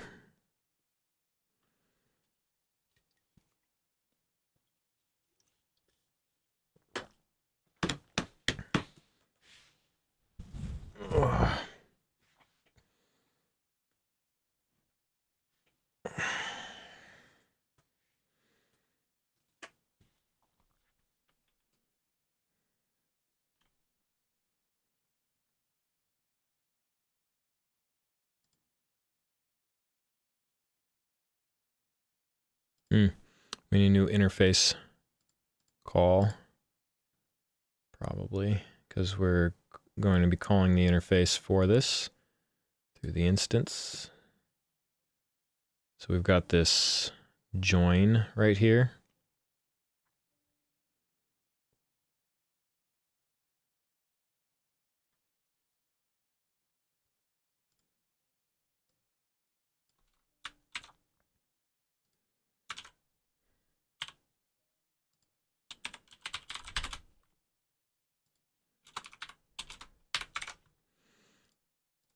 So this is the interface. This will implement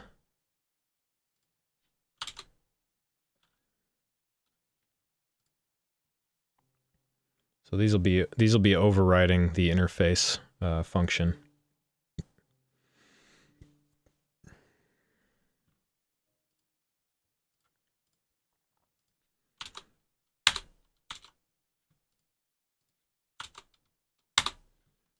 There we go. So that they're visibly overriding. And then over here on our join server,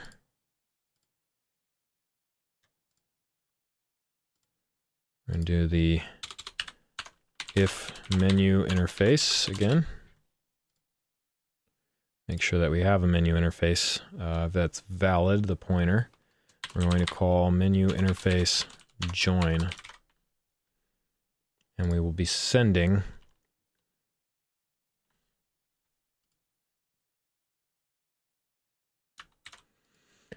I'm going to ensure that too, but f string, or rather auto address, is equal to the IP address field dot get text to string, and then pass the address in. We can const that. Looks pretty. I like it. Yes, I do.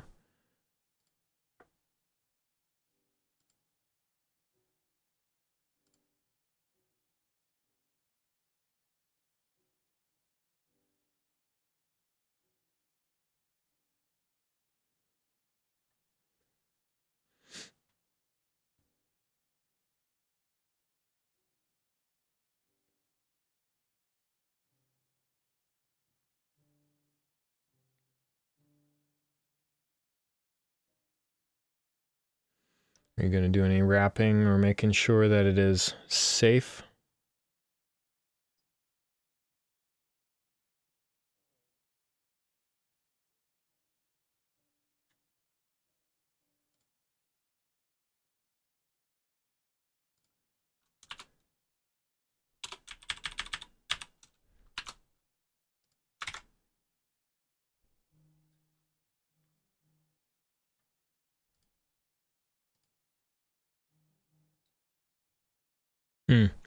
It wants an f-string reference, so const goes there.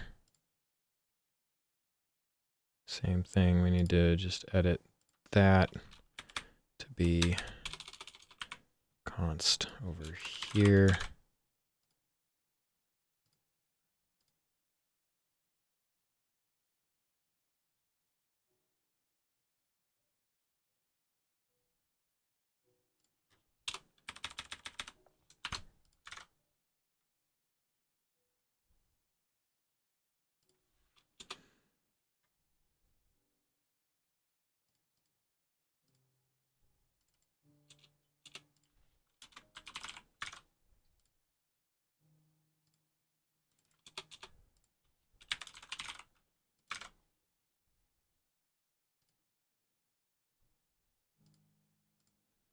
All right, there we go.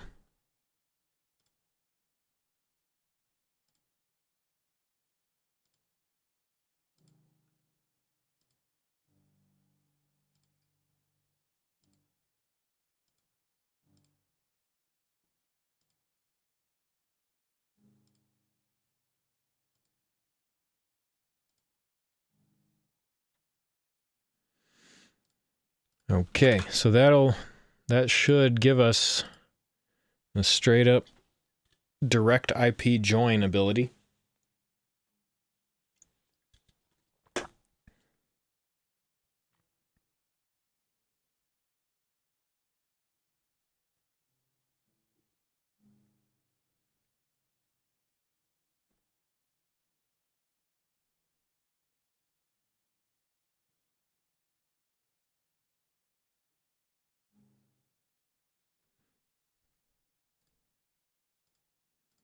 If I launch two separate standalone clients, I don't really know what will happen. Let's find out.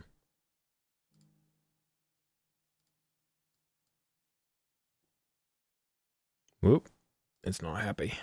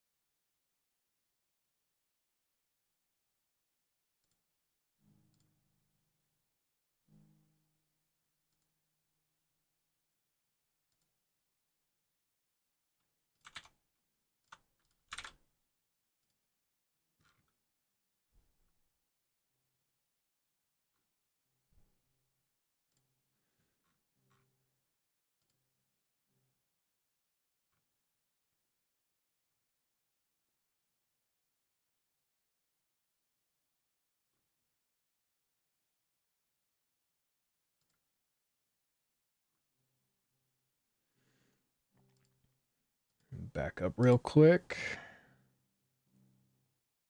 Ah, yes, this is what they were doing. All right, so auto engine is get engine. I skipped some stuff because I had already implemented. If ensure engine does not, if ensure engine return. Yeah, we can const, I think, the engine.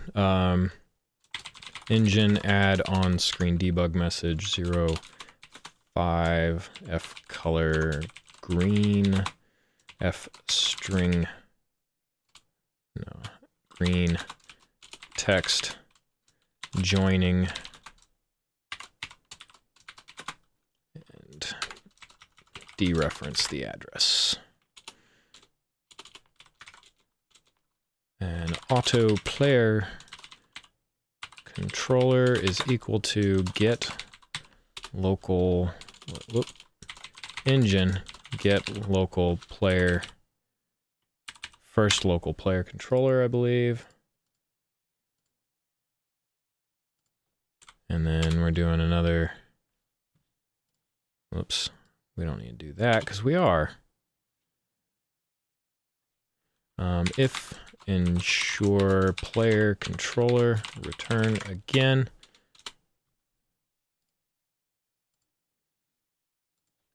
Player controller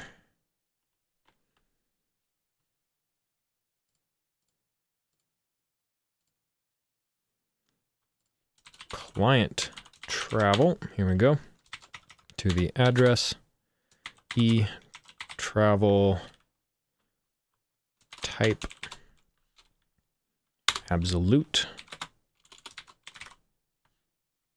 We don't need that, that's redundant. Okay, so and start debug again. Did we ever, I think host, yeah, host is implemented, so it's overriding. Whoop.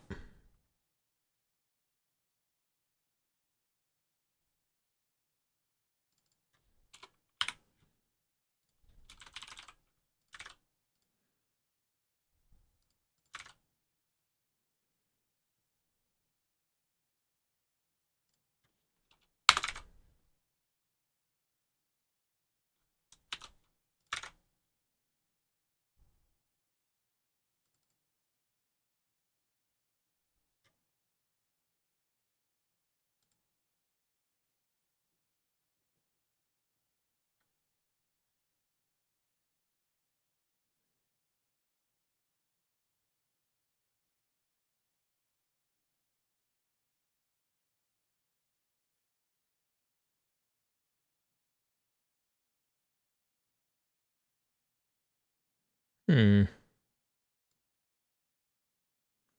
right, I'll try their f string print f text joining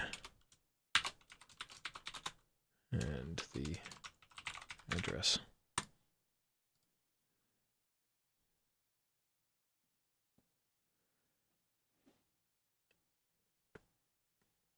Maybe the macro specifically, it doesn't like const. Yeah. So I think we have to do this rather than the text macro. That's what's going on.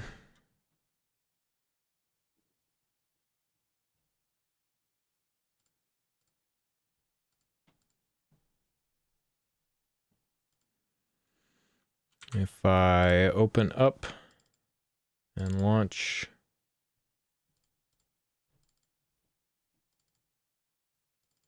another one.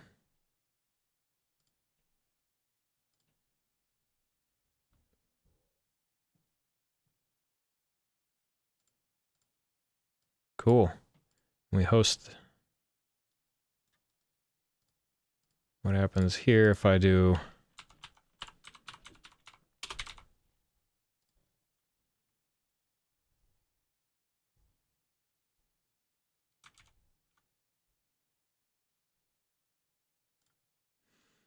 probably doesn't quite work. I don't know what my IP address is. It probably, yeah, I don't think. Oh, do I? I need the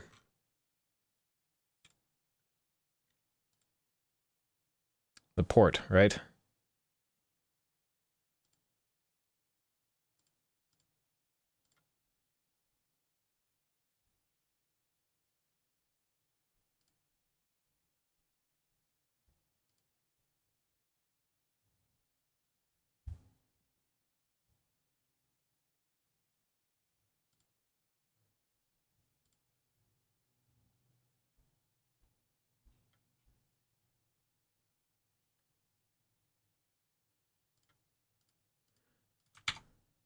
Okay, so this is hosted.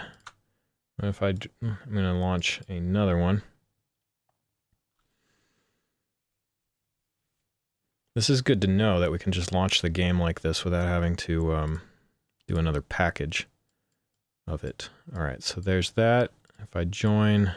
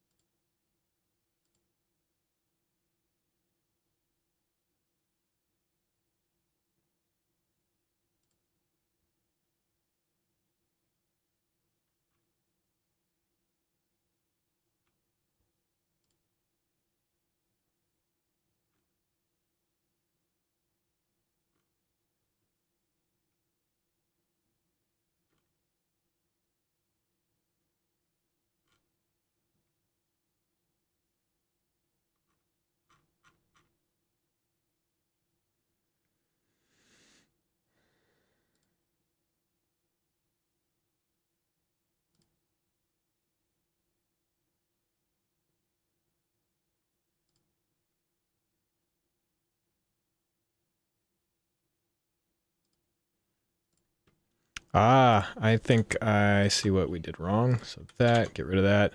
We never did the teardown on joining. So same thing here.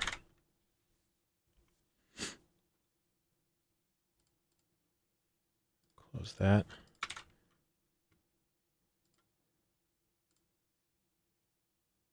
All right, do the build again. Let's see if this works. Maybe the menu just didn't disappear.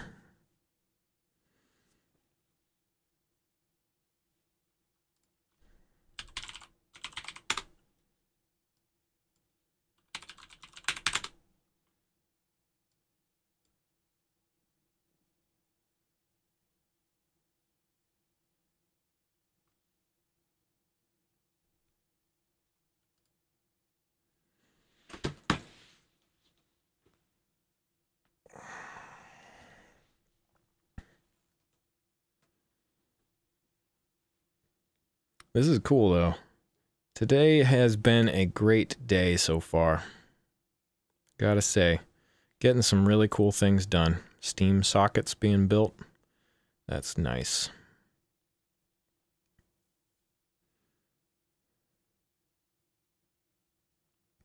We've got the Steam background working finally,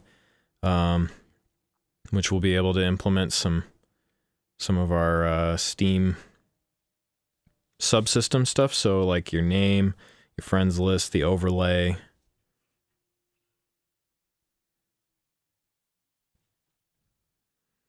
All right, succeeded. Let's launch one.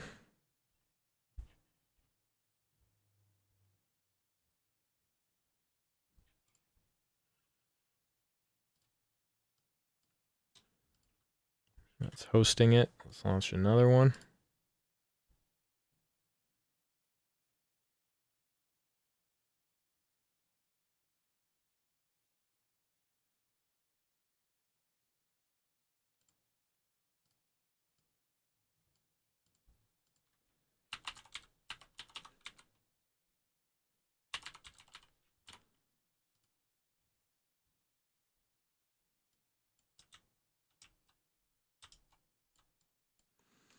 It doesn't seem to be working.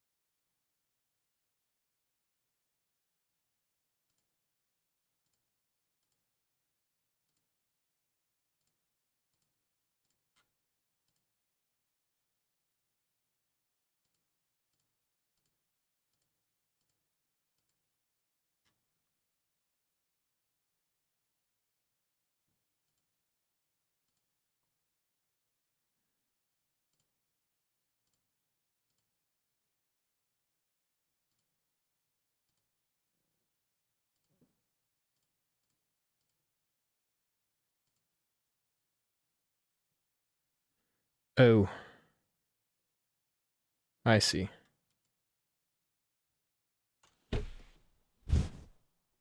In order to do this, we have to do something a little different. We have to... I'm not actually hosting it on the...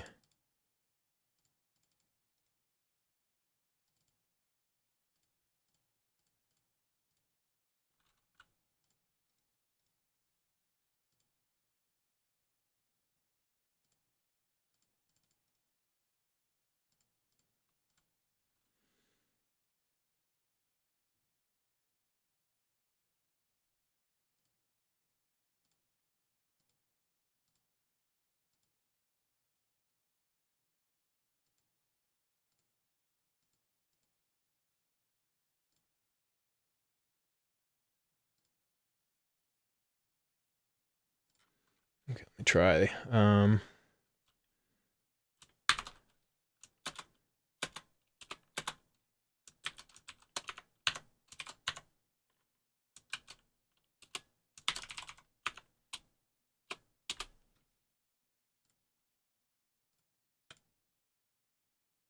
have to point to the...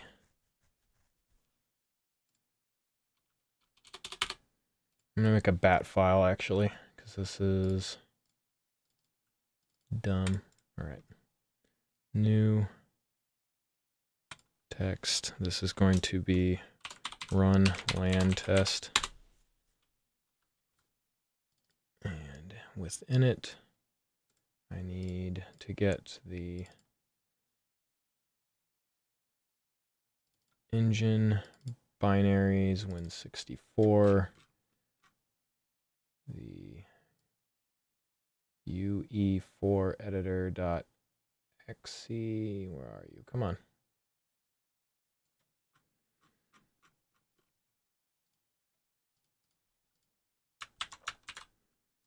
Okay, so I need to do that, that.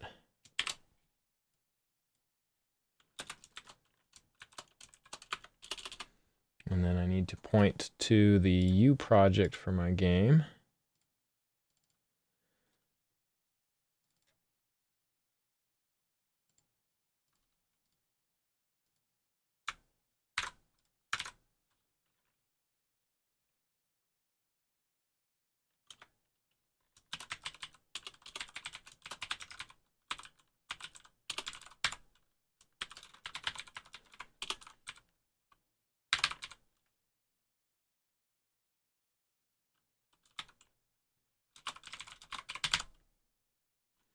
Okay. So if I do that,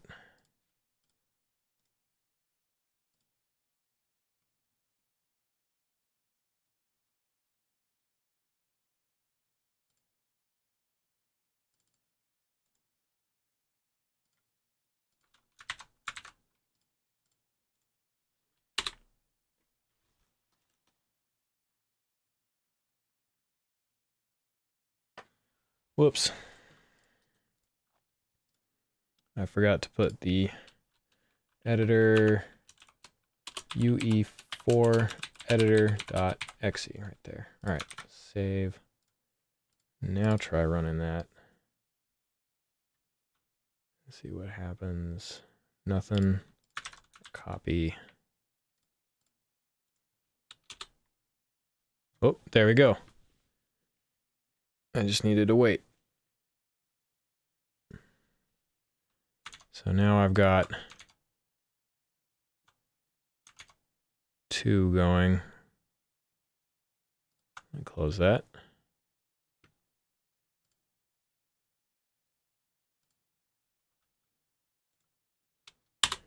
Do that again. All right, so that's the server, I think. So that's running in the background. Now if I launch a separate game,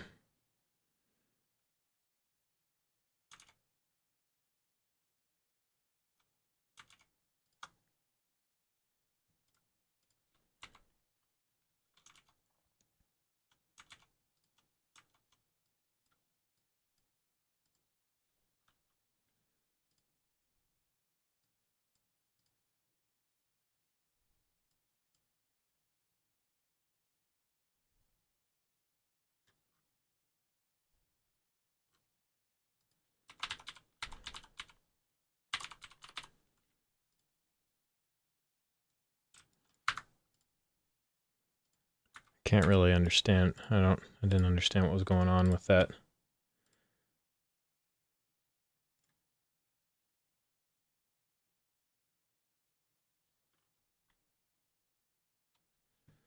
Let's see what they're doing again.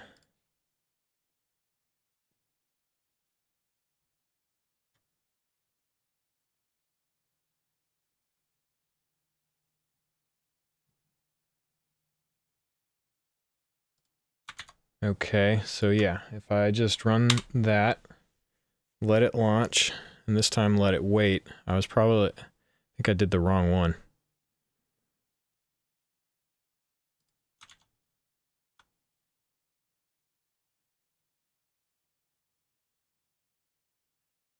Yeah, so it's, I think,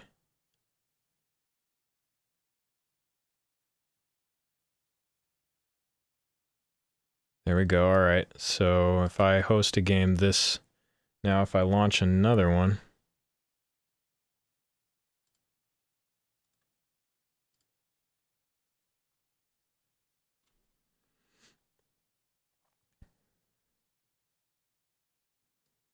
so this should be at 50.99.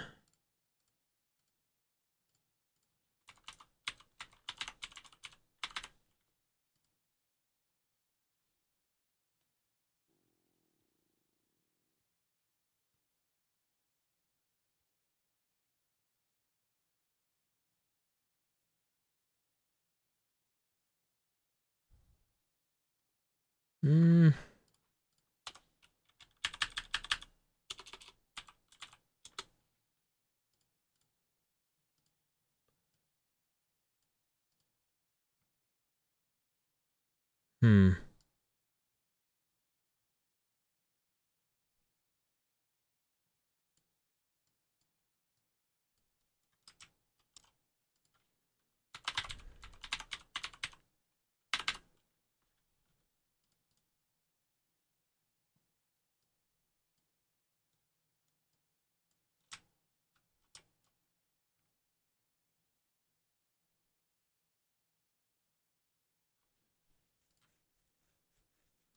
Okay, one sec. How to...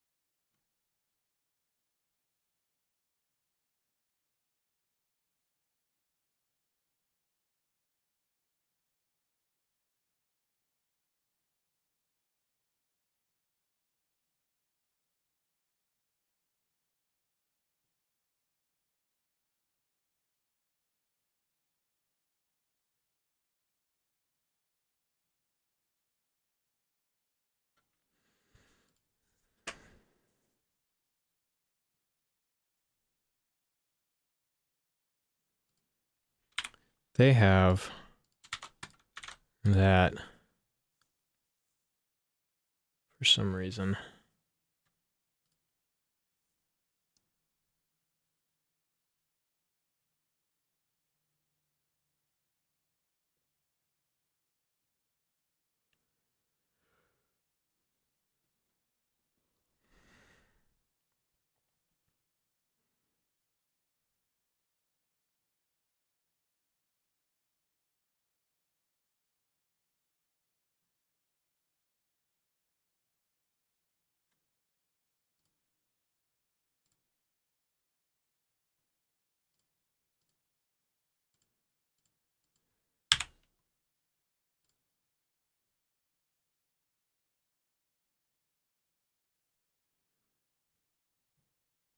Oh wait, maybe they shouldn't be clients.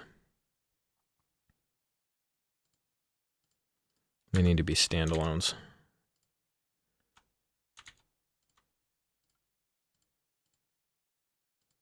All right, launch 2 standalone games.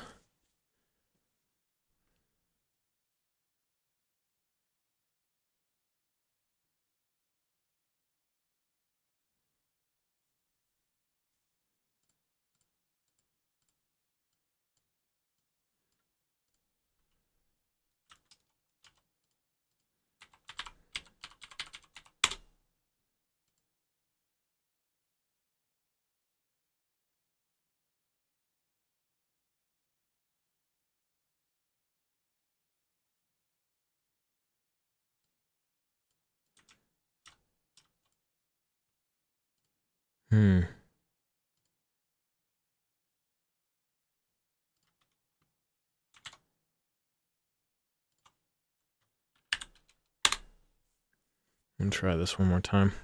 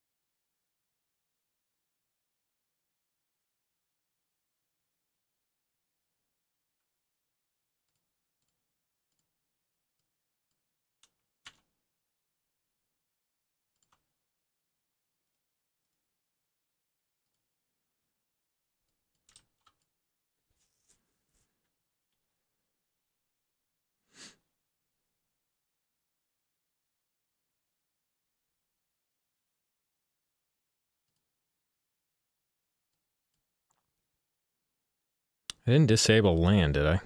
In the code? All right, we're going to check. But this should be...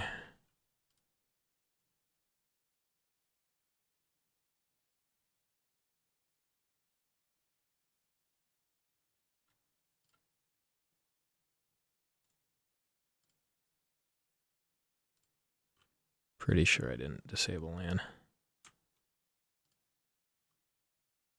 Yeah.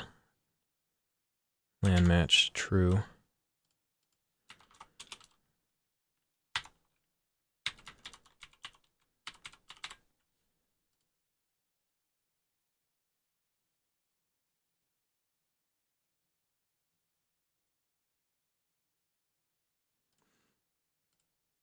So I wonder, I'm going to try this, but rather than 99, I'm going to try my actual real IP. So this hopefully is doing this, and it should load it. Listening.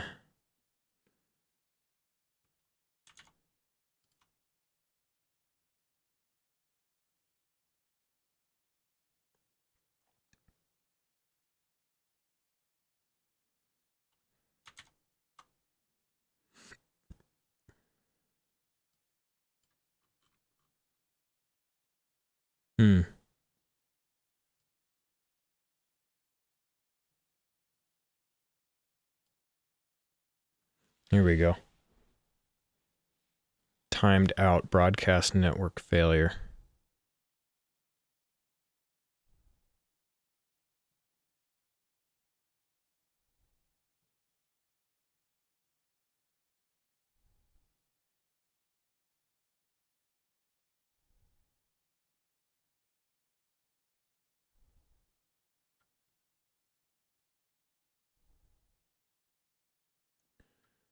Okay.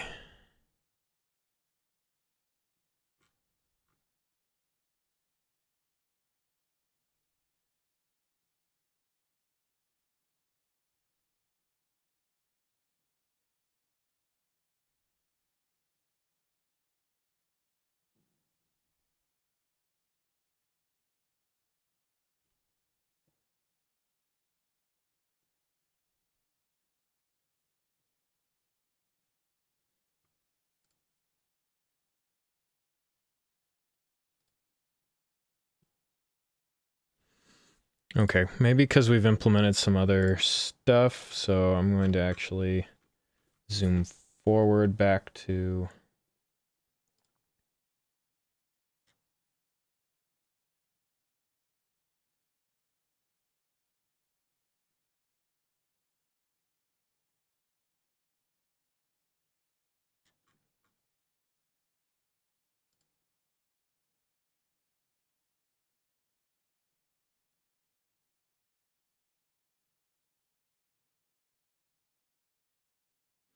because I think we're on the Steam one now, so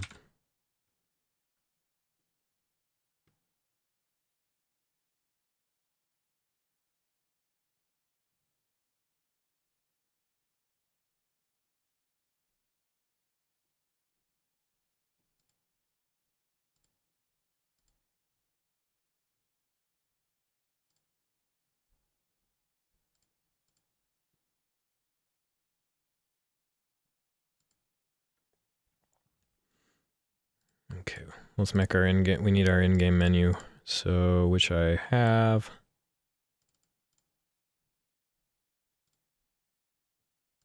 Pause menu.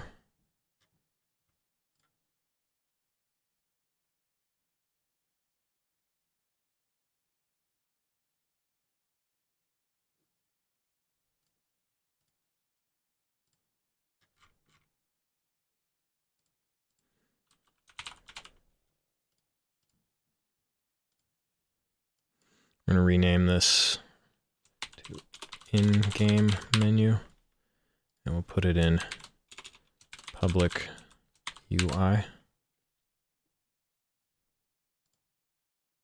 Oh, it needed to be BG. Damn it. I'll have to rename it.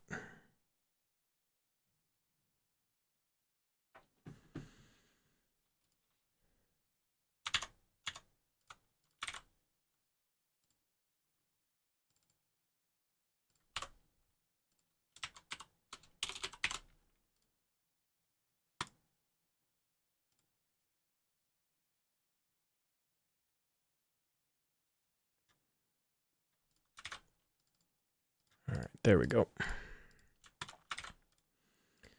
In-game menu, and then we're going to rename this from pause menu to in-game menu. Save all.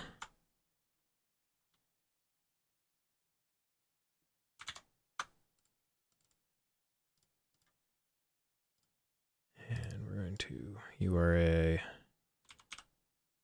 We need to close first and rebuild up.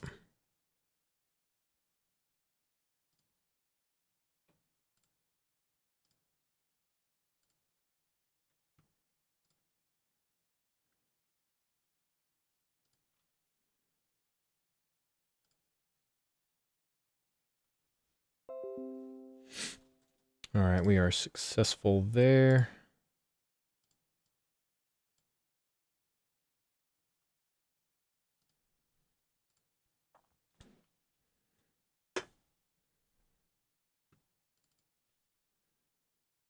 Now we should be able to re-parent to in-game menu. There we go.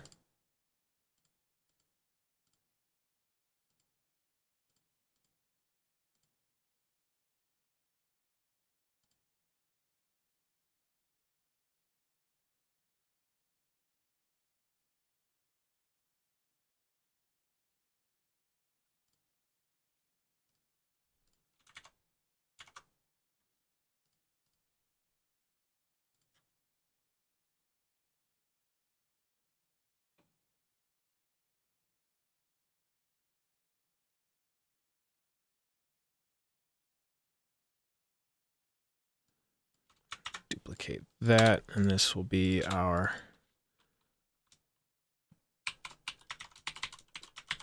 load in-game menu. Or rather, in-game load menu.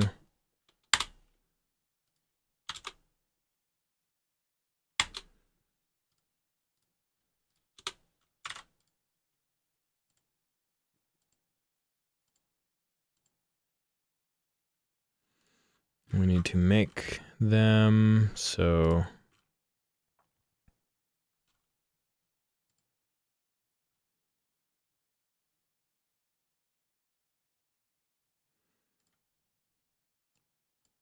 duplicate that. This is our in-game menu class, and duplicate this, and this is our in-game menu. Same thing over here. We got to do on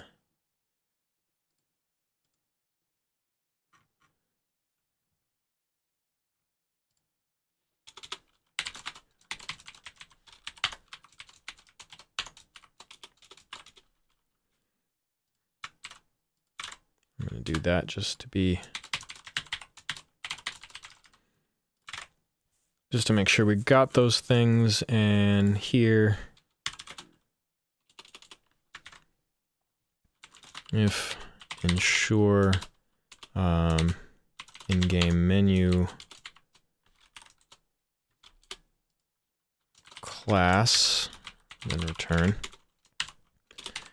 our in-game menu is equal to create widget of UBG in-game menu. This off of in-game menu class, basically the same thing as above. If ensure in-game menu, then we return again. Otherwise, in-game menu setup in-game menu. Do that.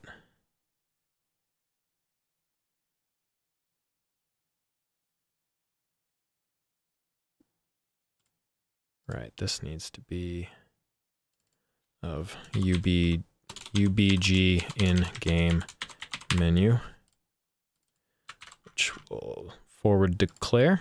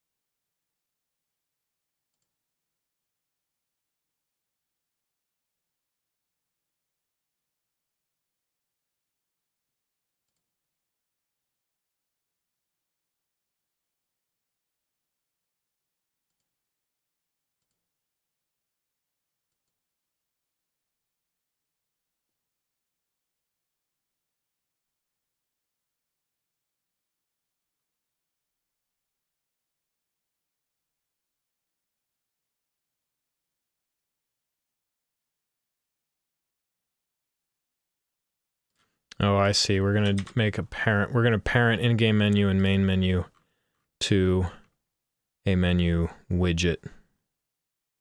Gotcha. Okay.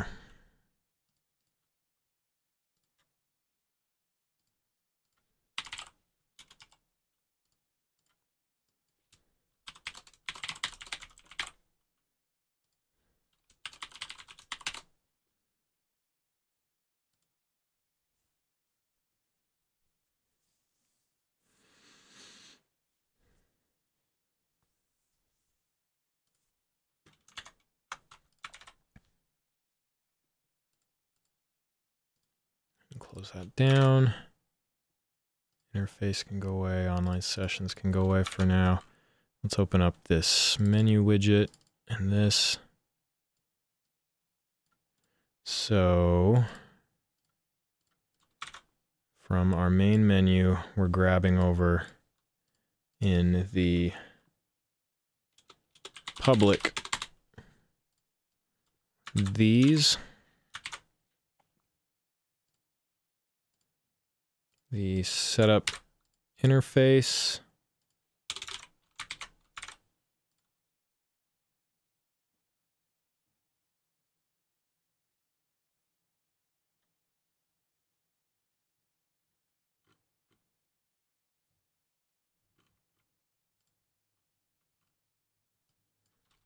this goes over here as well.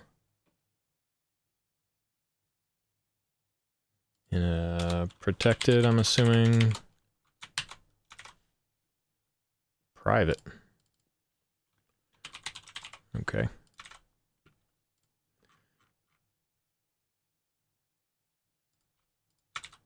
Take that and put it over here.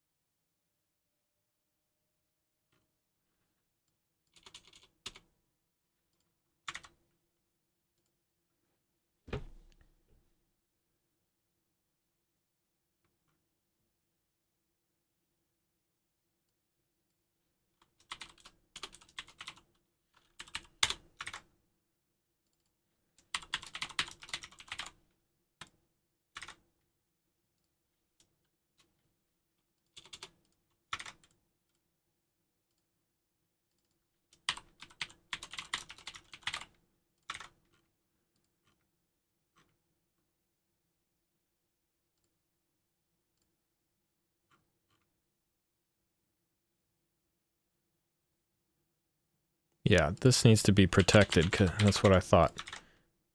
Or wait, sorry, private here, but this needs to be protected, otherwise we're not going to inherit that. There we go.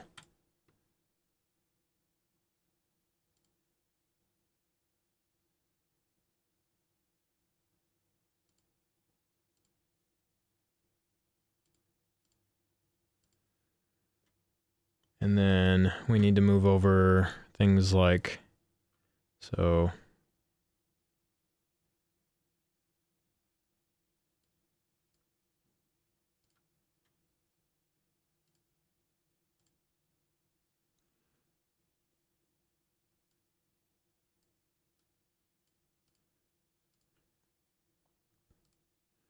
setup and tear down are now over there.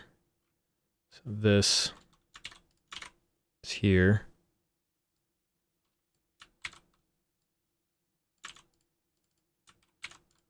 And then tear down is also moved over.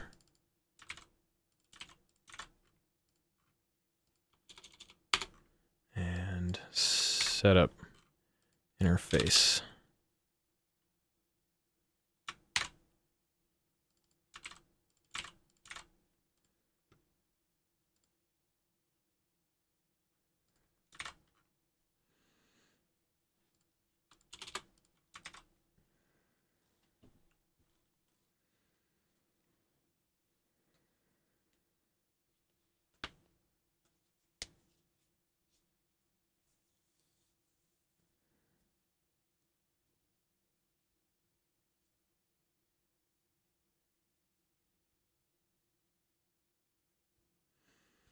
And he's realizing, yep, it's got to be protected in order to inherit.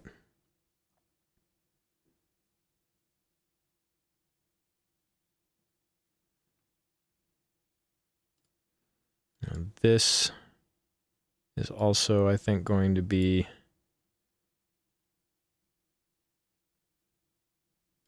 all right. So that can go away.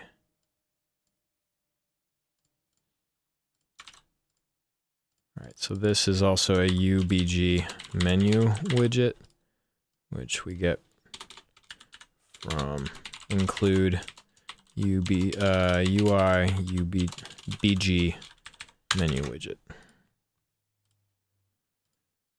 So now over here, we should be able to do in-game menu setup, and in-game menu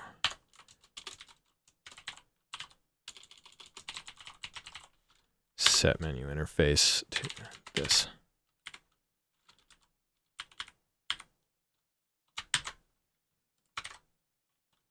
And it works.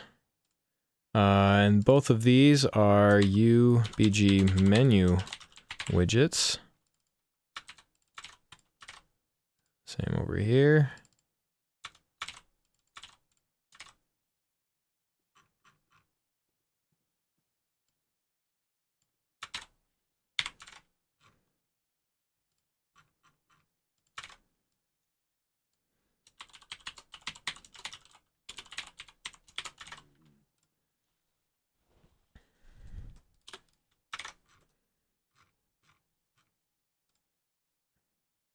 Okay.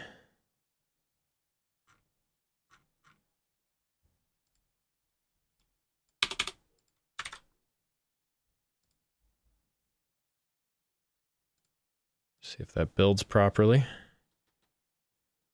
I think it should, everything should be happy in terms of our inheritance.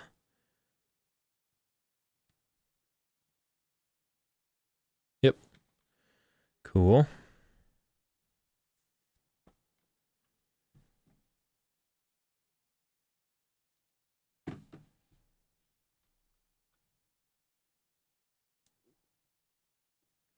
Let's close that. Our in-game menu now.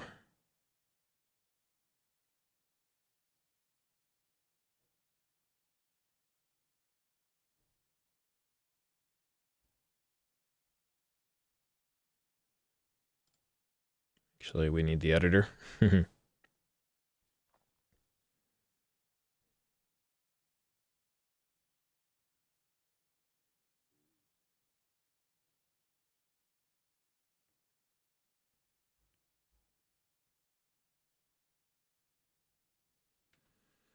Need to get this level, default game, open the level blueprint.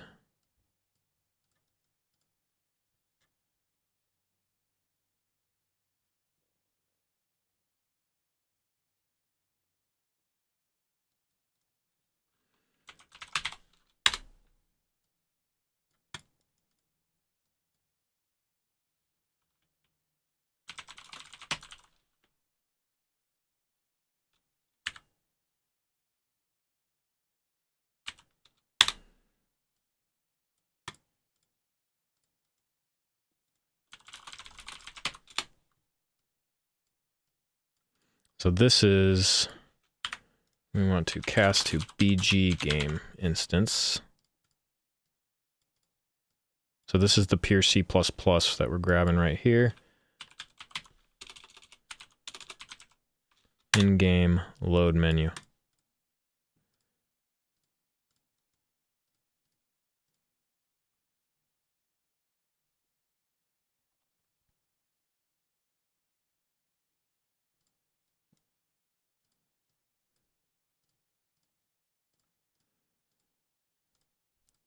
So if we go to the player controller real quick,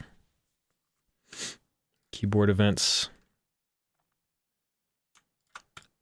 disable the pause menu. Just test in the selected viewport. Oh, right. Can't test escape in the selected viewport.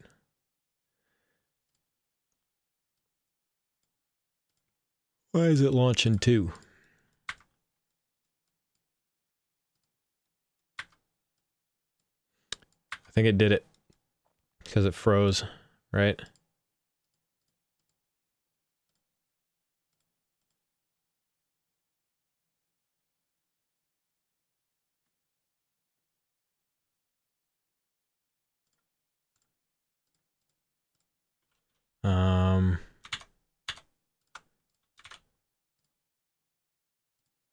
We have to set, we forgot to do that. So that's what was going on there. Game instance. WBP in-game menu. So those are the classes, and then it'll create them. Just do one. And M key. So that we can test this in the editor.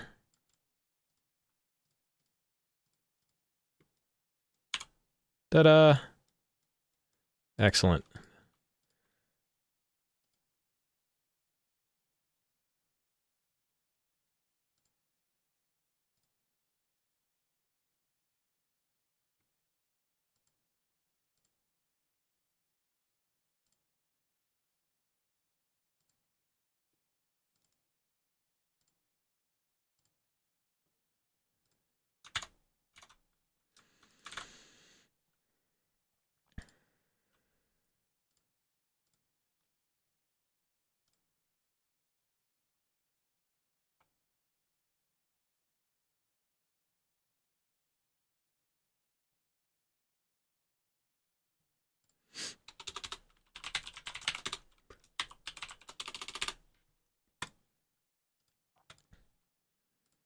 Let's get our in-game menu. We're going to, again, bind. So this is the resume button.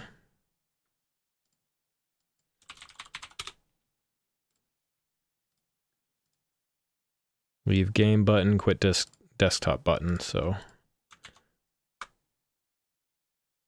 I'm going to grab this macro header again. And we want a class U button. U button. This is the resume game button, right? Resume button.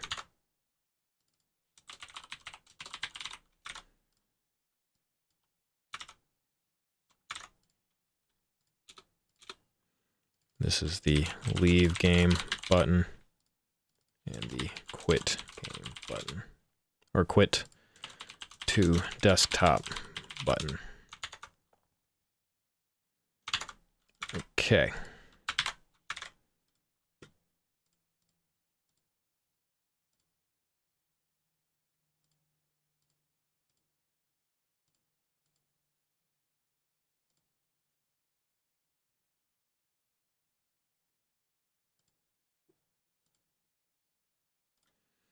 We need to initialize as well.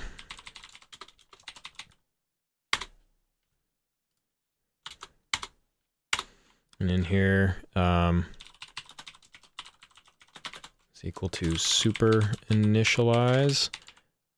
If be success, return false. That can be constant. And then we need to otherwise return true, right?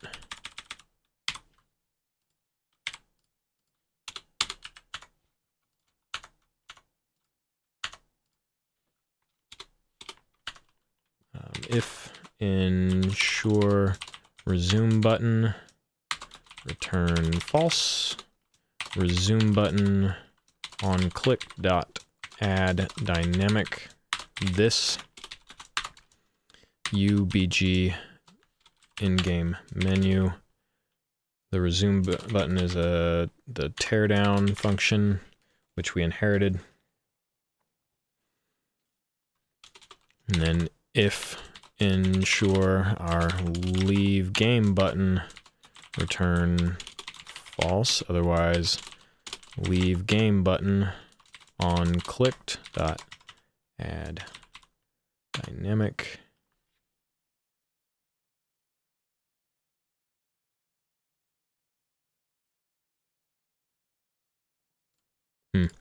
Let's do a cancel pressed actually. So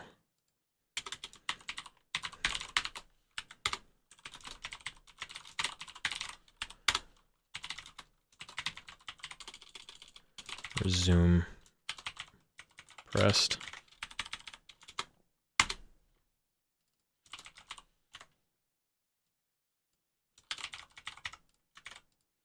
And this calls teardown. In case we want to have other functionality, right?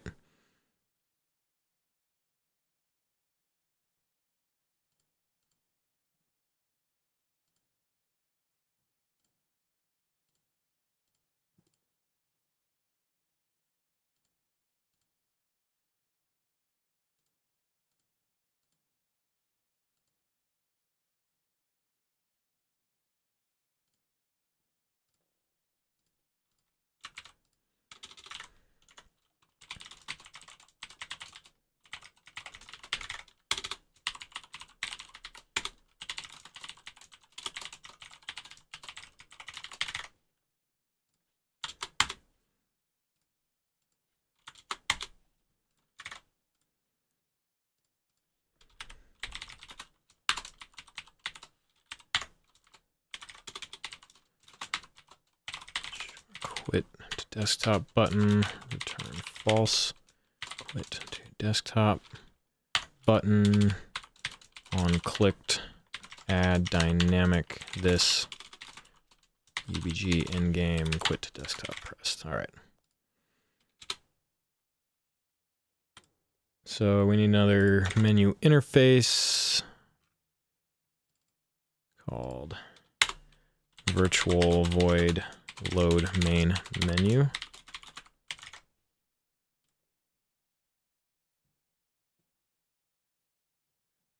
And then we go to the game instance again.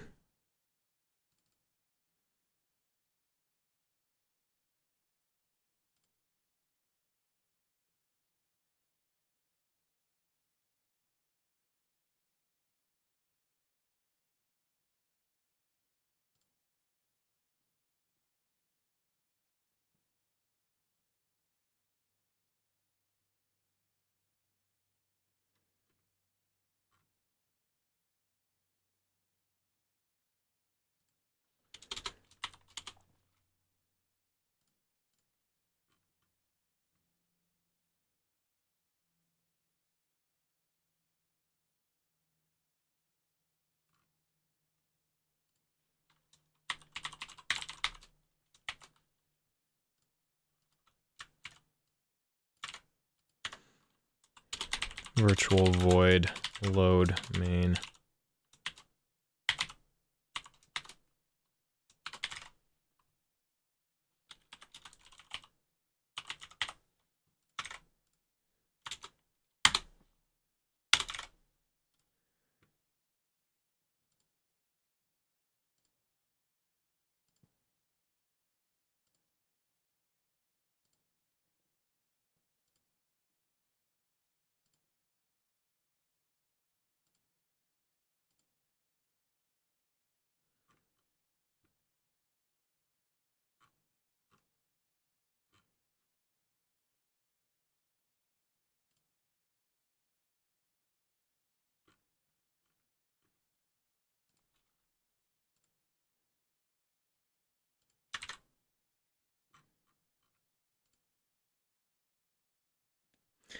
We need to call the load main menus. It needs to break things down, basically.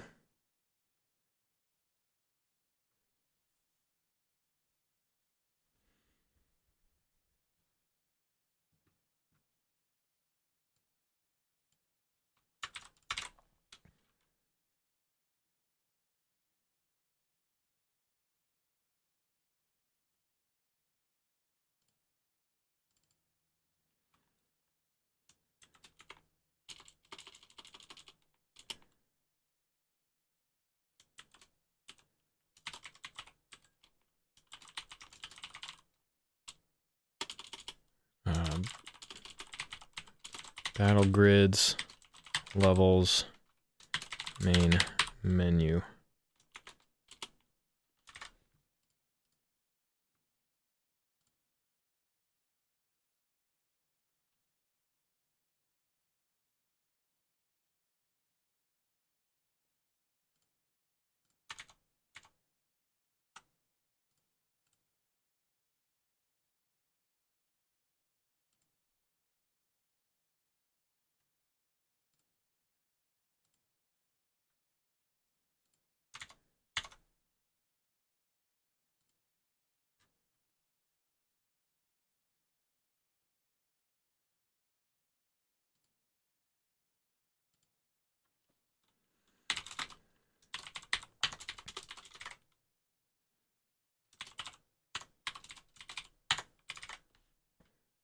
think that'll do it, right?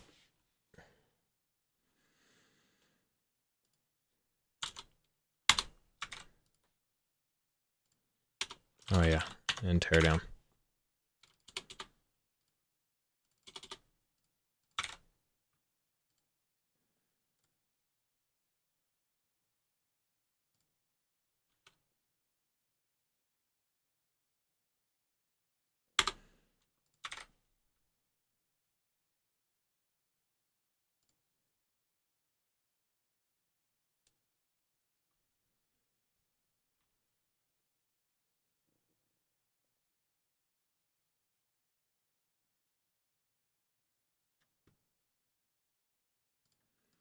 Okay, so let's try that.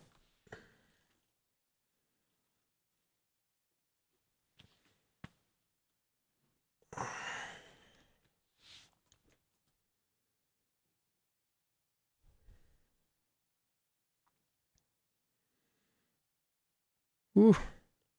3:30. Getting close to that time. I'm feeling fried.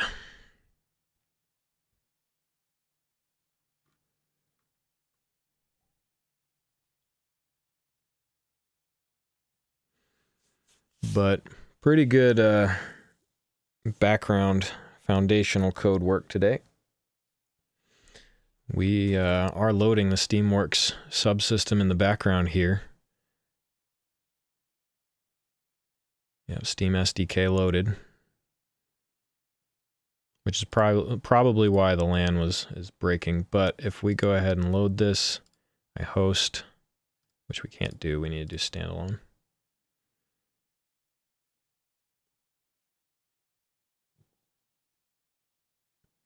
This is now operating on C++ rather than blueprints within the widgets, so we're getting closer once again to what I wanted. All right, so we're in. Then if I hit M and I hit leave game, we're back to the main menu. I hit host, back in, leave. Cool.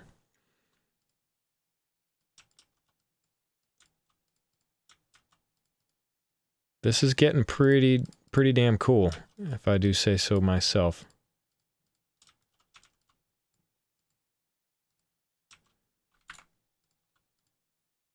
New game. All right. So we just, that quit to desktop, it still works. Actually, wait a second. I just realized. We're calling blueprint things still here. So let me get rid of that. Let me get rid of that so that we're not doing that. So let's try that again with just C++ code.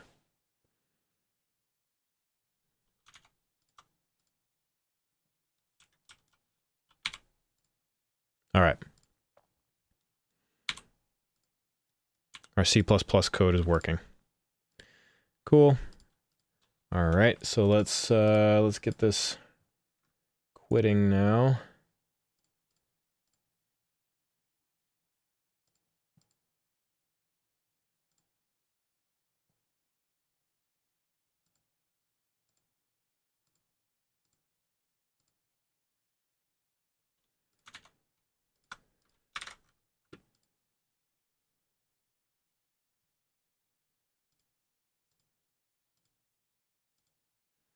Just need to run the console command.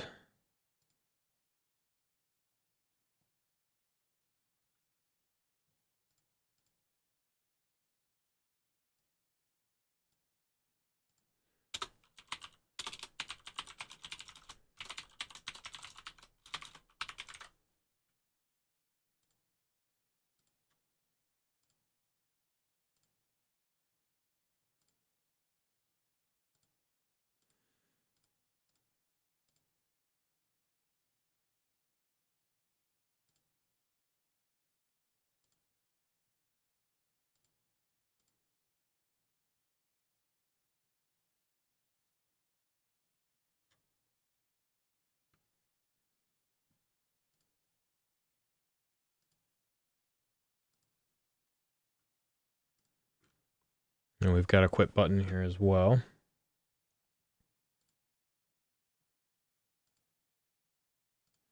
So in the main menu, I need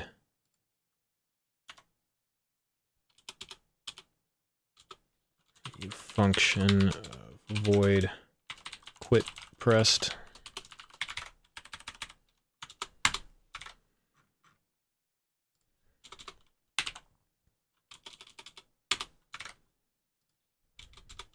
If ensure quit button, return false. Otherwise, quit button on clicked dot add dynamic this ubg quit pressed.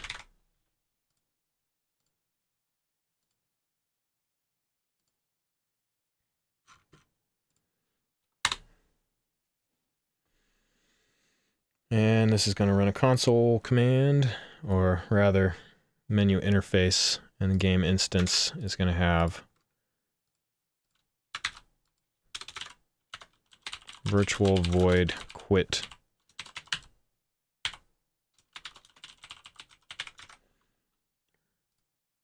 Yep. All right.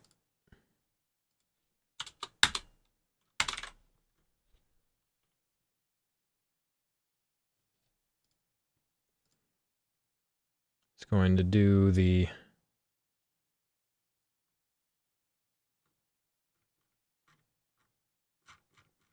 where's the world thing? Here we go.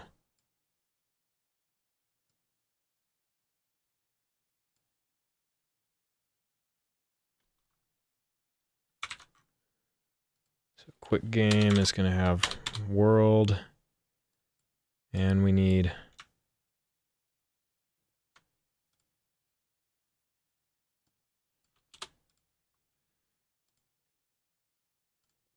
why do I need to do that? Just do this.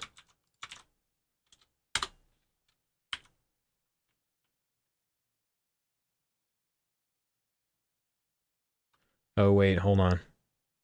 I know why.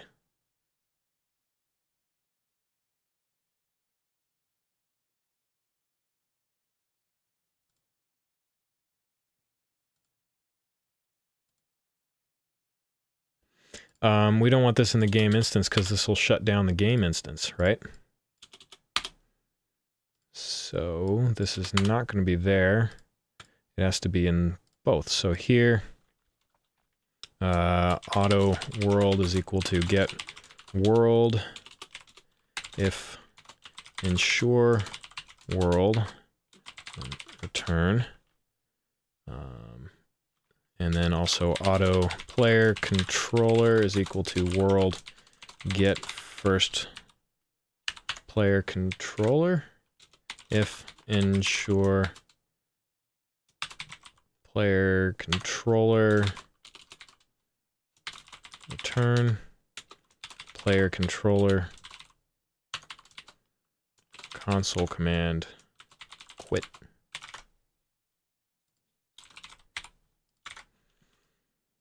Okay, so this will, that's a const from the main menu. That can be const. That can be const.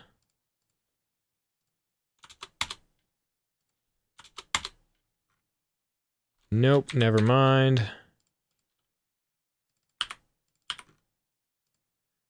Can't bind these things if they are const.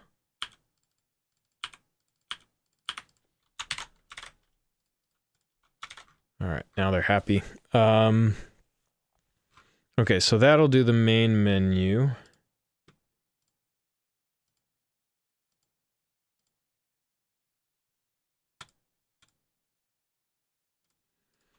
Now for the in-game menu, because I know people like the ability to just go straight to desktop from a game rather than just have to do multiple steps. So,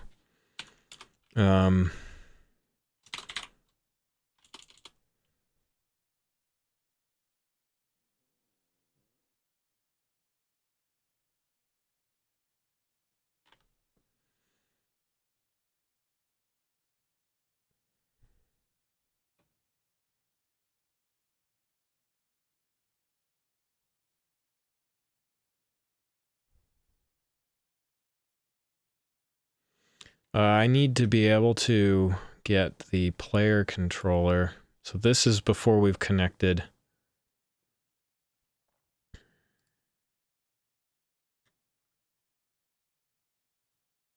So that's why. I get it. Okay.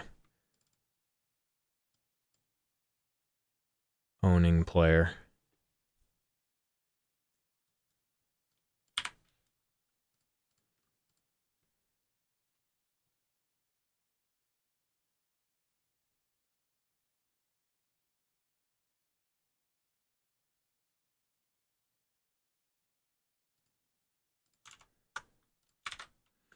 However, these are being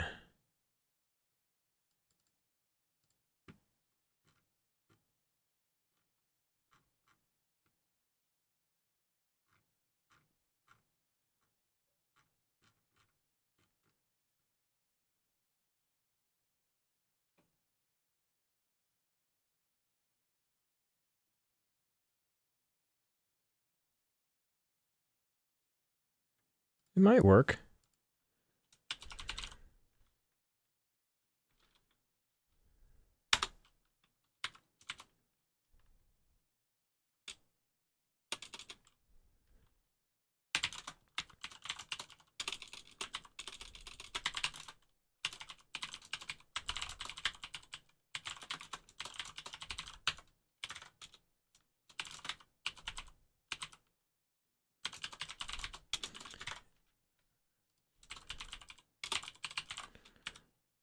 If owning player controller, run console command quit.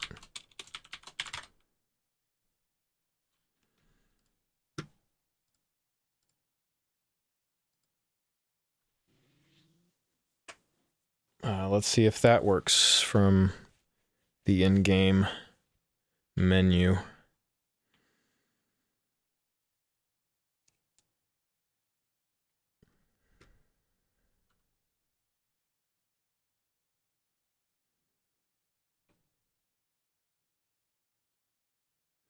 Because I would like to still maintain the ability to quit to desktop from in-game.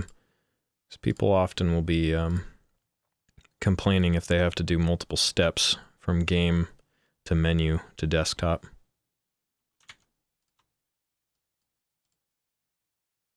So that works. Actually, we need to make sure that we've disconnected the buttons in here. Perfect, it does. All right, so that was pure C++. And our in-game, let's disconnect that as well.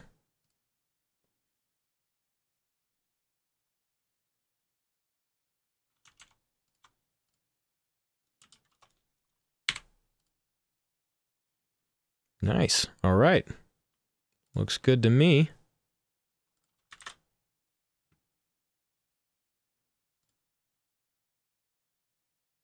Excellent, all right, so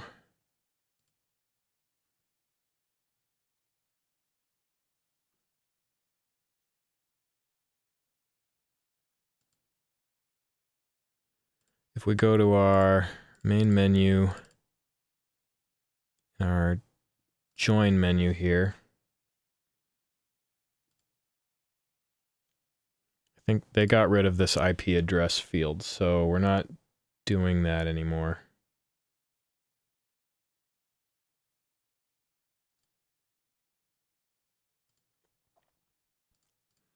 So IP address field gone. In here instead, we're putting in 2 size boxes.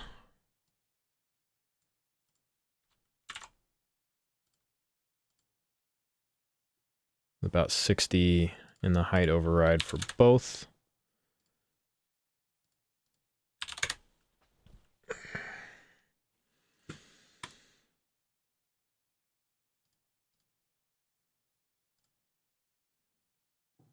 This horizontal bar, actually, we won't worry about that at the moment. So now I need a scroll box. It's going to go on the first size box. Or it's going to go between them. And wrapped with a scale box.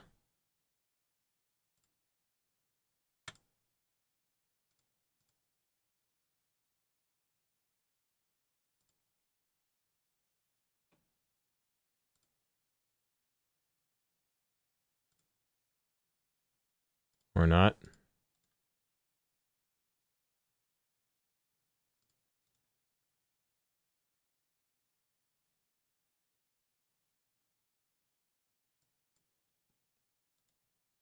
Wrap with size box.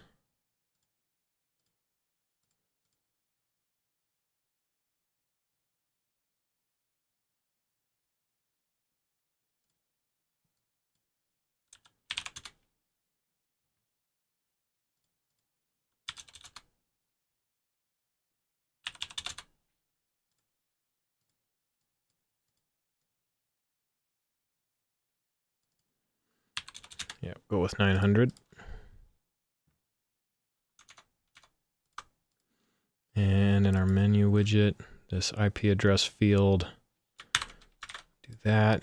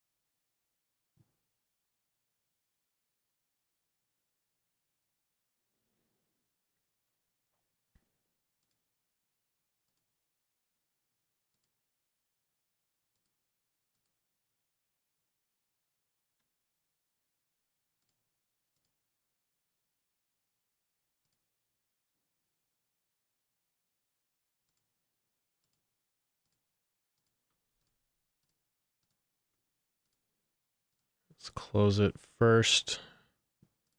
So we're getting rid of the editable text box.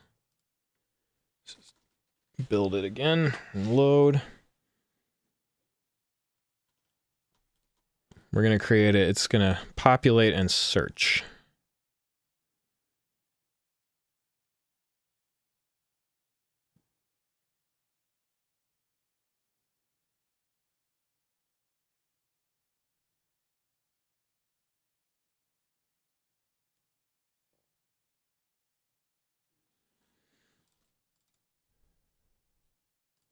Okay, we're happy again because we're no longer looking for that. We can get rid of this and this and that, and we'll save that for the moment. All right, let's go back to our scroll box here. We need to make a new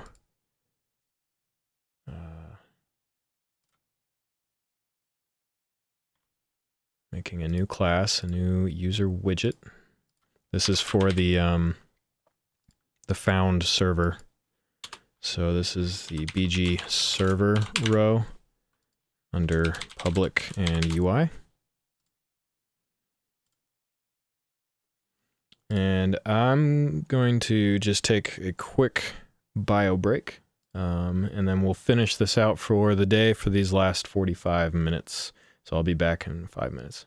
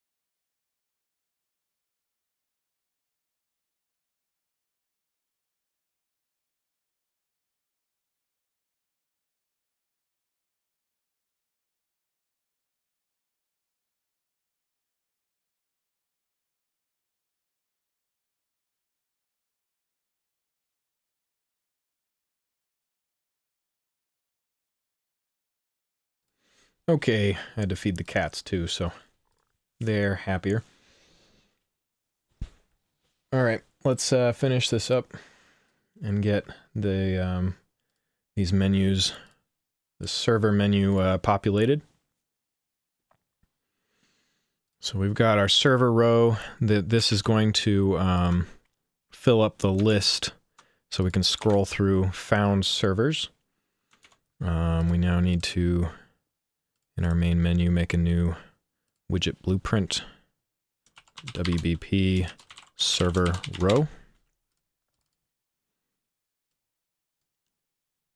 This is inherited off of our server row, but we need to save and reload real fast.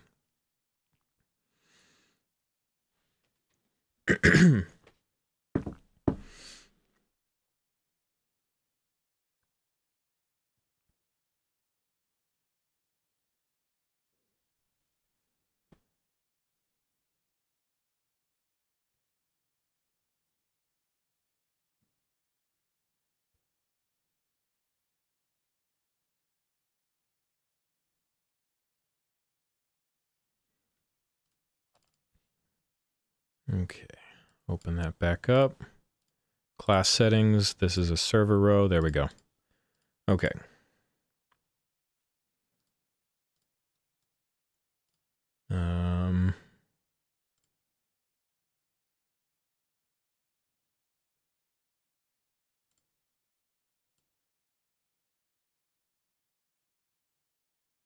Something like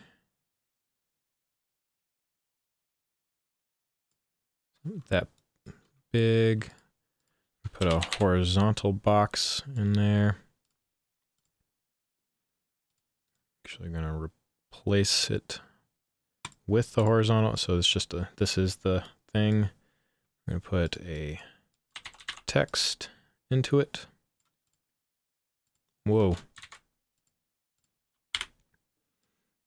Just a text. Thank you.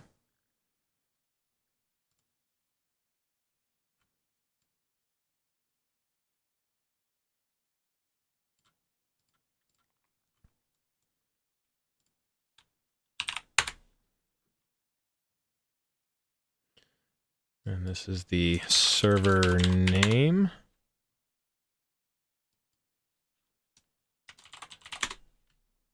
Server.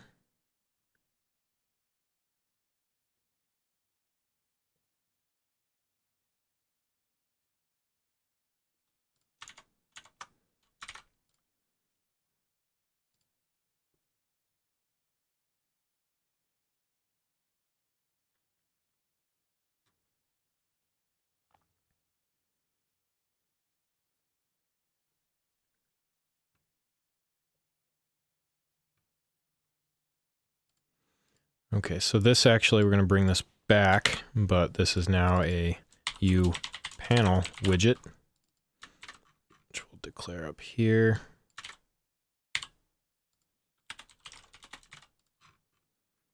And the scroll box is that panel widget. So a scroll box inherits from panel, is a panel widget, so this is our server list.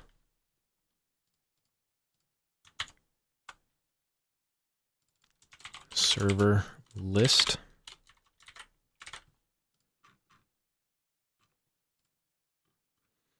And over here, we need to, I think that's all we need to do.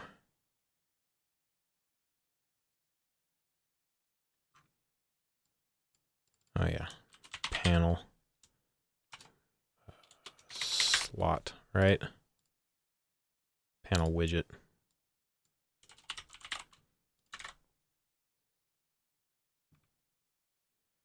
Okay, and then join server. This is changing, so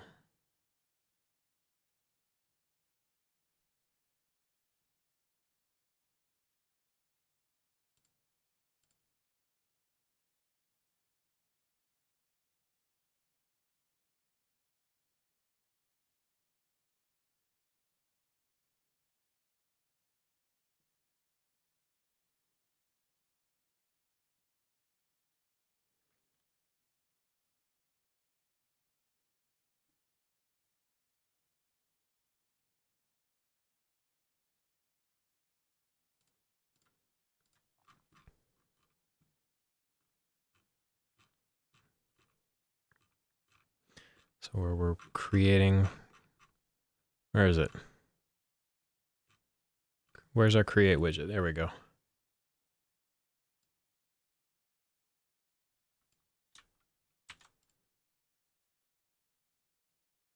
Do this in main menu as well under initialize.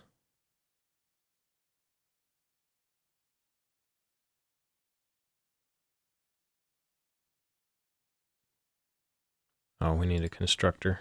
Okay.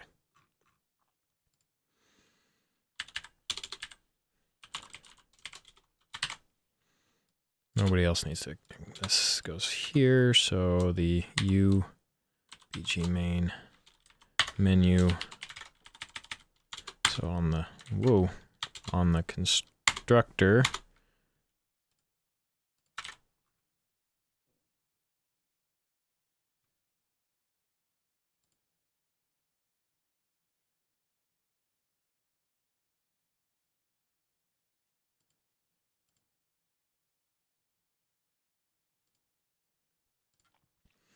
You need this F object initializer object initializer. I see it sometimes, but I don't, and I don't know if this is like a an outdated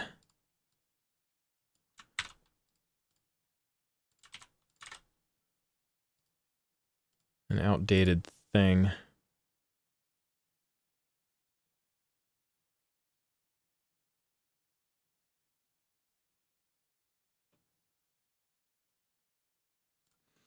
Oh, right, okay. But we're not doing that. I am doing the server thing, so we've got, like here, where we do the T subclass, I am doing this of the server row widget, or server row class. This is of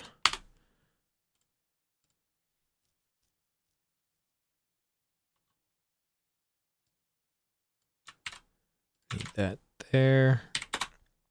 Category is UBG main menu config. Class references.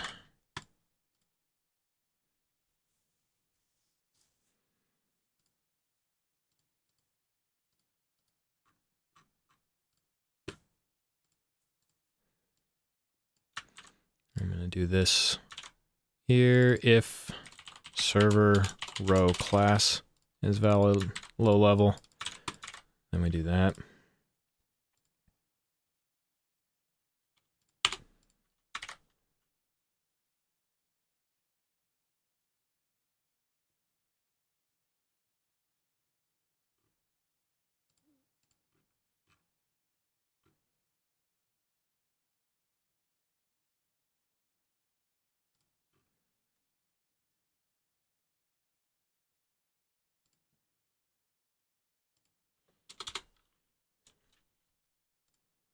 Similarly, once we have it, we need to set it.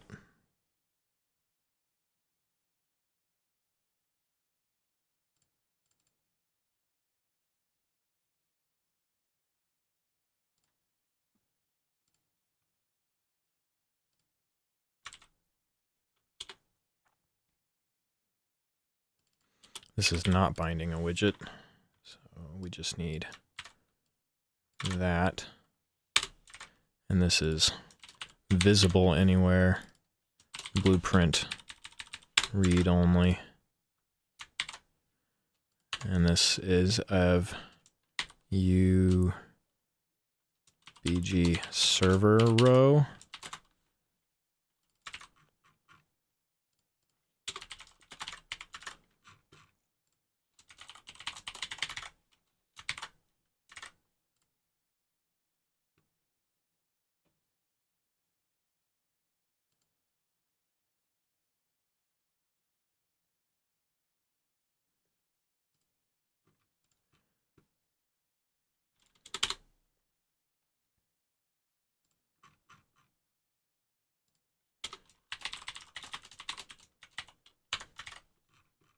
We need the server row include. Excuse me.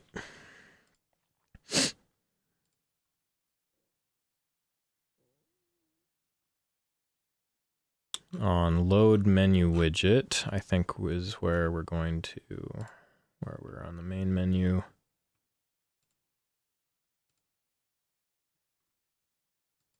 When we hit join server, we do server row is equal to create widget of UBG server row, this, and it will be of server row class.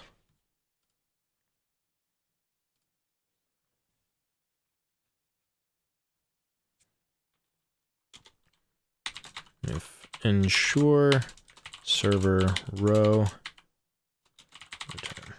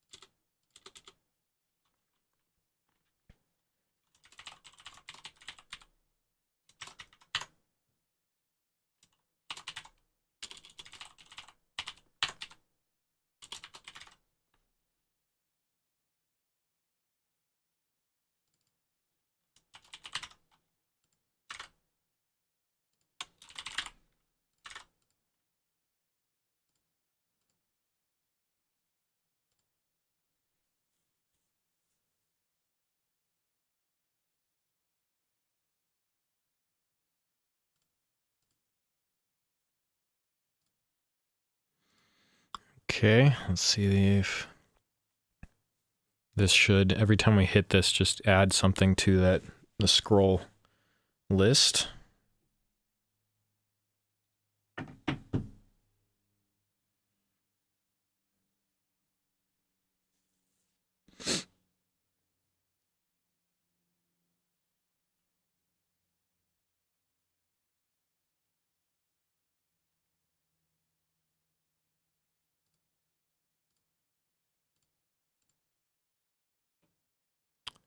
Oh, I forgot to set the reference, the server row class in the main menu.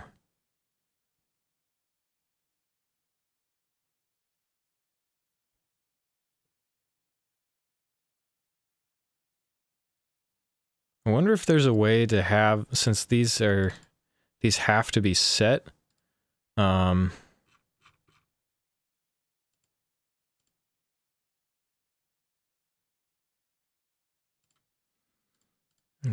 I'm interested if there's a way to have like a central bank or something where these are saved. So there you go. Cool. All right, it adds it. And that text size is pretty huge. Let's drop that down to 32. Cool. All right.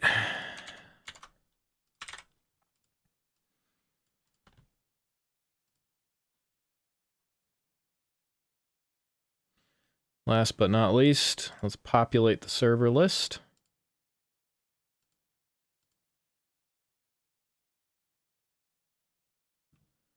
So in our server row,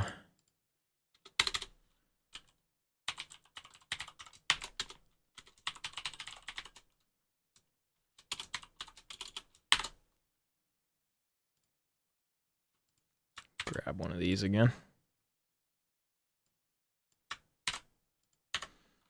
It is a U text block, which we'll forward declare up here, class U text block.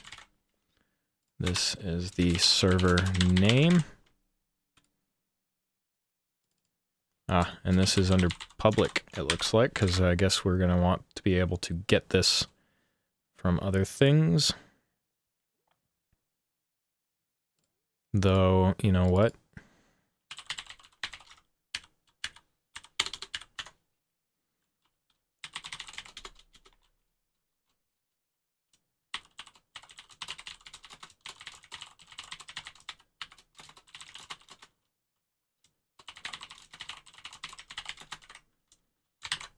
Just saying, that's the way to do it.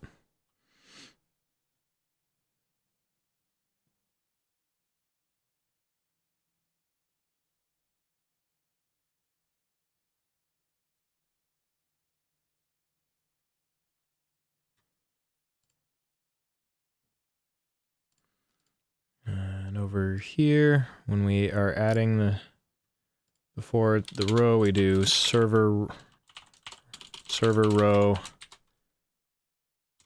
get the server name.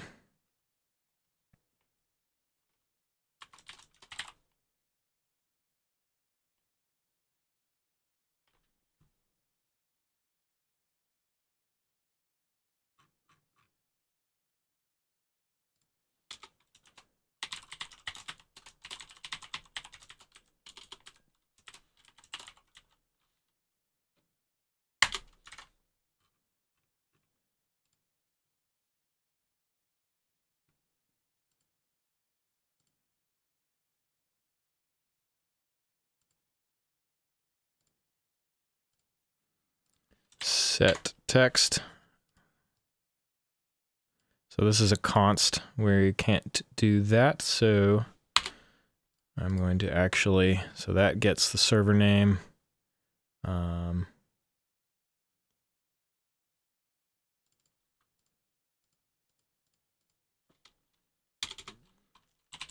Set server name. In takes an f text.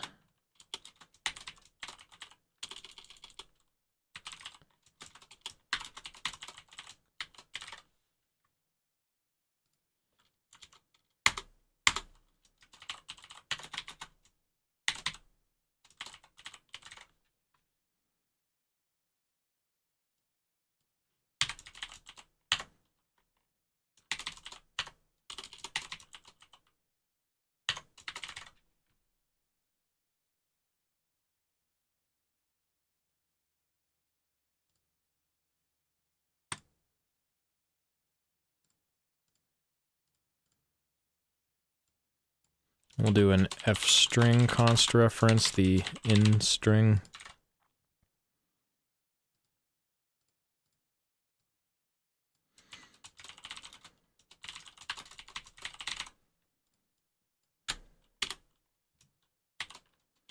F text from string text, the in string, or rather,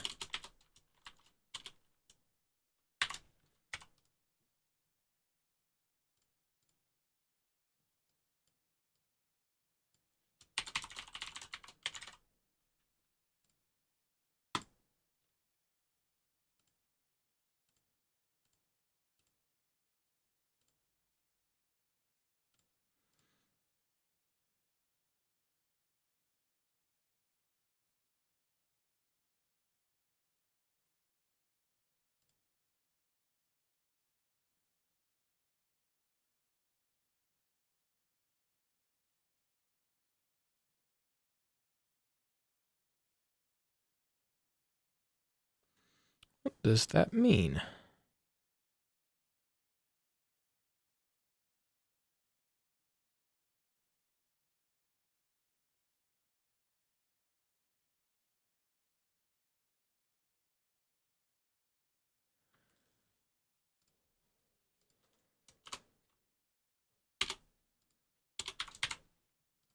I mean, there you go.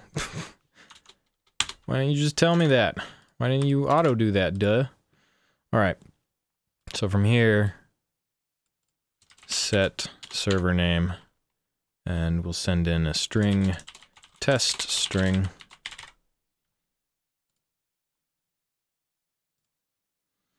Boot it back up, see that that works. We should see test string go in.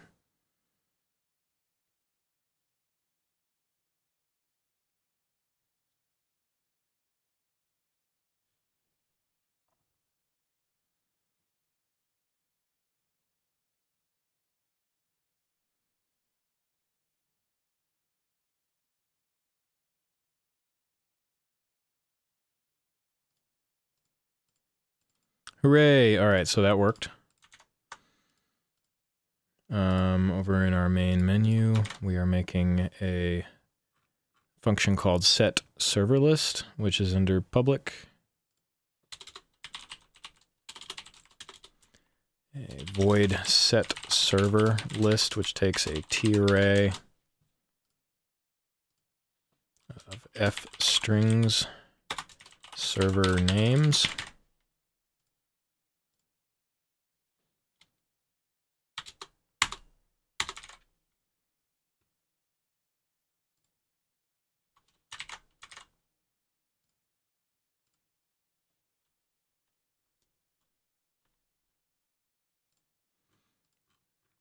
Moving this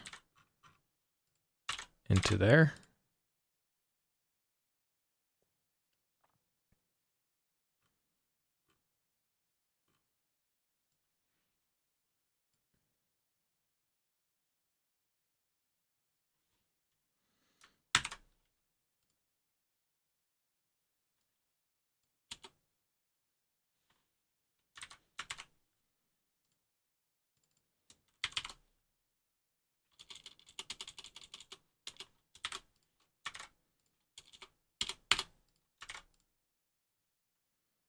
This will be redone once we get an address in.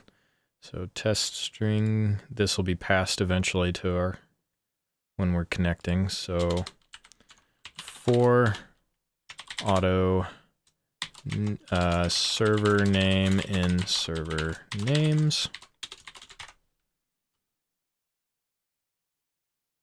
This is going to go before it. And then the rest of this goes here. And this will be instead the server name.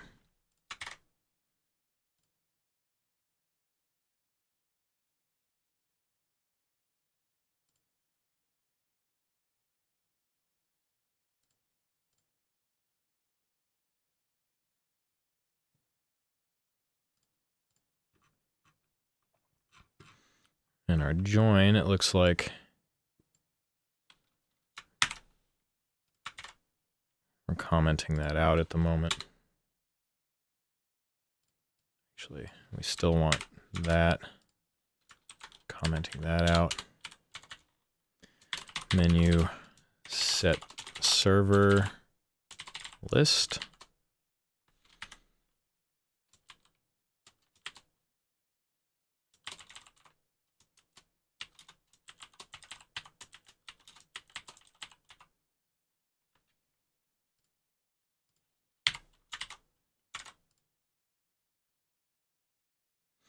Oh, this still needs to be a UBG main menu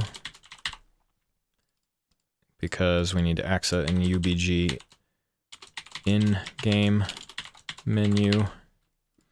So up here, rather than that, we still want UBG main menu, not the state, UBG in-game menu. And then over here, we want BG main menu and BG in-game menu.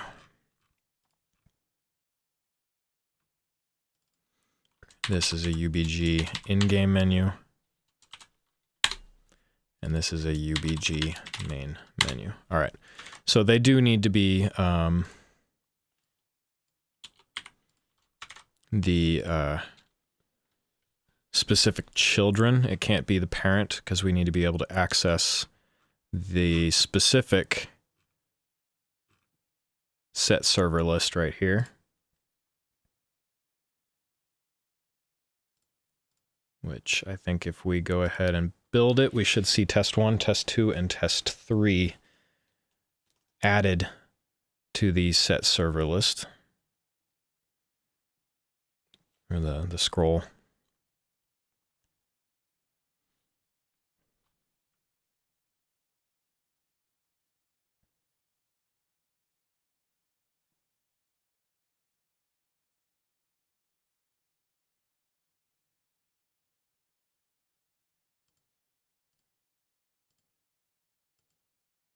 And there they are.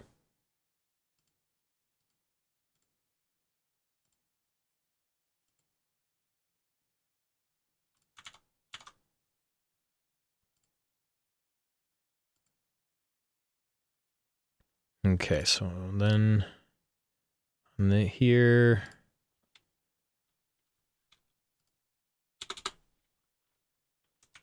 server list, clear children. That'll clear it so that it doesn't keep adding more to it.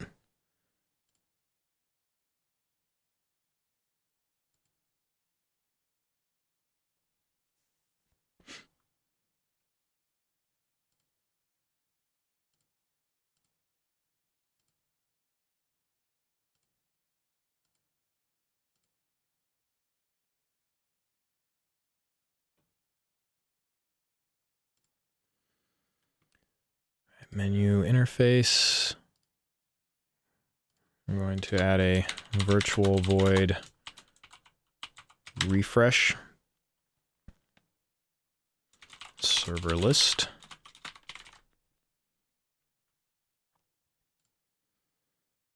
In the game instance, I'm going to implement this.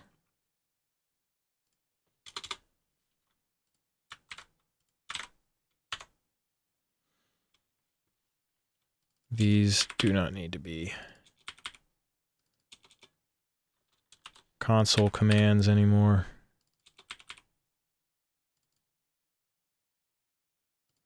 Well, how about join and host can be, but these don't need to be. Virtual void refresh server list override.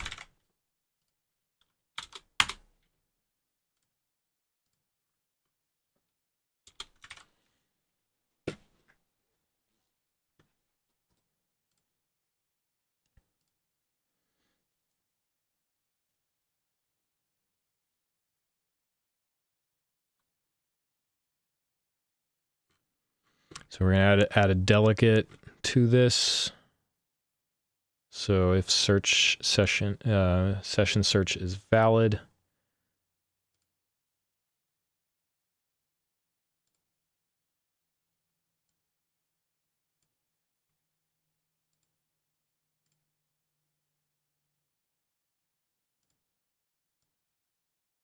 so we're cutting all of that out. And we're putting it into the refresh server list.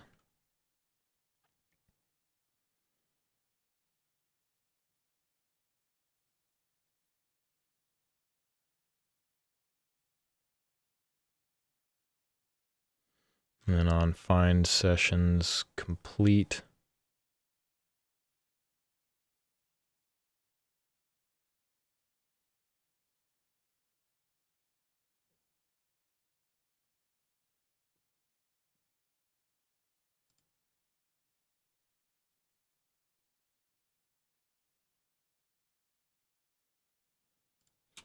And menu. So we go through all three of those and we make sure that we have a menu. We're making a t-array f string server names.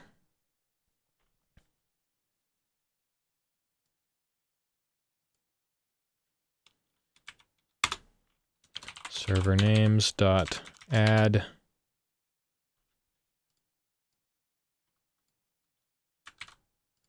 that. And then menu set server list with the server names.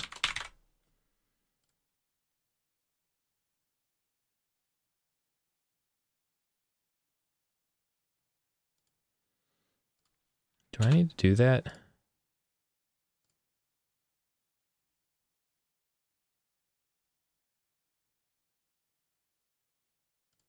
I think I do.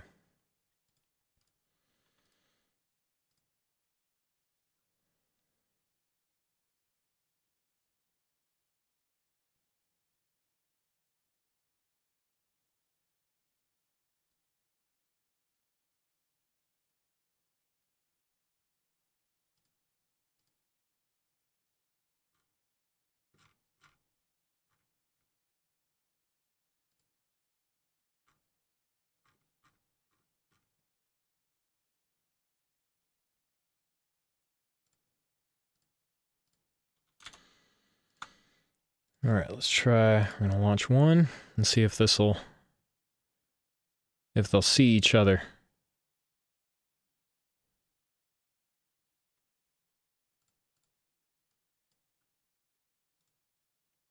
Launch a second one.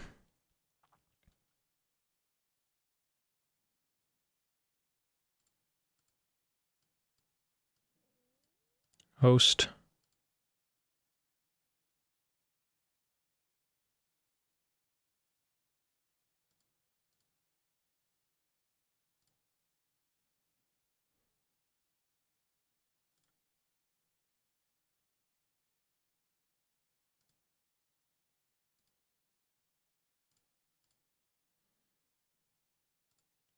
Let me launch it again.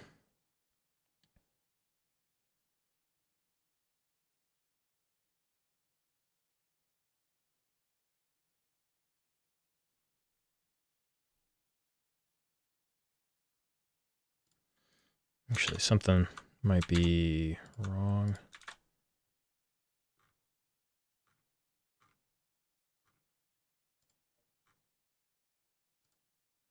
On open join menu right here. If menu interface. Right. We need to actually do it. Menu interface, refresh server list.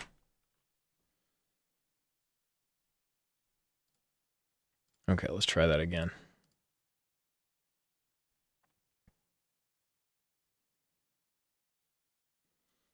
And this is going to be our stopping point. Hopefully this works. If not, we'll debug it tomorrow. But it is about 4:30, almost.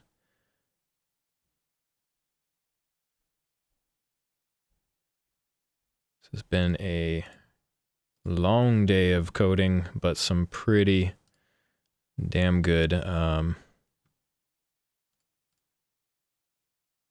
All right, so this one's going to host.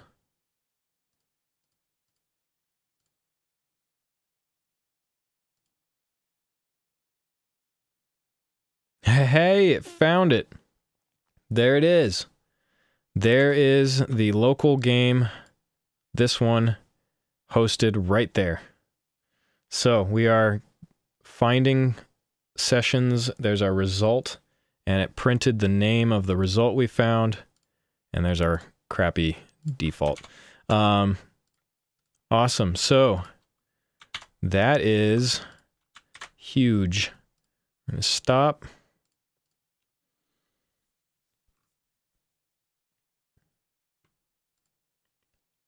Commit. Massive commit today. Implemented Steam online subsystem and began a total rework of the menu system with C++ and online functionality. Server list is semi-functional and finds a LAN game successfully and adds it to the list.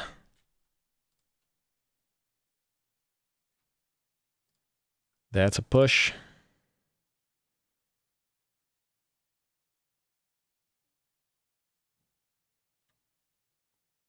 Boom. All right. Well, thank you everybody who joined in on and off throughout this long day of coding. We now have the beginning of our online functionality for BattleGrids. So a prototype that's not just LAN, but also online is possible here. I don't really know how. I might have to start paying with Steam. I don't know how Steam works when we get to the point of prototyping and pushing something out. We'll see. But I'll be back tomorrow at 9:30 a.m. to continue further and improve this. I don't know. We're just going to keep going because we're not done yet. We still need to fully work out our serverless so that we can see real names and not just some weird string. And then details would be nice to see, like how many people are in a game. You know, your usual server list stuff. So, again, thank you for joining me on Deep End Dev. I'm Matt. I don't know what I'm doing, and neither do you, so let's do it together. Bye.